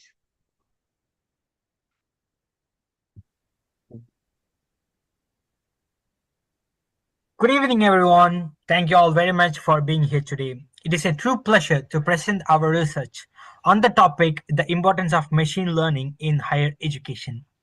What you are going to hear today is not simply a summary of technical results or a dry academic exercise. It's a story about how technology, if used thoughtfully and ethically, can truly reshape the way we educate, support, and empower students. In this era, where higher education institutions face increasing pressure from all sides, we believe that machine learning offers not only new capabilities but also raises new responsibilities. We will walk you through our journey, how we designed the research, collected data, built models, interviewed real educators, faced challenges, and ultimately created a framework that we believe can help institutions adopt machine learning in a ways that serve students fairly and effectively. This work represents months of intense effort, and we are excited to share it with you. Okay, now let's go with our introduction video of thesis. Hi, thank you for joining us. Our thesis is titled The Importance of Machine Learning in Higher Education. And in this project, we explore how universities can use machine learning to improve teaching, learning, and operations. Today's institutions generate a huge amount of data, student grades, attendance, online activity, and more. But most of the data is unused. Machine learning allows us to detect patterns, predict outcomes like dropout risk, and personalize education in ways that were never possible before. In our study, we tested several machine learning algorithms on real data sets, analyzed model accuracy, and conducted interviews with university staff. We also looked closely at ethical issues like fairness, data security, and transparency. The goal is not just to apply new technology, but to do it responsibly with clear benefits for students and educators alike. Because the future of education depends not only on smart algorithms, but on smart decisions. Before we dive into substance, let me acknowledge my amazing teammates who made this project possible. Me, myself, Helmin Wahab, the team leader, and here we have our deputy team leader, Mr. Saud, Ignat, the idea manager, and Osama, the creative director, and Hiba, the content creator, Joy, the researcher, and Yasmin. Okay, now let's go meet the team. Hello, I'm Helmin Wahab. I'm doing international business as my major in NUA, and I'm the group leader of Group 22. I'm so happy to be their leader because we as a team is like a family. We work together, and I'm so happy that I have got 3 brothers and 2 sisters. Yeah, I'm really happy to have them. So as a team, we are like a family, and we do like everything together. We are just like a unit who is united together. Yeah. So I hope Group 22, our presentation will be the first among all the 222 groups. Thank you. Hi, I'm Joey from Group 22 and I'm a Malaysian. I'm currently studying the field international business, and this is my year 4 in UAA. So Joy, did you find any problems in Group 22? I mean, yes, for sure, yes. Like, I don't think we are really like good combination because we have like 4th year guys and 1st year guy, and we don't really know each other at the start. So like usually we have group meeting at the weekend. Like Helmin will set the time, and then we'll go have a meet. But we will find a lot of conflict. Like for example, Ignat is usually the one who have like those main idea, and they will fight. But like someone like Helmin, they are in the 1st year, maybe they have some new idea, new thoughts, but Ignat will feel like, I'm right, I already done this before, and then they'll have some conflict, and then they will argue with each other.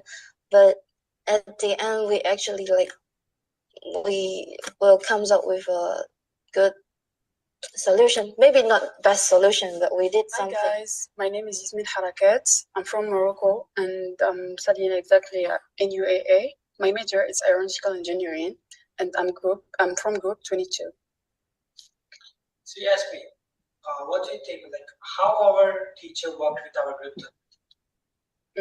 Maybe you can say like for the teacher, maybe you can say they work hard, not just from like for our group, but for a lot of groups. So as we know at the beginning, we had problems. We had a lot of problems. For example, no one attend the meetings. No one do what he need to do. Not just. So after that, we talked to him, and he found for us a solution. So maybe a lot of goodness for each group, and exactly because we from group 22, we love goodness for group 22. Oh, my name is Ignat Vasilyev. I'm from group 22.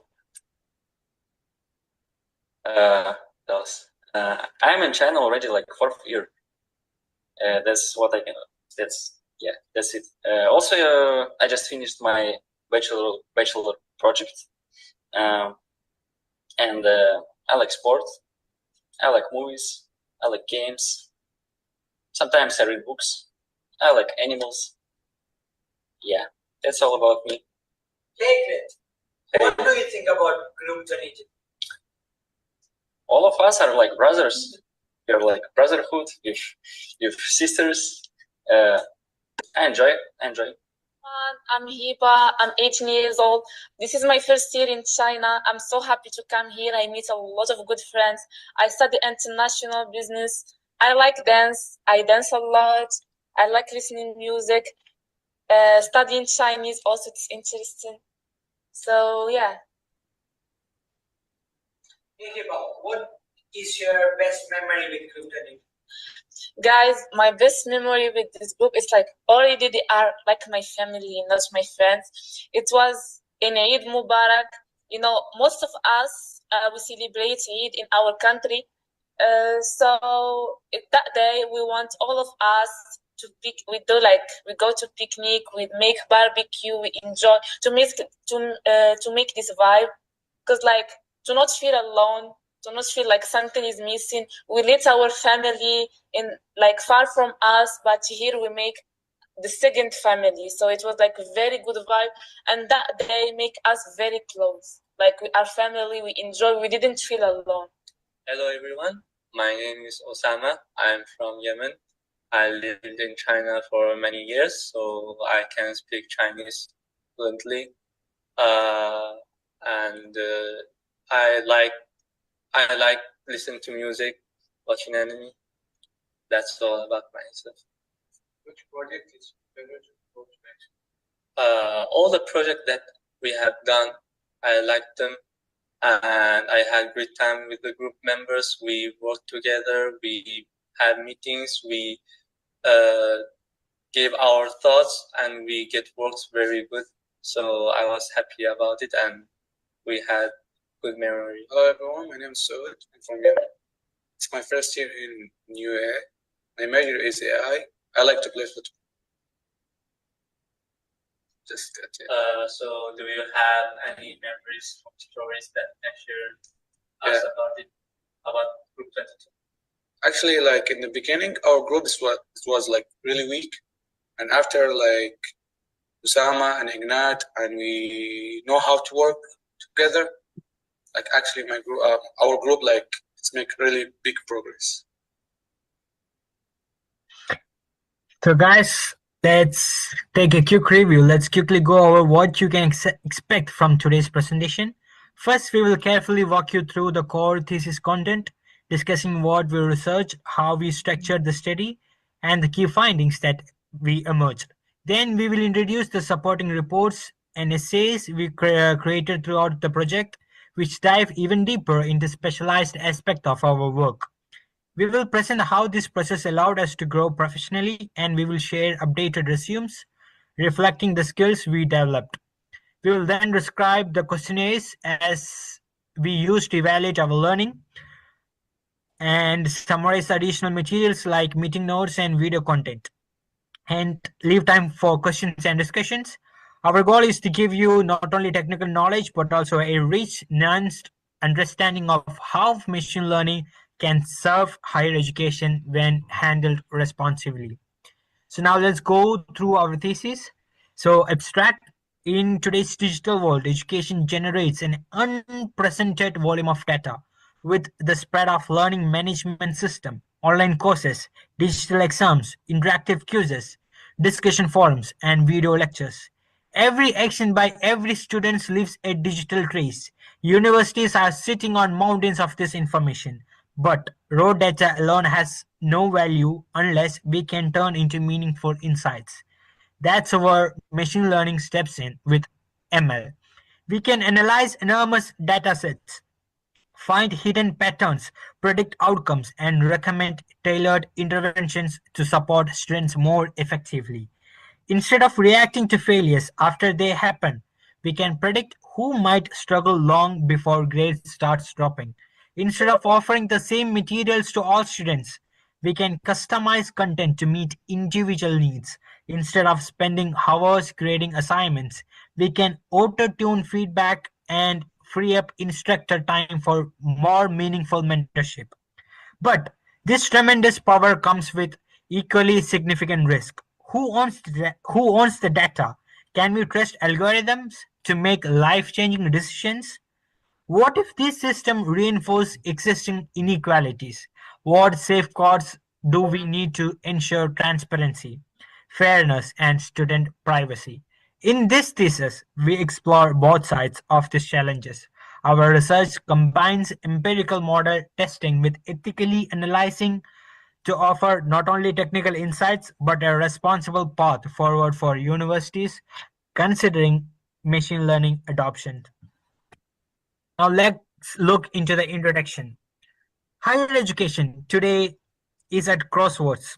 Institutions face growing demands to improve student outcomes, reduce dropout rates, personalize learning, increase efficiency, and justify costs, all while serving increasingly diverse student populations. These pressures have driven universities to seek new solutions, and machine learning offers one of the most promising tools. Education data mining, supporting by ML algorithms, allows universities to move from reactive problems solving to proactive preventions. Instead of waiting for a student to fail, we can monitor subtle part of disengagements, reduced LMS logins, skipped quizzes, missed deadlines, declining participations. With enough data, machine learning models can detect when a student is quietly slipping away from success even while their grades still look fine. Baker and Inventos describe this as a shift to predictive education, but even the most accurate prediction models are not a substitute for human educators. Teachers are mentors, motivators, counselors, role models.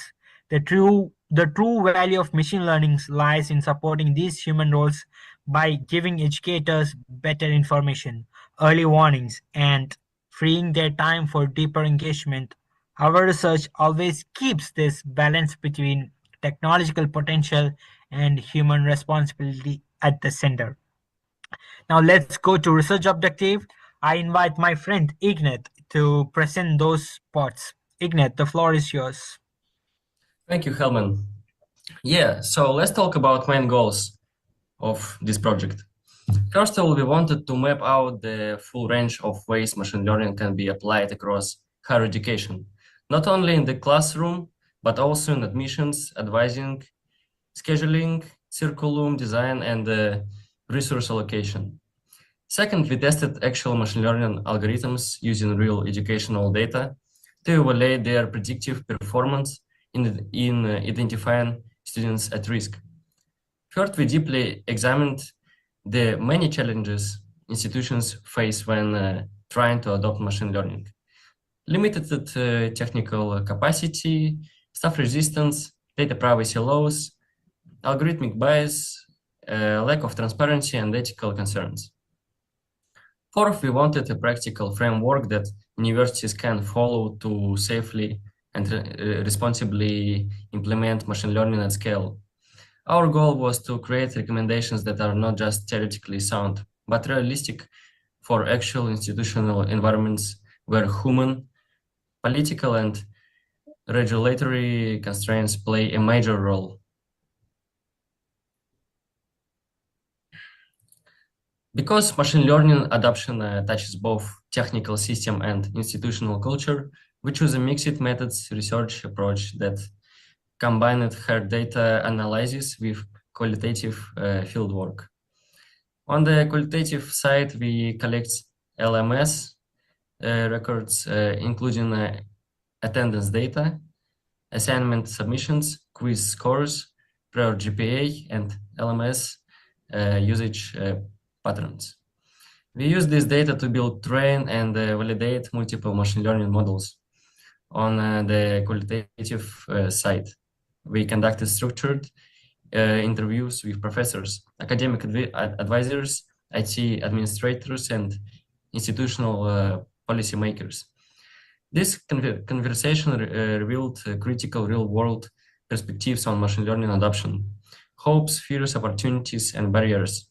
We also studied legal frameworks such as FERPA and GDPR to understand the legal responsibilities institutions carry when handling student data. This combination of technical modeling and human-centered inquiry allowed us to build recommendations that are both empirically grounded and institutionally relevant. Technically, our work involved an extensive toolkit. Scikit-learn provided highly flexible tools for classic machine learning models like decision trees, random forests, and logistic regressions. TensorFlow and Keras allowed us to experiment with deeper natural networks architectures, while Pandas and NumPy enabled powerful data cleaning, transformation, and feature engineering. For visualization, we used Matplotlib and Seaborn to create detailed charts showing model accuracy, feature importance, confusion matrices, and error distributions. For example, using random forest classifiers, we reached 89% accuracy in predicting student academic outcomes based on historical performance and behavioral engagement.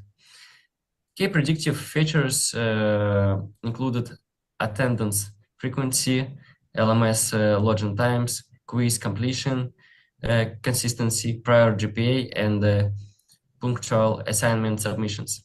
These findings align strongly with the broader literature, confirming that student engagement behaviors remain among the most reliable predictors of academic success. But the models also highlighted the importance of combining multiple indicators. No single variable tells the whole story. Only by considering diverse behavioral signals together can we make accurate, actionable predictions. Our case studies demonstrate that machine learning is not just a theoretical tool, but delivers measurable real-world improvements. University A implemented a behavioral dropout prediction system tracking over 50 engagement metrics. After 3 years, their student dropout rate fell by 17%, allowing them to proactively intervene with at-risk students. University B embedded a machine learning-powered recommendation engine inside their LMS platform. This system personalized learning resources based on each student's engagement profile, leading to a 25% increase in forum participation, collaborative learning, and overall time spent on academic tasks. University C adopted natural language processing to automate grading and feedback for written assignments. Faculty reported a 40% reduction in grading workload, while students appreciated faster feedback turnaround.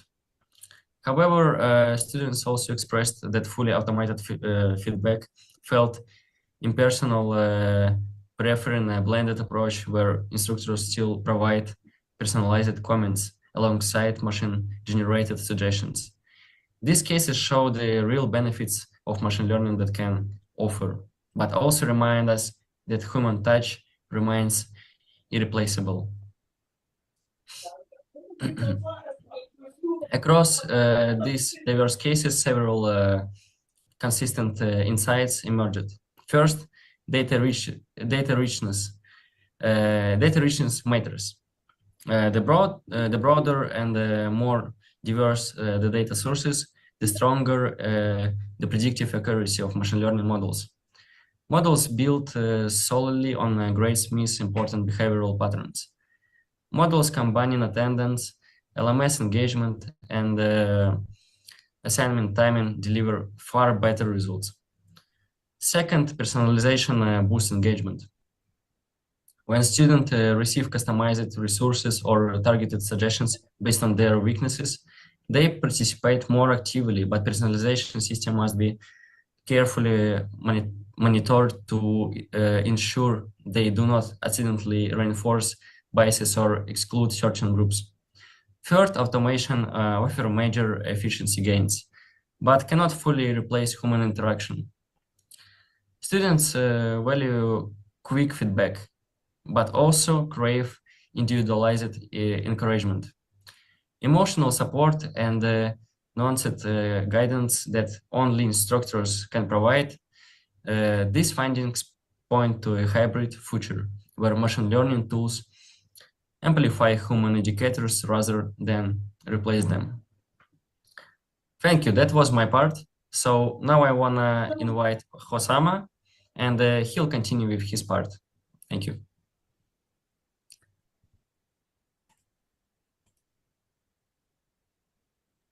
Okay, thank you, Ignat, and thanks everyone who is watching this presentation. Now I'm starting from limitations and challenges that we found in our research. So despite promising results, we face several serious challenges that will apply to any institution considering ML deployment. The first is data access. Due to privacy laws and institutional policies, we are unable to access live, full-scale student datasets from actual universities. We had to rely heavily on anonymized or simulated datasets, which limited external validity. And the second is that our study was cross-sectional, not longitudinal. ML models must be constantly retrained as student cohorts change, new courses emerge, and learning environment evolve. With outgoing model maintenance, predictive performance will degrade over time. Third, algorithmic bias remains a significant risk. If the training data reflects systematic inequalities, for example, differences in socioeconomic status, cultural background, or learning styles, the model may inadvertently reinforce these disadvantages.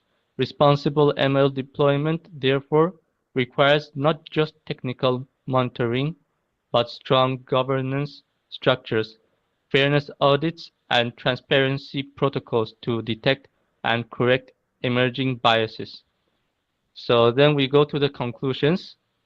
In conclusion, we are convinced that machine learning can become a transformational force to higher education, but only if managed with extreme care.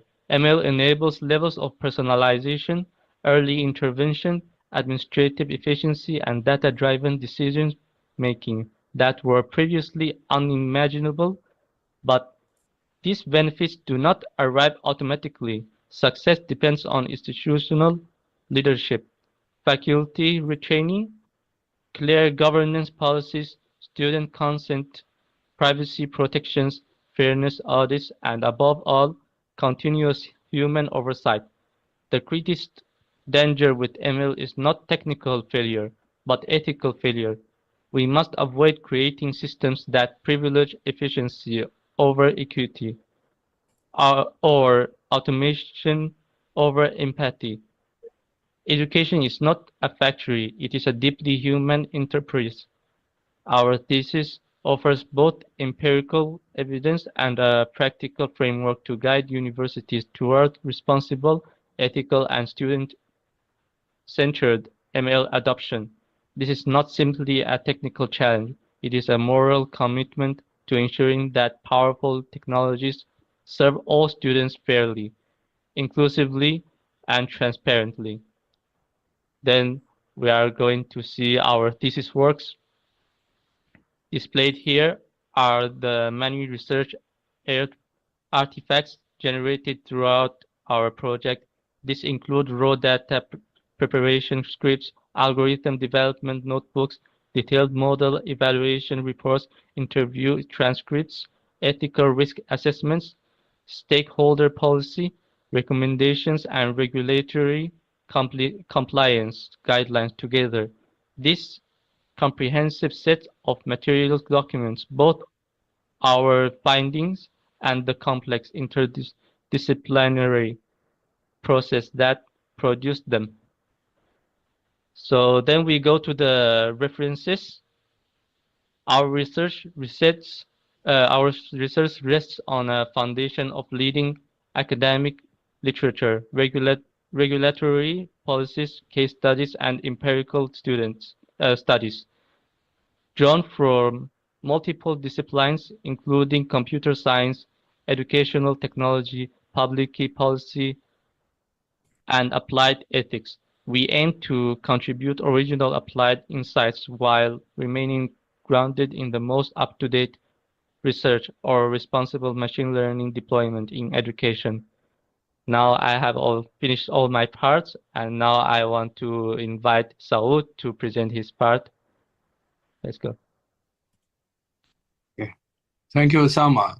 So I'm going to talk about this now.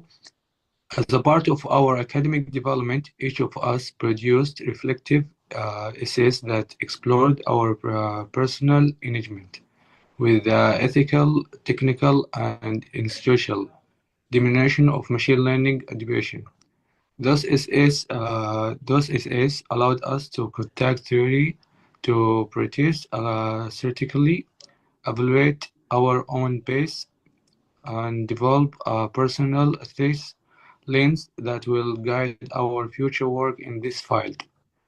In resume, throughout this project, we acquired not only technical skills in data analysis, modeling, and coding, but also vertical professional abilities in ethical reasoning, project management, stakeholder communication, inspiration and teamwork, academic writing, and policy analysis. The resumes we present reflect this professional growth, documenting the readiness of our team member to contribute meaningfully to industry, academia, or public service role that address the institution of technology, education, and ethics. In the reports, as you see here, you see formal reports produced at key stage of the project lifestyle. Those include detailed technical evaluation of model performance, stakeholder innovation synthesis report, independent governance framework, recommendation, and development risk assignments, and ensure project coordinate logs. Those reports were critical in ensuring that every phase of our work was transparent, adopted, and well documented.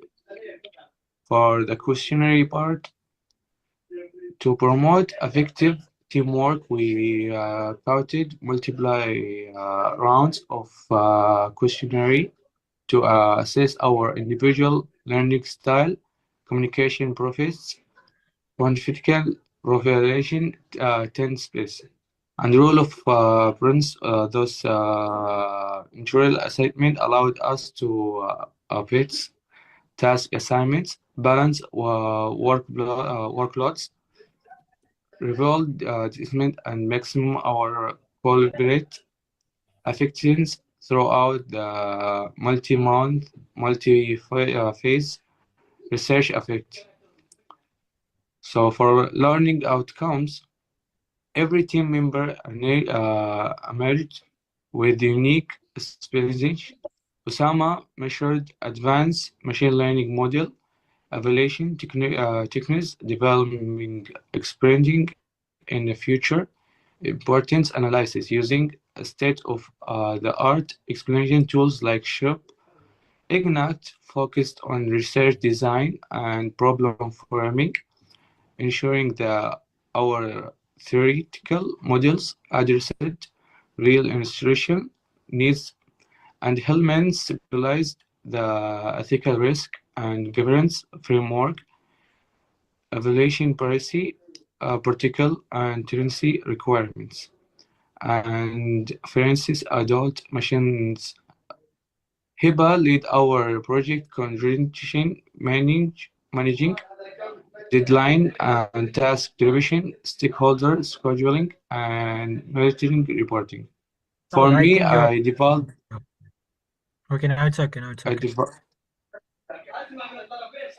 For me, I developed visual and instead refined machine learning models while answering qualitative engine for administrator interviews into technical adjustment.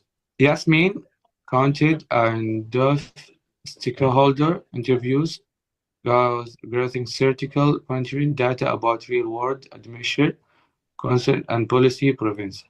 Joy counted extended lecture review, defining emerging research gaps, generating theoretical framework, and pursuing new advance for future inquiry. For now, I'm gonna call my friend Helmin to complete. Thank you, South. So let me conclude. Now we have group minutes as a collective. The group minutes is with full of fun. I should say, like I was so happy that I got three brothers and sisters, and we enjoyed our every meeting.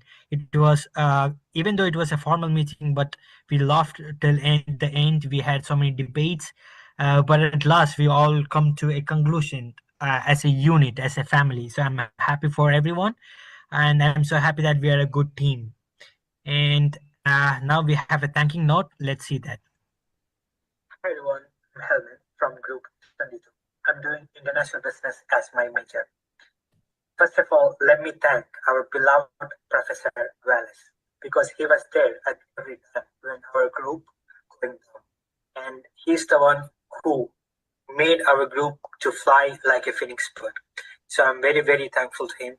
And through his classes, I learned so many things like how to do reports, how to do a professional resume, and how to make a great PPT. So for that, thank you, sir. Hello everyone, my name is Saud. I'm from Group 22. Today I want to say thank you to Professor Wallace that because I learned a lot from him. One of these things that I learned how to make a resume and how to introduce myself in the best way. So thank you, Professor. Hello, I'm Ignat Vasilyev. I'm from Group 22. I want to say thank you to Mr. Wallace because I got a lot of experience from such courses as academic English and critical thinking. It was actually a really great experience. I learned a lot about like leadership, time arrangement, communication, and just how to work in the group. Thank you very much. Everyone, my name is Osama. First of all, I want to thank Teacher Wallace for all the efforts that he made and all his guidance. so we can make our thesis and PPT and all the things better and better. So thank you. During this tournament, I learned a lot. With the thesis, I learned how to evaluate the performance of the model. With it, I can know that if this model is working good or not. And also I learned how to explain it to everyone by making a diagram and explain a diagram so everyone can understand the purpose of this model and know that this model works in an easier way. So thank you everyone. Thank you, Lash. Mr. Wallace is an excellent English teacher. His academic writing class is clear, organized, and helpful. He explains every rules in simple steps and gives them useful examples. When we do not understand, he will answer our question patiently, and his feedback on our essays is detailed, so we can improve quickly.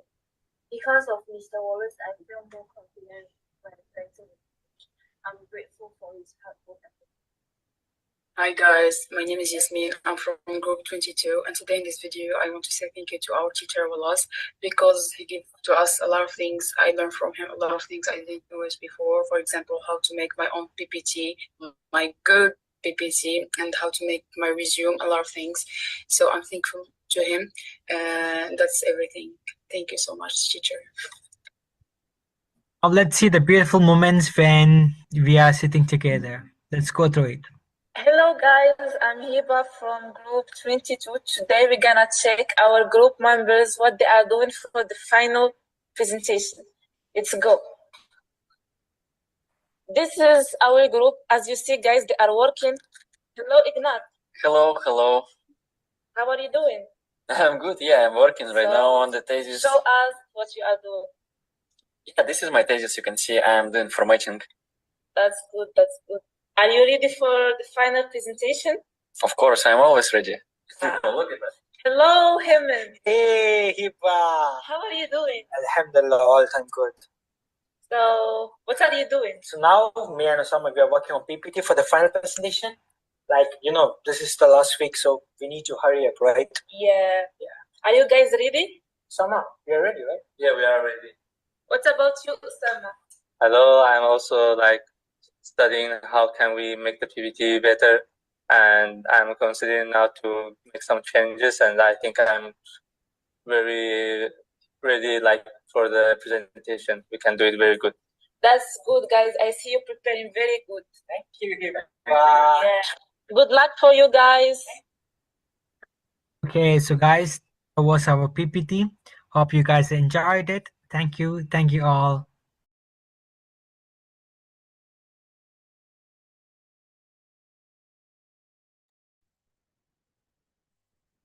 Dear friends, let's make the final vote for this group today in NUAA's Academic Writing Final Presentations Competition of 2025.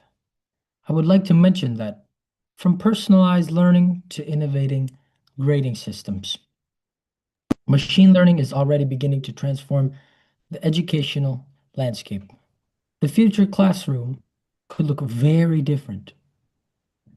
And this research is a glimpse of what's to come. It's mind-blowing to think about how this will impact not just today, but our future education system and learning. I believe we are heading for a dramatic change that will change the learning trajectory.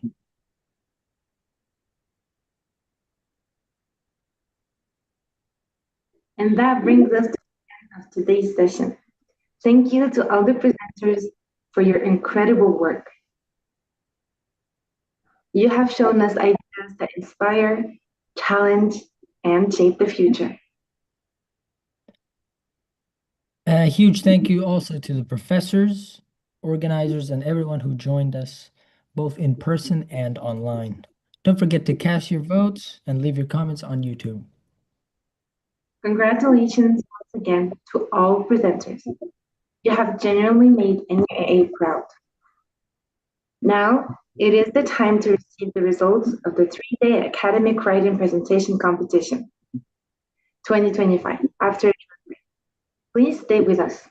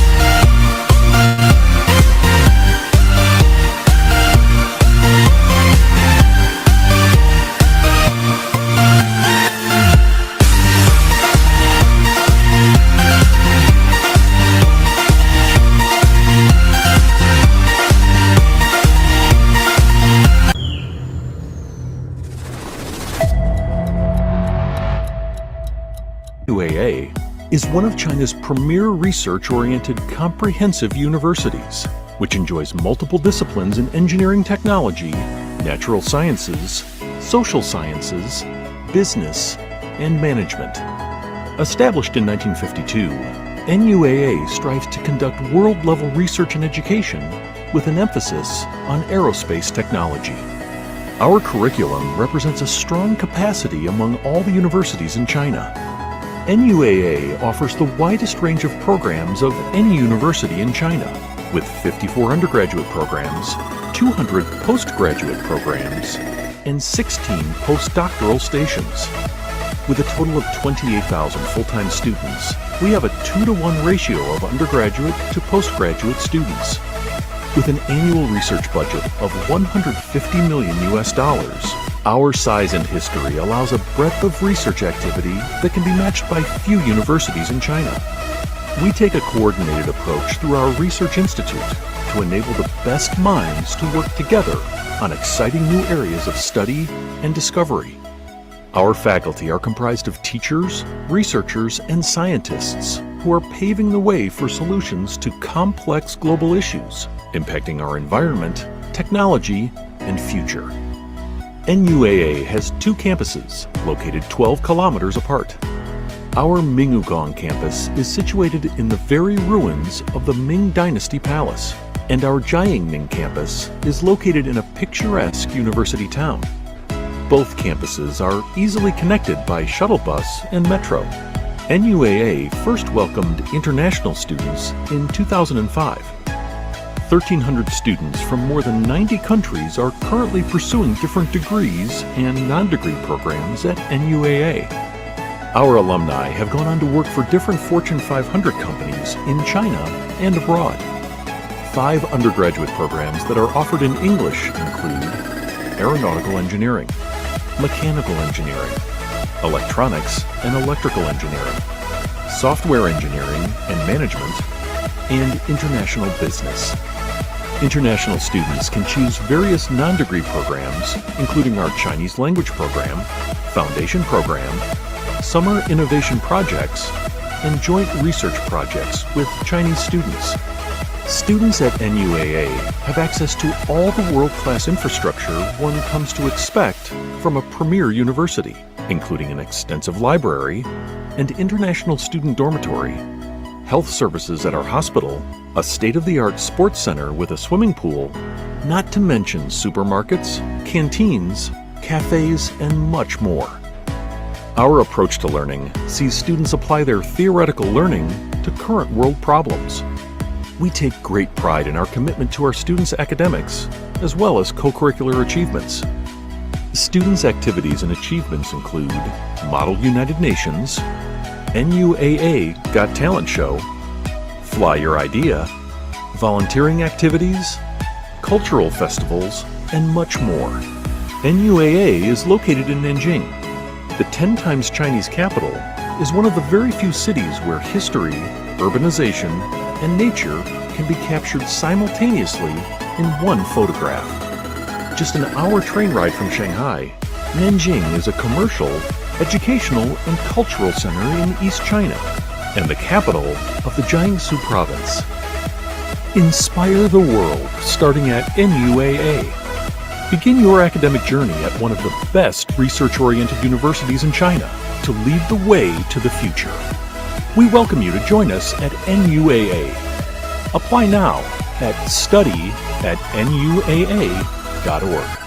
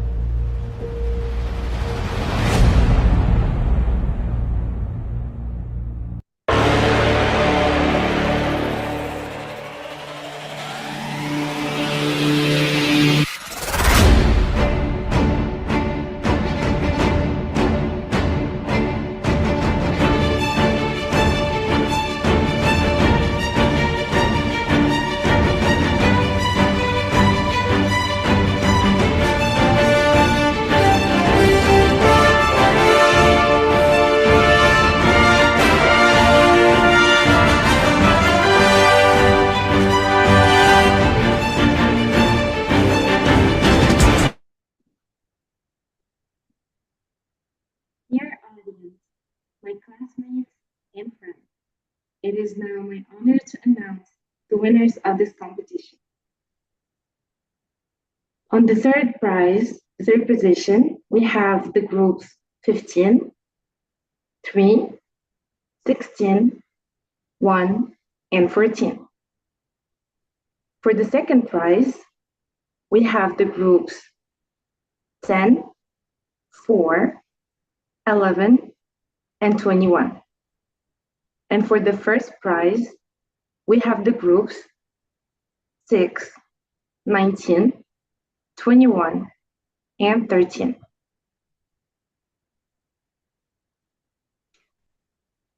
I now take the privilege to invite our professor and supervisor, mentor, and guide, Professor Wallace, to give the concluding speech. Thank you, lovely host. It has been a long day, and we are now at the end of our 3 days competition. Good evening to all professors of NUA, invited judges, and special invitees from overseas universities, students, boys and girls, and of course, our lovely audience who are watching us online on YouTube. It's an incredible day, as today is the last final day of 3 days long session of this remarkable competition where 22 groups and around 190 students participated. All presenters have shown their incredible work and knowledge which they acquired during this semester in the course of academic writing. These students worked very hard and prepared themselves for many days to deliver their final academic work. Dear students, please note that this presentation competition organized by NUA CIE for you was with only one aim, and that is to recognize your hard work, which I believe will finally help you to be ready for your future academic and professional career. Today's presentations process which you went through will help you to improve your critical thinking skills, improve your articulation ability, improve your presentation skills, enable you to do quick thinking, help you to learn resolution of conflict, bring you a greater empathy, prepare to have emotional control, let you find meaning in a complex situations, improve your presentation skills and public speaking abilities, which you have demonstrated. Always remember to have a broader view of the world, and of course, all this will help you to learn how to conclude your thoughts and present to others. Finally, as a future leaders, and you need to train yourself to be good research-oriented mind and innovative thinking, and adapt yourself to latest technologies and understand the ever-changing digital world, which is now powered by AI, blockchain, VR, AR, and so many new technologies evolving every day. You need to update with the changing world to be ready for future challenges. Dear students, academic writing is crucial in university for several reasons. First, it enhances the communications of ideas and research. It's a primary way students and scholars communicate their finding, analysis, and perspective to the academic community. Second, it demonstrates understanding and learning. Academic writing allows students to demonstrate a thorough comprehension of their subject matter, critical thinking skills, and ability to engage with existing research. It is a way for teachers to assess students' learning and understanding of the topic. Thirdly, it develops critical thinking skills engaging in academic writing, such as essays and research papers, requires analyzing, evaluating, and synthesizing information, fostering critical thinking and analytical skills essential for academic success and beyond. Fourth, it promotes intellectual integrity, responsibility, scholarships. Academic writing emphasizes proper citation and referencing, ensuring transparency, accountability, and respect for intellectual property rights. It prepares you for professional success. Strong academic writing skills are transferable and valuable in various professional fields, enabling effective communications in reports, proposals, and presentations. Last but not the least, it cultivates research skills. Academic writing assignments often requires students to delve into scholarly sources, enhancing their research abilities and understand of specific subjects. In a sense, academic writing is more than just completing assignment. It's a fundamental foundation skills that help students develop intellectual maturity, participate on scholarly discourse, and prepare for future academic and professional endeavors. Academic writing is crucial in university because it's a primary tool for learning critical thinking and contributing to knowledge. It enhances communication skills, builds a strong academic foundation, and prepares students for future career, as I mentioned. And the importance of academic writing is so significant because it fosters critical thinking and analysis. Academic writing requires students to analyze information, evaluate evidence, and form well-reasoned arguments. It encourages students to move beyond simple description and engage with complex ideas, fostering high-order thinking skills. So, by engaging with diverse perspectives and scholarly sources, students develop a deeper understanding of subject matter. Secondly, it facilitates effective communications. Academic writing provides a structured way to articulate ideas, present research findings, and engage in scholarly discourse, as I mentioned before. It hones the ability to communicate complex information clearly and concisely, a skill valuable in both academic and professional settings. Students learn to tailor their writing to specific audience and purposes, which is essential for effective communication in any field. Academic writing also contributes knowledge building, and it's a primary means of disseminating research and scholarly insight. By writing a well-researched and well-argued papers, students contribute to the body of knowledge in their respective field. And this process helps refine existing theories, develop new perspectives, and advance the understanding of various disciplines. It also enhances academic and professional success because strong academic writing are fundamental for success in the university and beyond. It is essential for writing essays, research paper, thesis, dissertation, as well as presenting research finding. And these skills are highly valued in many professions where clear and concise communication is crucial for success.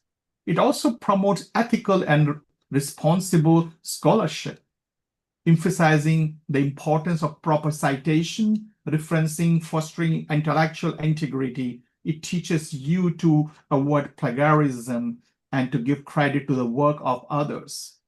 So this ethical framework ensures that knowledge is built upon a foundation of honesty and respect for intellectual property.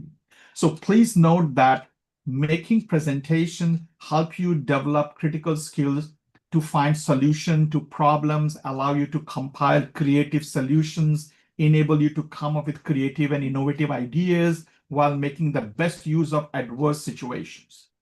It helps you to take any challenge, no matter how challenging it may be. Presenting your knowledge can also help you develop new perspective in the worlds around you.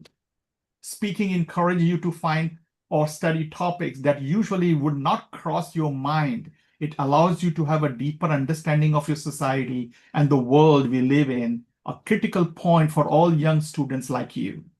So remember that speaking is an excellent tool to encourage higher order of critical skill. It teaches you to structure and emphasize and organize your thoughts while also developing your analytical research skills, which you have learned in this academic writing class in this semester. We all know that every young person like you has the potential to fulfill. Young people are creative, bringing up innovative skills, driving change online, offline, and contributing to transforming societies. With this, I wish you all the best of luck and for your future endeavors. You guys are fantastic. In my eyes, the whole group performed extraordinary today and the last 2 days. All are winners. I thank you for hard work. Whatever you have done will undoubtedly help you build a strong foundation for your future academic and professional career. Good luck and wishing you a happy summer vacation. As I said, today was your day and everybody did excellent work. I now ask host to take over and proceed to the next part of the competition. Thank you. An inspiring speech from our professor. We are fortunate to have you as our teacher and as our mentor. Professor Wallace, we all promise to follow your advice and learn from you in the future, and we will make you proud. I would now like to invite my classmates and teaching assistants, Ms. Suhanika and Mr. Vaishnav, to deliver a vote of thanks on behalf of the batch of 2025. The stage is yours. Good afternoon, honorable judges, esteemed faculty members, respected guests, and fellow participants. My name is Suhanika, and I am a teaching assistant of Professor Wallace. It's my great privilege to present the batch of 2024. I will be joined by Vaishnav, another teacher's assistant, to deliver the vote of thanks to all participants and guests who spared their time and joined this remarkable event today. As we draw this presentation competition to a close, we stand before you, filled with gratitude and admiration for the remarkable displays of eloquence and scholarships we've witnessed today. This event has been a true celebration of academic excellence and the power of effective communication. Today, each presentation we have seen represents countless hours of preparation, refinement, and courageous dedication to the art of public speaking and demonstration of learning outcomes of our academic writing.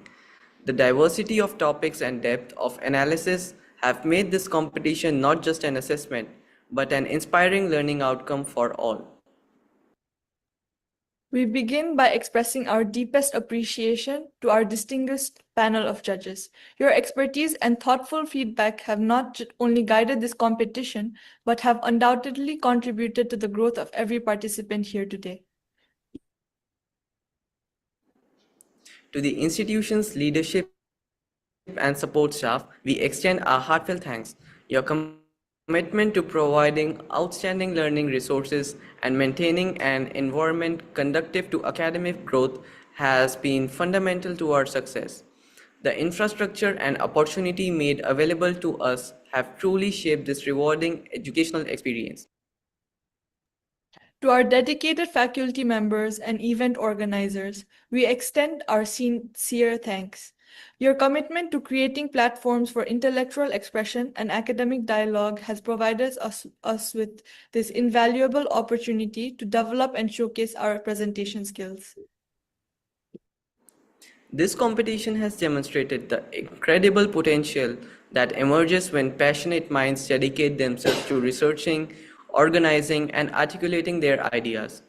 The skills on here are many, like training our thoughts, process through critical thinking, clear communication, and confident delivery, which will serve us well in our future endeavors in academic as well as professional life. And our dear fellow competitors, your poise under pressure, Your command of diverse subjects and your ability to engage and persuade have set a standard of excellence which we can all aspire to. The mutual respect and support among participants have made this experience particularly rewarding.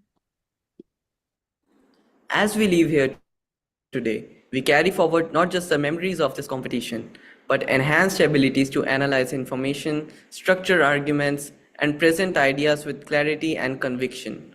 These are gifts that will continue to benefit us throughout our academic and professional lives. In closing, we congratulate all participants for their outstanding efforts and we thank everyone who contributed to making this event such a success. May we all continue to value and develop these essential presentations and communication skills that form the foundation of academic and professional achievement. And now, may we invite the event coordinator to proceed with the next segment of today's program. Have a nice summer vacation and have fun. Thank you, Suhanika and Vaishnav, for sharing our thoughts and emotions in your speech. We had a fantastic presentation competition and we enjoyed learning together this semester.